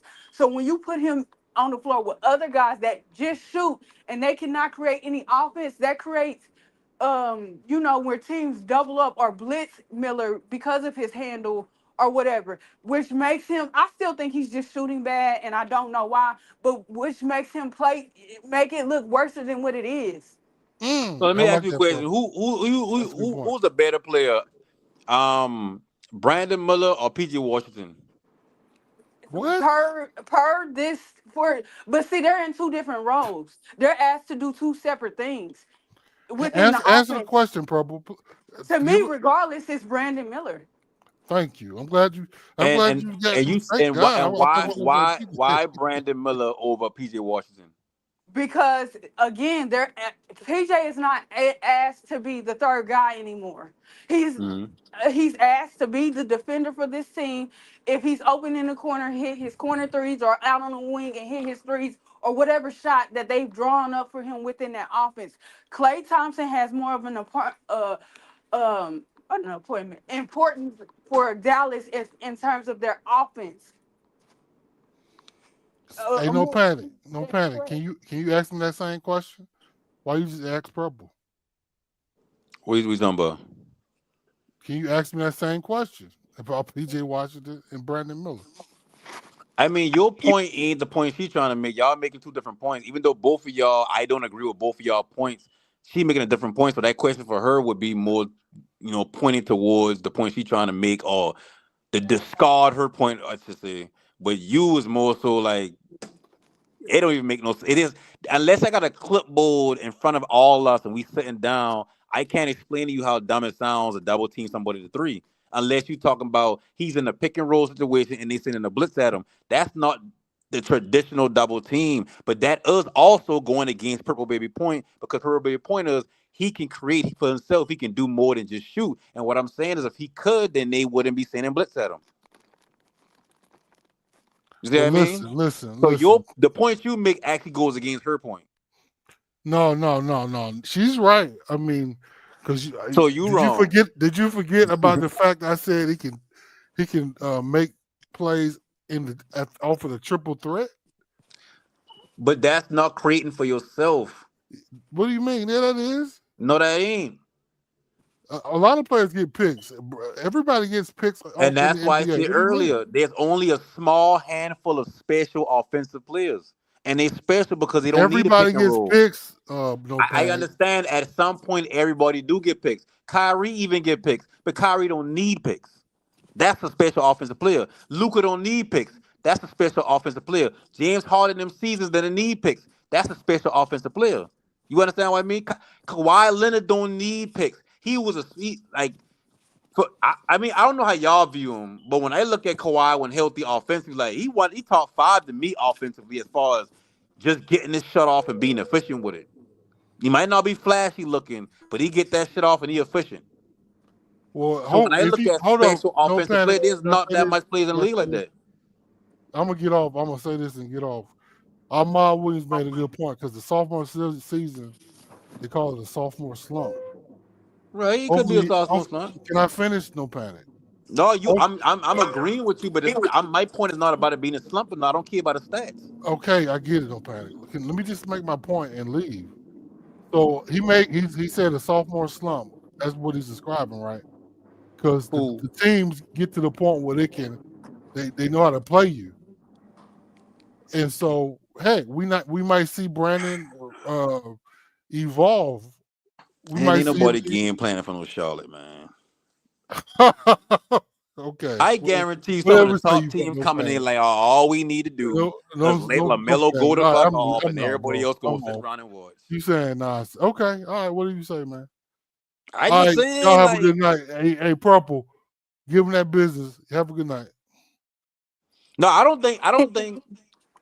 don't think me and Purple Baby completely disagree. We just disagree on his archetype or how he should be used. As far as like the type of player he gonna be, that type of player now, I don't think we disagree. I just feel like with him, you got to use him in that offense as a spacer. I get he may be a better scorer than I keep forgetting his name, Miles Bridges. But Miles Bridges on the court means he needs space his damn self. But I'll give you a better example. In New York, and I knew this was gonna happen. I don't know why they did this, but All they right, know what you about to started say. Anobi and what's the name? To me, although Anobi can score, I never looked at Anobi as a scorer. It has nothing to do with how he approaches the game or plays the game. I just Uh, feel like he same thing I feel about Halliburton. We look at a lot of these guys to come in and score like Steph, score like James Harden, score like Damian Lillard, and a lot of them can't handle that. So they need specific roles. I think Brandon Miller, per the Paul George thing, Paul George just got older. He got too complacent with shooting threes and not attacking the basket and going to the rim, plus his injury history. So now you look at him and all he do is chuck up threes and miss. And then by the time he goes to his mid range or in the post to play his post game, he ain't got no legs. So he's airballing, which a lot of players do now. They airball. I think, of course, his handle needs to get better and stuff like that. But it's literally how Charles Lee is approaching this team. You can't come in here. You have to see what everybody's strengths are. Uh, Miles Bridges' strength is being a good cutter to the basket. Dunking guy. His mid range to me has gotten better. Others disagree. Um, but to me, it's gotten better. But Same thing Purple, with what? but Yes, sir. that should be done in training camp, knowing I agree, the but strength it of the has to be person. replicated in the season also. It has to be replicated in the season. I definitely agree with you. To me, I think Lamelo, which Miller helps him with, he needs more guys that are more of a poignant threat. Like if it was any way that Curry and which I think we have seen that lineup with Curry and Green. They just didn't play for that long. Curry, Green, LaMelo, and Miller.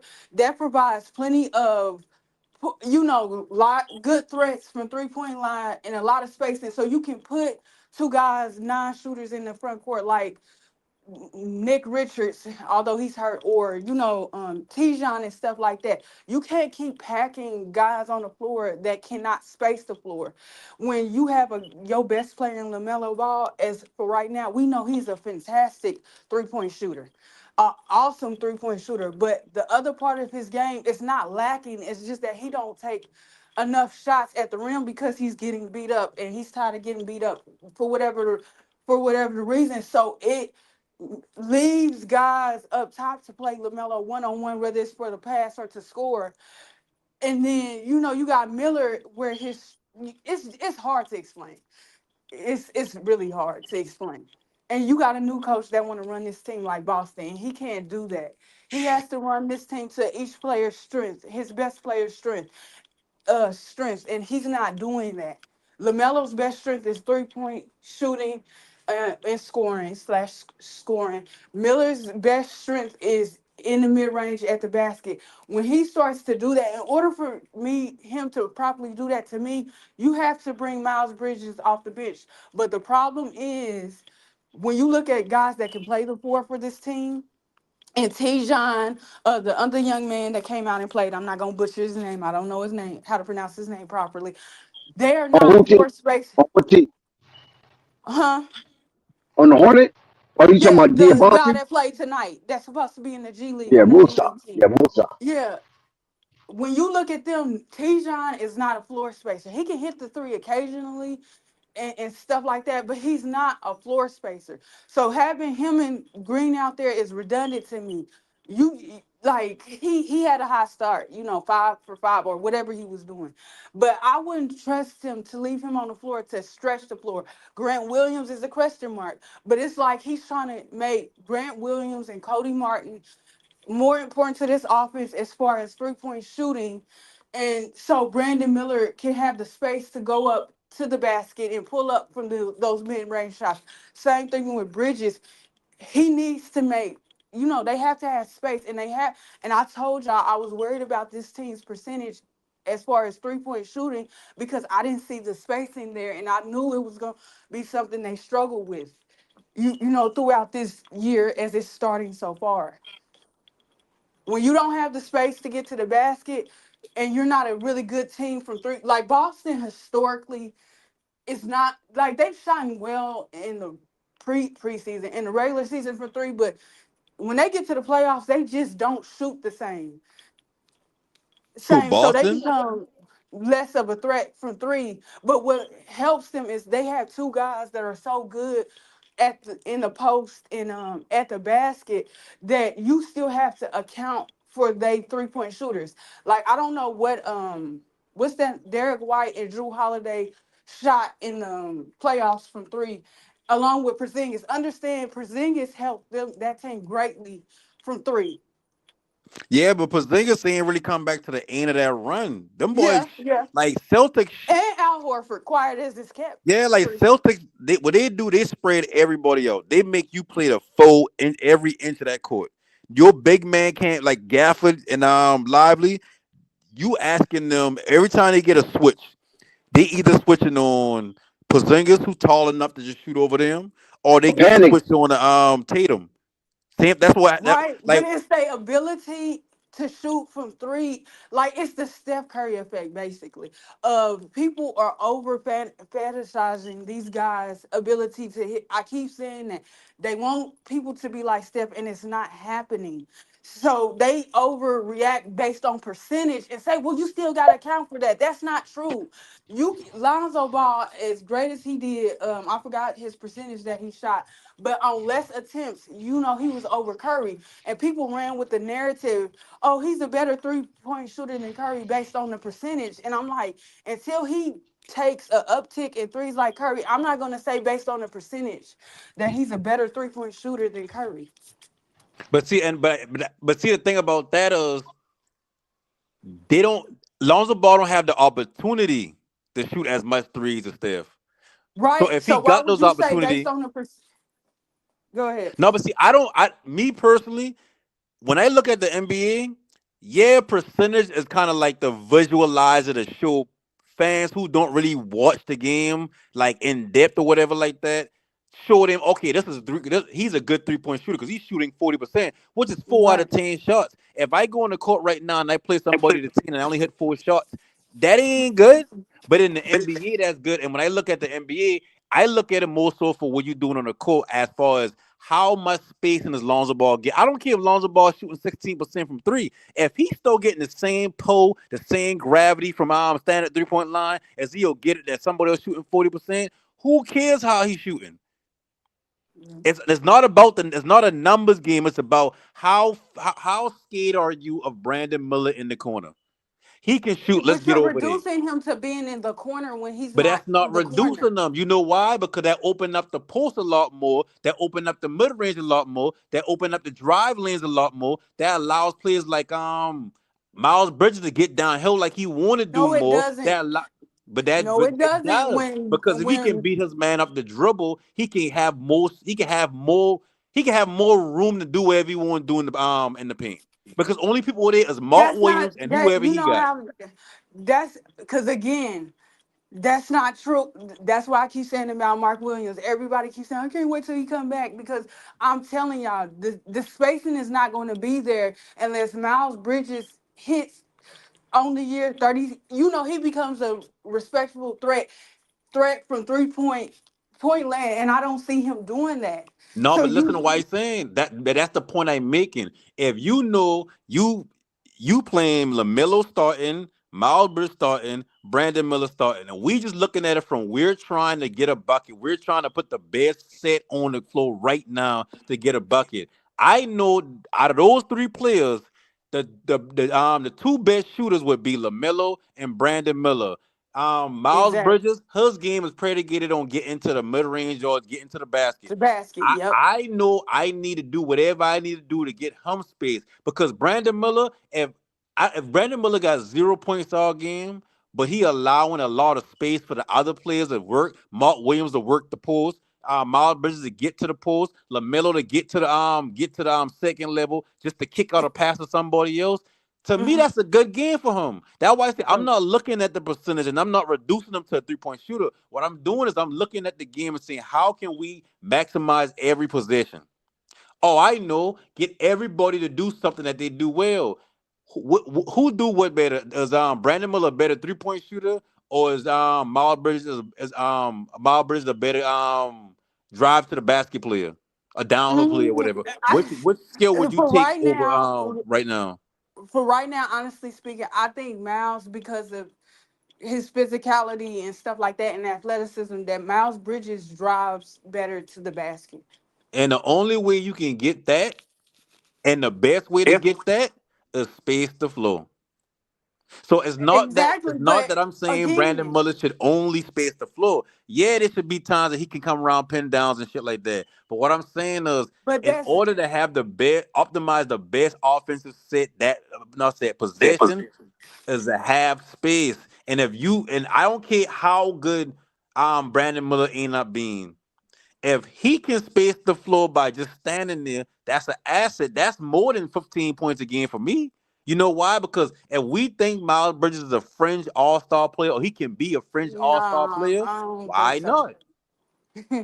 Nah, but see, that predicates because we keep forgetting about one player, Josh Green, how well he shoots. If Josh Green ain't hitting his shots or he's having a down year from three, because that's all he's there to do is shoot threes and be, the best defender on the And team as what far where, as in that starting lineup. where he play at last year? Who? Green? Josh Green. I don't know. He was hurt, wasn't He he? he no, he When play he in came from Dallas. Dallas? He played in Dallas. Oh He was yeah, n- yeah. he was He was not in a the floor spacer playoffs, for us. He was one huh? of those high energy players. He the person that we used to bring in the game and he would just damn grab the ball and just head to the basket and make some athletic play. He was not some spacer. He wasn't even elite defensively. He just super athletic. You see his athleticism and you see the potential where he could be, That and he's so young. Other than that, nobody should depend on him to be some defensive And that's stopper. and that's a Nobody should depend problem. on him to be a shooter. And that's why I And say that, when you saying Josh Green, and my mind is like, well, he ain't spacing the floor. So okay, so if that's true, and I take your word, which I don't think you lying, because you ain't. Other people have said that about Josh Green he ain't even too. been in the rotation much Um, in the playoffs. yeah, I noticed that too. You But know and why? Because teams understand when he on the he's court, just not like a with floor Josh Giddey, spacer. just like Josh Giddey. As He's good not as a floor Josh Giddey spacer, is, we know you ain't spacing nothing. Let him stay out there. right? How you gonna play make And standing out your there by himself? playmaking is suspect. His playmaking is Exactly. suspect. But that's what I'm saying. So if which I automatically took. So who do you put in for Josh Green? Do you put Trey Mann in there because of his ability to score versus Seth's ability to score from? I mean, shoot from three. To be honest, I don't really got an answer because it's like as much as that negativity I say about Josh Green is now, Josh Mhm. Green is a fighter. Like he is that player that you would want not Josh, that you would want Grant Williams to be on the team. That dog, that's who Josh Green is. So I don't want to take that off the floor knowing that the Hornets don't got fight in them. And that's saying nothing against LaMelo, but the Hornets as a team are soft. Mm. So you need dogs like Grant Williams to come in the game. You need a Taj Gibson to be in the game. You need a Josh Green to be in the game. But on the flip side, what are they bringing to winning? If you can't put up points, what are they bringing to winning? Nothing. So that's Negative. why I say I understand. Like we can agree to disagree on what Brandon Miller is in the league. But what I do know is they need somebody that can space the floor. And if that happened to be your second best player in the team, that's what you got to be willing to give up. That's that you got to. It's like you got to sacrifice something. Like if I can if I and I keep using the Mavericks because that's my team. If I can say okay, every play down, put the ball in either Luca hands or Kyrie hands, and let them ISO all game back and forth. I would because they shoot high percentage. They efficient players, but they understand that's not how the NBA works. Because if they understand, oh, them 3-point shooters ain't getting the ball because they ISOing all game. I can sag off them now. Now I can clog the paint. Now, like the Rosen, only reason why the Rosen worked in Chicago is because of Lonzo. That's the only reason. Lonzo been so much of a floor spacer that you could not just leave him over there. And if you did, he made you pay. So that give the Rosen enough space to get into his bag from the mid range, and you ain't really losing nothing. So when I look at Brandon Miller, it's like the sacrifice Hornets got to make us. Yeah, we drafted number two overall. Yeah, he may be one of the faces. Yeah, we invested a lot into him. Yeah, we want him to develop. But are we trying to win or are we still a developing team? Because some of these players ain't on a developing timeline. Lamelo down off the developing timeline. So now you want Lamelo to play with a bunch of developing players and other players who's still trying to find a foot in the league. Miles Bridges ain't even find his niche in the league yet. Yeah, I think he A has. lot of players ain't find him yet. I think he is who he is. Yeah, He's an but see, okay defender, and he's a great athletic dunker. but when And I he's but a so when I say niche, yeah, that's true. He kind of is who he is at this point. But when I say niche, I talking about like what skill are you bringing to that team that helps winning, and that's what you do best. And you understand, I ain't gonna get the ball most of the game, but y'all bring me here to rebound, or y'all bring me in here to beat us.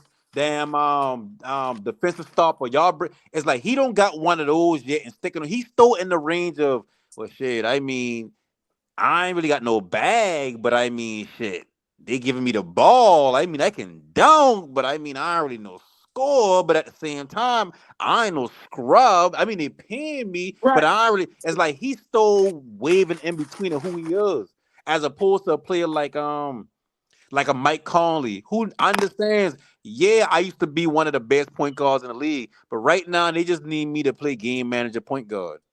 Somebody like PJ Washington who finally find who he is. I'm a defensive stopper and I a bully. Even though we know him from Charlotte, so it's hard for us to look at him like a bully, but that's who he is. Gafford, we see Gafford for years, bunks around the league. He always been the same Gafford, but now he done find his niche. Oh no, shit. I in the paint. I swallowing everything up. Pause. That's who he is. I'm a roll to the basket and I catching alleys. You ain't about to see me backing nobody down. So when I look at the Hornets, I just see a bunch of players that still trying to find their way, and then the rest of them are developing. I So when, think when they people say are coaching is different. like, I get it now. Coaching can be part of it, but I can't. It's hard for me to like when I've been asking Big Al earlier. I say, listen, give me your analysis on the coaching. What did he do wrong? I even though he didn't give me an answer, so I ain't gonna make it seem like he did give me an answer, but wrong or not like that. But I know he wouldn't be able to give me an answer. What I feel, I can tell you, what I feel is that this team is in Boston, and he's not playing. I think only player that's playing to their strength currently is Miles Bridges and Lamelo Ball. I don't think he's playing Tijon to his strength. I don't think he's playing Miller to his best strength in his game. And then everybody else, Nick Richards, Cody Martin, they are who they are. Yeah, They're high value G League players that have enough talent to get in somebody's rotation at the end of the bench on any other team. yeah. I was say like I don't agree. I don't disagree with you for the most part. I just feel like if I gonna run a team I look at it because we look at the game of basketball in like the sense of quarters and halves and full games. These coaches look at the game of basketball from possession to possession. Every Yeah. possession means something to them. Every timeout, and every ATO play after timeout plays, them should mean something. To us, it's like, oh yeah, well, this person hit the shot, but it's like, no, this is a play that they work on after every timeout. Yeah. We're gonna run this or whatever, whatever. So what I saying is if I just looking at it from that point of view, I would just make Brandon Miller a catch and shoot player offensively. That way he can space the floor. But I But understand he if you can, draft him number 2 overall, you don't want but him to it's be that. not. Once he get there, I want to. And I don't know why you think it matters like that. Where they get it matters about the players that was already there, and the perception was what you were saying about Miller shooting, and that's what I wanted to Mm. get to earlier.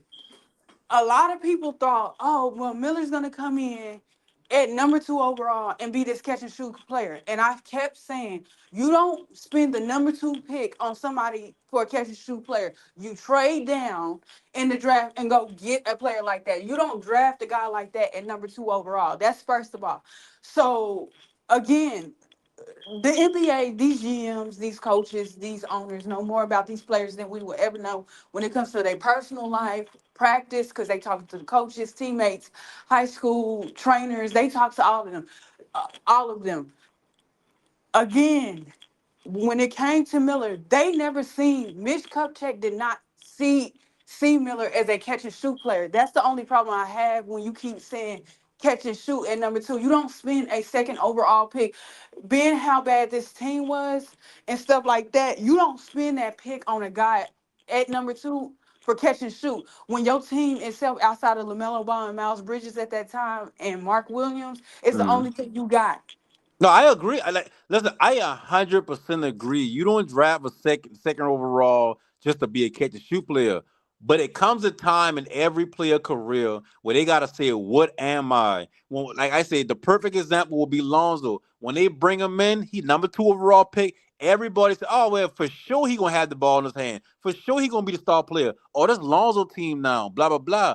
I Mhm. get that, but as time going on, you realize, damn. I can win a championship with today's version, not maybe this season, but when he won before he get injured, I can win a championship with that version of Lonzo Ball. But I wouldn't even make it the playoffs with the old version of him. That's Oh, I don't agree with you there because it depends what's with him. I don't agree. I think he could have got that team to the playoffs. I think LeBron James and his play style and how he chose to go about things affected Lonzo in a lot of ways.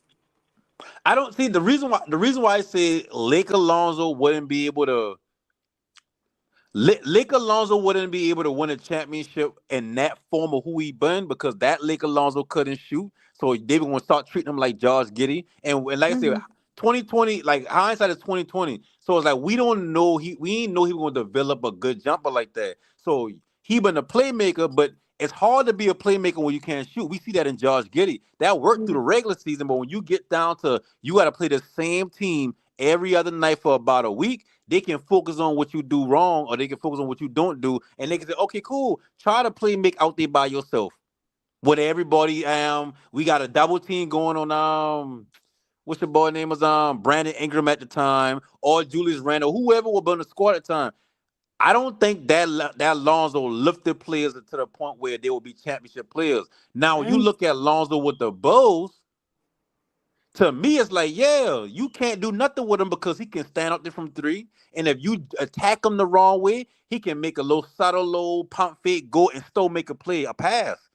That Or to shoot me, layups. Lonzo at his best when shit just going like high speed. That to me, that's when IQ kick in for him, LeBron, Lamelo, players like that. When shit moving too fast for everybody else, they slowing that shit down. They making the right read. But you can't do that if people was backing up. Oh yeah, let him do his thing. Like look, like remember when Russ when everybody backing up from the 3 point line, Russ Mm-hmm. couldn't attack the basket and kick it to his big man.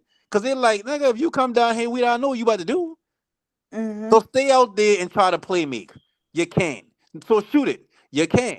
So what you gonna do? Null and void by get the ball up. Now he out of the play offensively. Now you don't get the rust that you want. Now you don't get the Lonzo that you want. But the Lonzo inside when he played for the Bulls, it fit perfectly because you didn't ask him to score. You didn't ask him to be this point guard where he running half court sets. You say, listen, you can bring it down, ball down. We gonna run horns and you're gonna be perfect because you're gonna get out there on that three and they're gonna have to respect you. But it was also because in his defense, he started to attack the basket too. That was a big reason why Lonzo would put up threes and shoot them. Now, whether he was making them with the Lakers or not, it was just that he wouldn't consistently attack the basket and stuff like that. And then my thing about it is it's not even that he wouldn't consistently attack because we had that conversation too when I keep saying he can't get to the basket. I'm saying he can't like he physically can't do it. What I'm saying is it's like he doesn't want to do it. So when he Mhm.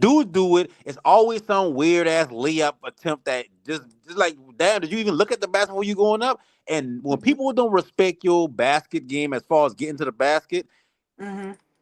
what do you want them to do at the end of the day? I Which feel is now what I they say like did to Trey Young, and with Lamelo, we seen how much he was getting hit and stuff. They seen him as this guy that stands on the wing, flashy guy, flashy passer, flashy player that shoots threes. So, which I mhm. don't feel like that's right. A foul is a foul. I don't care if it's Lamelo, Lonzo, whoever it is, Russ, call the game right, but they don't like to do that. They feel like they penalize you because you're scary or you're weak and you don't want to play essentially the way they want you to play, I would say. So that's why it's with anybody and stuff that don't consistently go to the paint. Like, But see the thing about the with the refs, it's like they ref every player differently, good or bad. Like whether you look at it as a good thing or bad thing, they ref everybody differently. Like when yeah. you look at Kyrie, you would think, and that's why I say it's hard for me to compare Kyrie scoring versus like prime Harden. When you look at prime Hmm. Harden, it's hard to be like, damn, Kyrie still been a better scorer than that. Because what we see is the points with Harden. But what Harden game and predicated on getting them fouls when he get in the basket. Yep. Kyrie's Yep. so much good of a floor space, not floor spacer. He's so much of a space creator on his own that a lot Yeah. of his shots he take is difficult, but he's not necessarily getting fouled. It's just like damn, like he just making it But tougher. Like he doing shit that people ain't it ain't necessarily expecting him to finish on this side as opposed to this side. So the refs look at that and be like, well, I mean, but shit, I don't really see no contact. He but it really ain't get to the even line. that. It wasn't even that, and I loosely, follow Kyrie and stuff because I was about Derrick Rose. Don't mind me, Right. but what we have to give salute to, we don't like with Steph how they pointed out, like, yo, Steph was getting fouled all the time, but because Steph wasn't on the consistent like Russ or Kyrie or Derrick Rose at that time, even though he was hurt by then. Going to the basket, they were never calling the fouls, and that's wrong. So we don't know how many times Kyrie had to get beat up before Kyrie was like, man, forget it. I'm gonna get hit and still hit my shot. I'm gonna still be, managed to create space. And that's like you pointed out, the one mistake Harden made. Go ahead and manipulate the rules to the best of your ability. But stop trying to get these foul calls and just shoot the ball. And do what you do. You're up here hunting to get to the free throw line, and it's not helping you none. Now, the player that he is today, it's hurt him greatly. A lot of people don't respect him as much anymore. And I said, as great as those years was in Houston, it was for nothing. Like you Yeah. said, it wasn't against league rules to manipulate the rule book like he did, but it's crazy. You heard it. Other people that have legitimately got that be getting fouled that goes to the rim and hit and smack. Even though we feel like that's a part of the game because that's the trenches, but Yeah. it be that. And like Curry was complaining, Draymond and it was complaining for him. But yo, I didn't realize how much Curry was getting beat up when he would go down there until I seen he already light. But when I seen them red marks on his shoulders and stuff like that, I'm like, dang, that Yeah. man be getting dropped off. They be in there, and that's what's going on with Lamelo. Honestly, especially within his first 4 years, you could see like the bruises on him a little bit from him getting hit and stuff like that. And Lamelo kept going, but again, it's about how they viewed him.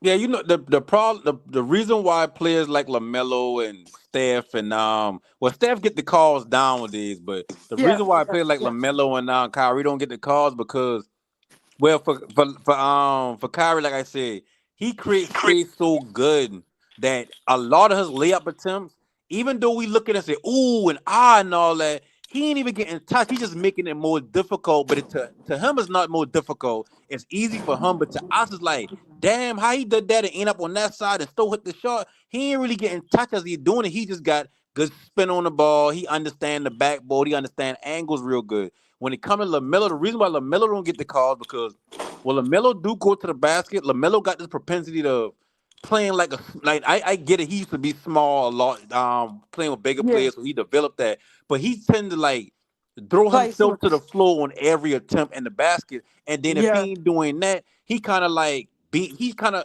it's like you 6'6", 6'7", and you doing too much float. Is like at some point you need to get to the basket and let these refs see like, damn, he's really fighting to get this shit. And he really like, damn, this LaMelo, like he's one of the better players in the league, and he seems to not be getting the you gotta make them give you them foul calls. Like Mhm. when Shaq been getting fouled up in the hole or whatever like that, they get to the point they be like, man, Shaq, look how big you was, bro. We're not calling that. Referees look at the game the same way we look at the game. If I playing against somebody, if me and a 7-footer playing 1-on-1, and he do a turnaround jump shot, and I foul him on his chest, or I bump him when he come into the basket, no one going to give a fuck because nigga, you 7 feet. That shouldn't even matter to you. But let him be shorter than me, then he'll be like, well, come on, like you kind of did foul him. So it's like it's not even so much a ref to ref thing. It's just how you play the game is how you gonna be ref. So if you skate or you don't want to go in the bucket or you want to go to the basket, it's like I mean you can't really blame nobody but yourself. Like LeBron, he avoids getting to the basket when it's crunch time. Why? Because in his mind he understand I got to go to the free throw line, and I ain't really the best free throw shooter, and I don't want to be the one that shoot 1 out of 2, and I supposed to be the goat. That's LeBron. If you want to say he got any flaws, that's his flaw. Moments get too big for him. He'd rather take the fadeaway jumper at 6'8" than to just get to the bucket. So Yeah. he get so when he goes to the basket, he get a lot of fouls because he made Mhm. most of his career off of getting to the basket. Now that he old, it's like he a little older. I shit if he ain't hit the shot, he probably get fouled because that's LeBron. It's like Yep. they look at different aspects of a player, every player or team, and they call it that way. But you got to be upon yourself. Like if Lonzo ain't getting no calls going to the basket, and he decide, well, I ain't going to the basket because I keep getting fouled and I don't get no call. You got to keep going. Just like with Lamelo, you got to keep going to the basket. You can't get to the basket and just throw up some shit. Like Lamelo to me is a 6'6", 6'7" version of Kyrie when he come to get into the basket. He creative, but it's like you don't need to do that, bro. You can just jump over some of these motherfuckers. Yeah. But That's yeah. my problem with him. Yeah. Yeah. That's the problem with the league in general. Yeah, because, but it's only a problem because every game because the human error can't be called the same, number one. But Yeah, because it's not called the same, and that's the issue. So yeah, they're teaching these players like, yo, do this, fall on the floor. Like that flopping thing, it's a joke. right. You, you know, we know they still get fined, you know, for flopping and whatever. But They you but know, they we don't. don't. They still do them. It's like that fine don't Yeah, mean nothing. They still do them. yeah, it's sad, but yeah, I do agree. Lamelo to me, because we had this conversation too about him growing into his what's the name? I think he's although athletic, he's always gonna be a below the rim flashy player. Like a lot of guys grow, but they still play small. Like Zion, he's my best example of a guy that's 6'7", but he plays bigger than what he is. Draymond 6'5", 6'7", whatever he is today. He plays bigger than what he is. Yeah, Um, LeBron's big, period. So he don't yeah. count. But who can I use? Like and B sometimes don't always play up to the size that he is. So I say that people accuse Tatum of doing that, not playing up to his size. Now I don't know if he actually 6'10" because I keep hearing people say that. I think Yeah, the I don't know last if time he's I six checked, he ten. was like 6'8", 6'7", whatever. But they said he grew and he's 6'10". But to me, I'm not gonna say that he don't play his size. I just feel like his play style isn't meant for his size, if that makes sense. I But I think when it comes to Tatum, it's like when you say that, the thing I think about is whenever Tatum whenever Tatum jumping and falling, you would think mhm, somebody who's 16 and can move like that would just start getting to the basket, but he just settled or for in the more threes. post, Yeah, yeah, he'll just settle for more threes. So he kind of do play smaller than what he actually is. You know, his game don't match his size. Like, if you 16, like and I know that in the official size, I know they say that a lot. But if you 16, think about it. Giannis about 6'11". mhm, Why you can't turn? Not saying turn into Giannis, but you can incorporate some of that 16, 6'11" size. Of, hey, listen, my three ball ain't going down. Let me do this. But he just settled for more threes. He don't really get to the yeah, basket unless he's playing against unless you see open space or he playing against somebody he know like you know what I can get by him pretty easily. yeah, But yeah. you know, Yep, even with Giannis, as we keep repeating, oh, they built a wall, but Giannis is still making sure he's very effective with the wall that they built.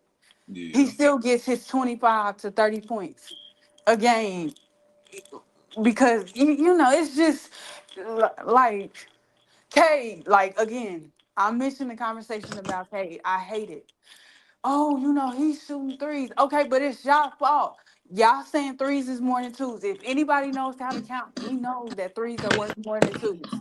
The issue is you're taking a player's best ability and step. People like to put Dame in there and saying this is what other guys have to do. Now, I'm okay with that if they're good at it or if they project to over time after 4 years, maybe to be good at that. But I'm looking at a league full of players that y'all want to be like Steph, to be like Clay. Because I'm glad that they let the LeBron James prototype go. I'm so excited because it mm, just everybody that they was like LeBron James, look at them, yeah. really look at them. So now it's this Curry thing, you know, or I haven't really seen them try to go with the Kyrie thing because Allen Iverson and all that. So I don't think teams have not tried to, get a Kyrie build type of guy player, but And I see, just think, yeah, you and see, know, my thing is, I wouldn't even look like, and like I said, Kyrie's my favorite player in the league. I wouldn't even mhm, look for another Kyrie because me why would either. I want a 6'1", 6'2" guard and I gotta hope he turns into that offensive savant like that? Like no, like I'd Right, rather go get the another archetype and say, okay, let's mold. It's like when they going to get Giannis, they ain't look at Giannis and be like, he could be another KG, he can be another Tim Duncan. They say, right, okay, well he gonna be wherever the fuck he gonna be, and we gonna run with right, it. Right. And like I said, it's never going away. But I think the new thing is, once again, I'm going to mention Reed Shepard. The first comparison that came out of everybody's mouth was Curry. And I said, y'all fail to realize no matter how many times y'all say he's not generational and all of that, it's never going to be like that again. Yeah, and that Reed, whole conversation about generational play and generational talent, it's like even by searching for another version of a certain player, it's like you kind of admitting that player isn't generational. It's like if right. you're looking for another Curry, how is Curry generational? Think about it. How many years is considered a generation? Well, how many years within the family is considered a generation? Like what? 15 years, 20 years, something like that. You Hmm. if you feel like you can find another version of this player, then that automatically makes them non-generational, Yep. whether I it's agree with talent that or logic. player. So it's like if you argue, as I've seen people made these arguments and contradict themselves. The reason why they don't look for another Kyrie is because what Kyrie do offensively is not something that you can't just duplicate. Like if you work on your handles, you work on your mid range, you work on like the things that Kyrie do special can be worked on to get to that point. What makes it special is the fact that he's a special player, but not a special talent. That's how I look at Kyrie, and that's my favorite player. Right. When I look at Kyrie, he's not a special player. He has a special talent. Nobody can shoot the three at that clip the way he shoot it, but you can practice. You know what I mean? You Right. can practice to be as efficient or at least close to being efficient. So that what is that generational talent, or is that just he accomplished something that's special? I feel like he mastered slash accomplished something that's been existed. We all know the 3 point shot, the 3 point line is nothing new, but it's the Mm-hmm. reason why I talk about an older Ray Allen, Wally Zerbiak, the Berry brothers, and stuff Mm-hmm. like that. He turned something that would have put him if.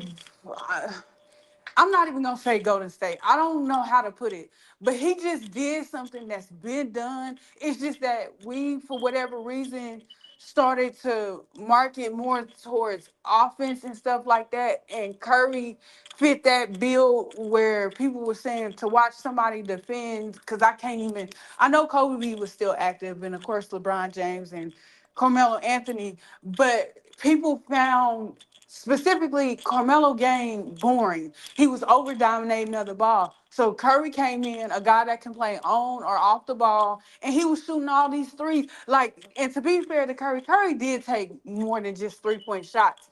But from every highlight you seen or from every game you watch, it's like a blur. Like, yeah, he shot 3 shots at the rim, but the rest of them shots came from three because when I looked up him and Clay, I was like, I'm about to see something. Because if you look at their averages, if I'm correct, 22, I think Curry's career is like 22 or something like that points per game. And so I was like, let me go look. And when I looked, my mouth dropped. It was like 5 attempts, 6 attempts, 7 attempts. And then I'm looking at their 3 point attempts. It's 11, it's 12.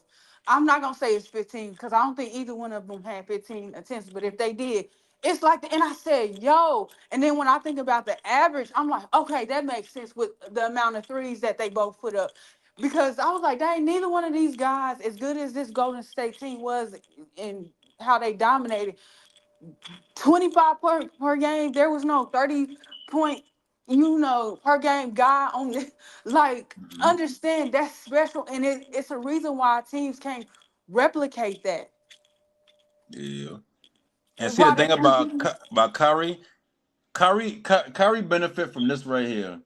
The fact that Curry is the same size as the average man. Mhm. Everybody can feel like they can go on the court and beat Curry, but everybody can't feel Yep. like they can go on the court and beat LeBron. So Yep. that give him the boost right there. And then on top of it, Curry going a step further and been shooting threes and turning around. And then to go a Yeah. step further, just how you said Wally Zerbiak and Ray Allen, Hmm. they've been kind of doing the same thing, but they just wasn't doing it from the quote unquote star role. Like, don't get me wrong, Ray Allen used to be a star. He used to be that one that play on the team where he been the star on his team now, but he Right. ain't been shooting nearly as much threes a game. He ain't been shooting nearly as much as efficient a game because he's still been getting to the basket, still getting the mid range. He had a more complete game than what Kyrie or show or whatever. But they just basically doing this. Golden State take basically two Ray Allens and say, okay, well, we gonna have you running around off ball, catching, shoot threes, and then put the ball in your hand. We gonna let you shoot all these long distance shots. And the other Ray Allen, we gonna kind of have you doing the same shit. And neither Right. one of y'all gonna be the point guard. The point guard gonna be this motherfucking 6'8" dude who can play defense, who can make the good passes. We gonna Rebound. run the offense through him. So if Yeah. and mind fuck a lot of people that damn, so he played point guard, but he's not the point guard. So what? Right. Where do we even start with the offense? Because we start with Curry out at the three ball.